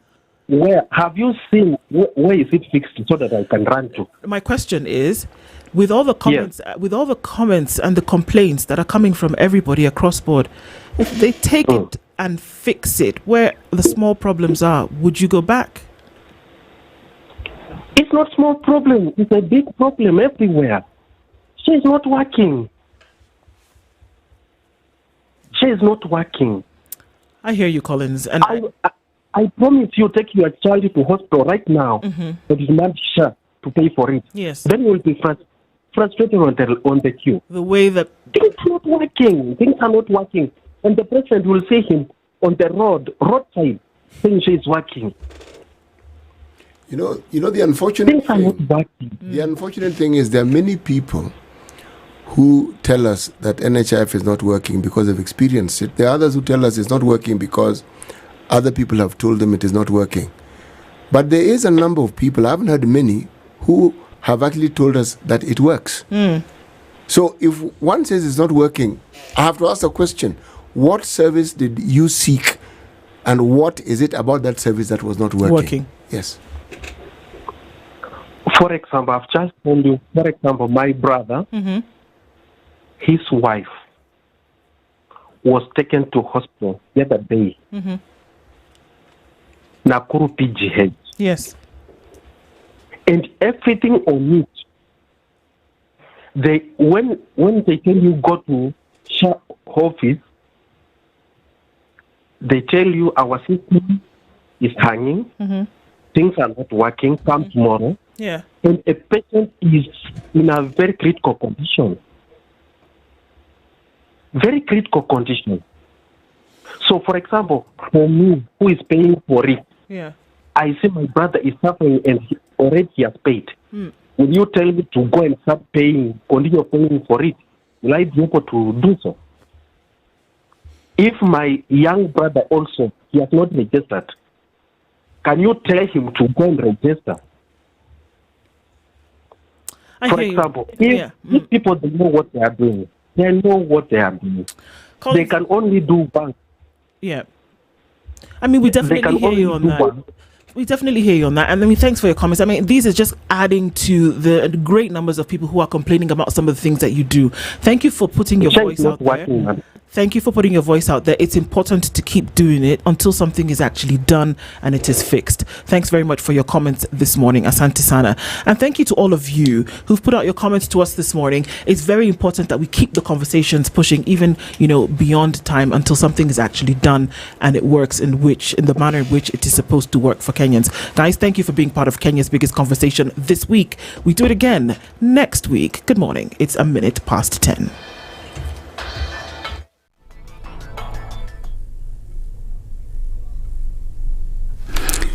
Good morning. This is the Newswire. I'm Edwin Lisamira. Interior CS Kipchumba Murkomen is due to unveil a new police unit that will help chiefs conduct operations in villages. The new unit to be unveiled in Kwale County is called National Government Administration Unit, or NGAPU. Murkomen and his Principal Secretary Raymond Omolo are also expected to launch the Administration Police Service Roadmap to Service Delivery Revitalization for the 2025-2028 period. In 2022, Murkomen's predecessor, who's now Deputy President Kithure Kindiki, announced plans to allocate 5 police officers to each chief in the country. Kindiki said that all 3,950 chiefs and their 9,043 assistants countrywide would be allocated the officers in a bid to foster law and order in their governance. Health CS Deborah Barasa has spoken about the need for Kenya to work towards becoming a self-reliant nation days after President Donald Trump announced the U.S. withdrawal from the World Health Organization. She addressed reporters during a visit to Kakamega Referral Hospital. Kenya, we need to be self-reliant. When the political climate changes, various presidents may come with different agendas. And so when we are over-reliant or over-dependent on partners again, at times it may cause some challenges. And really that is why we need a health financing aspect that will ensure sustainability, something that we can depend on, something that we can rely on as a country. The United States is expected to officially withdraw from the WHO in January 2026 after the UN body received a formal letter from the US President this week. On Thursday, the UN Deputy Spokesperson Farhan Haq said the withdrawal was now set in motion after Trump pledged on his first day in office to withdraw the US from the organization. The withdrawal will put an end to US future funding of the organization.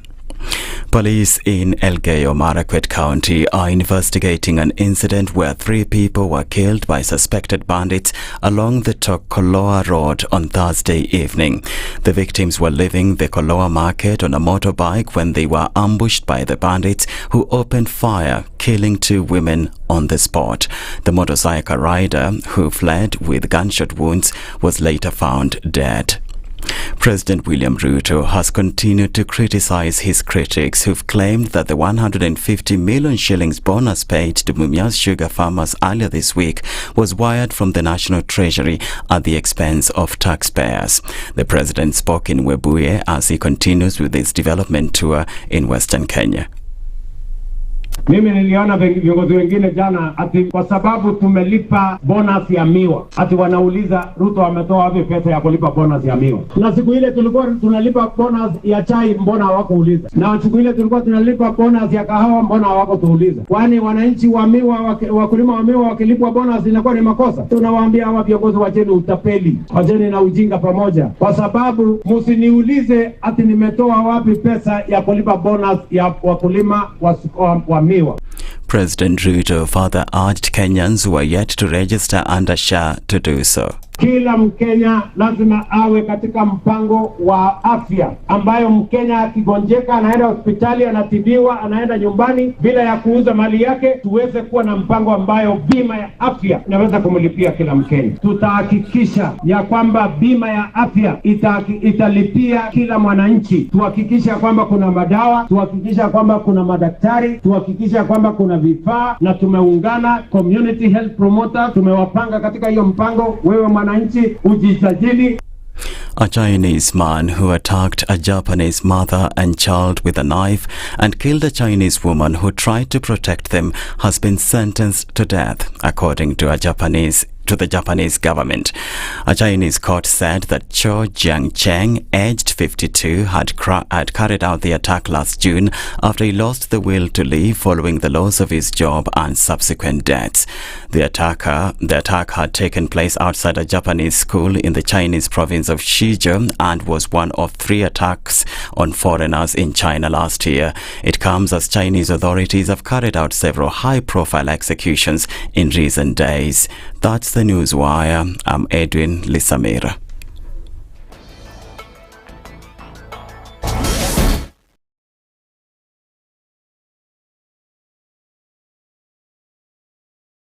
The 90s have never sounded so good. Thank God it's Friday. Spice. Keep the heads ringing. Breathing life into the 90s. You played the best music.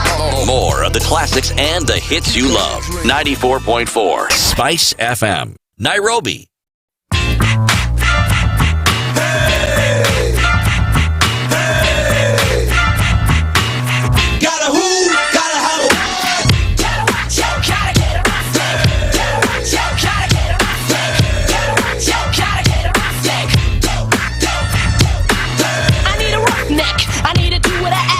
All he need is fingers with his food. Caulking not sagging, Timbo's dragging, fronting in his ride with his homeboys bragging. Lying about the like how he knocked the boots last night. But he's a roughneck, so that side. Triple O, Bull D under the hood. Making noise with the boys, something no good. C-Lo on the down low, cops come around so roughneck front like you gotta go. Evil grin with a mouth full of gold teeth. Starting beef is how he spells relief. Acting like he don't care, but all I gotta do is beep on 911 and he'll be there. Right by my side with his roughneck tactics, roughneck attitude, the roughneck benefits. Yo, gotta get a roughneck.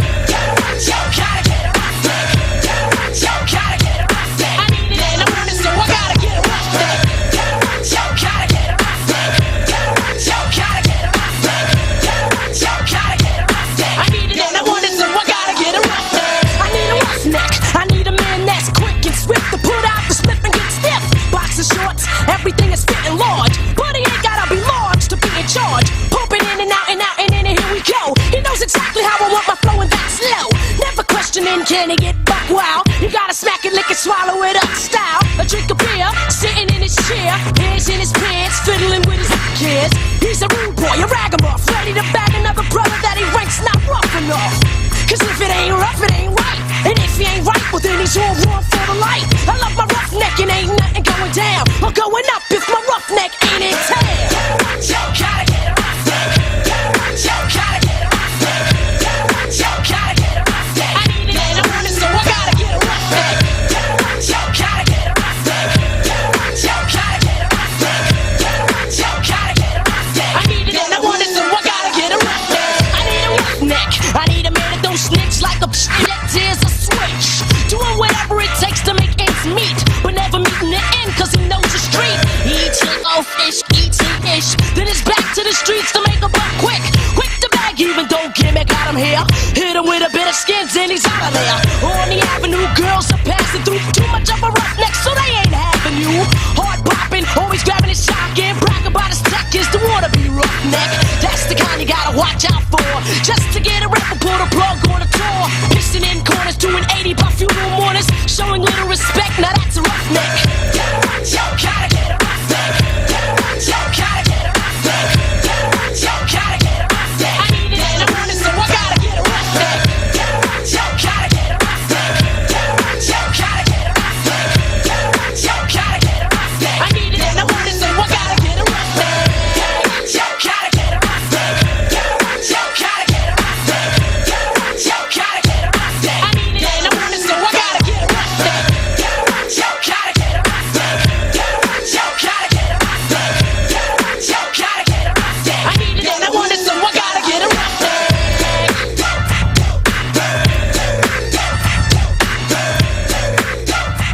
Sugar and spice and everything nice. 94.4 Spice.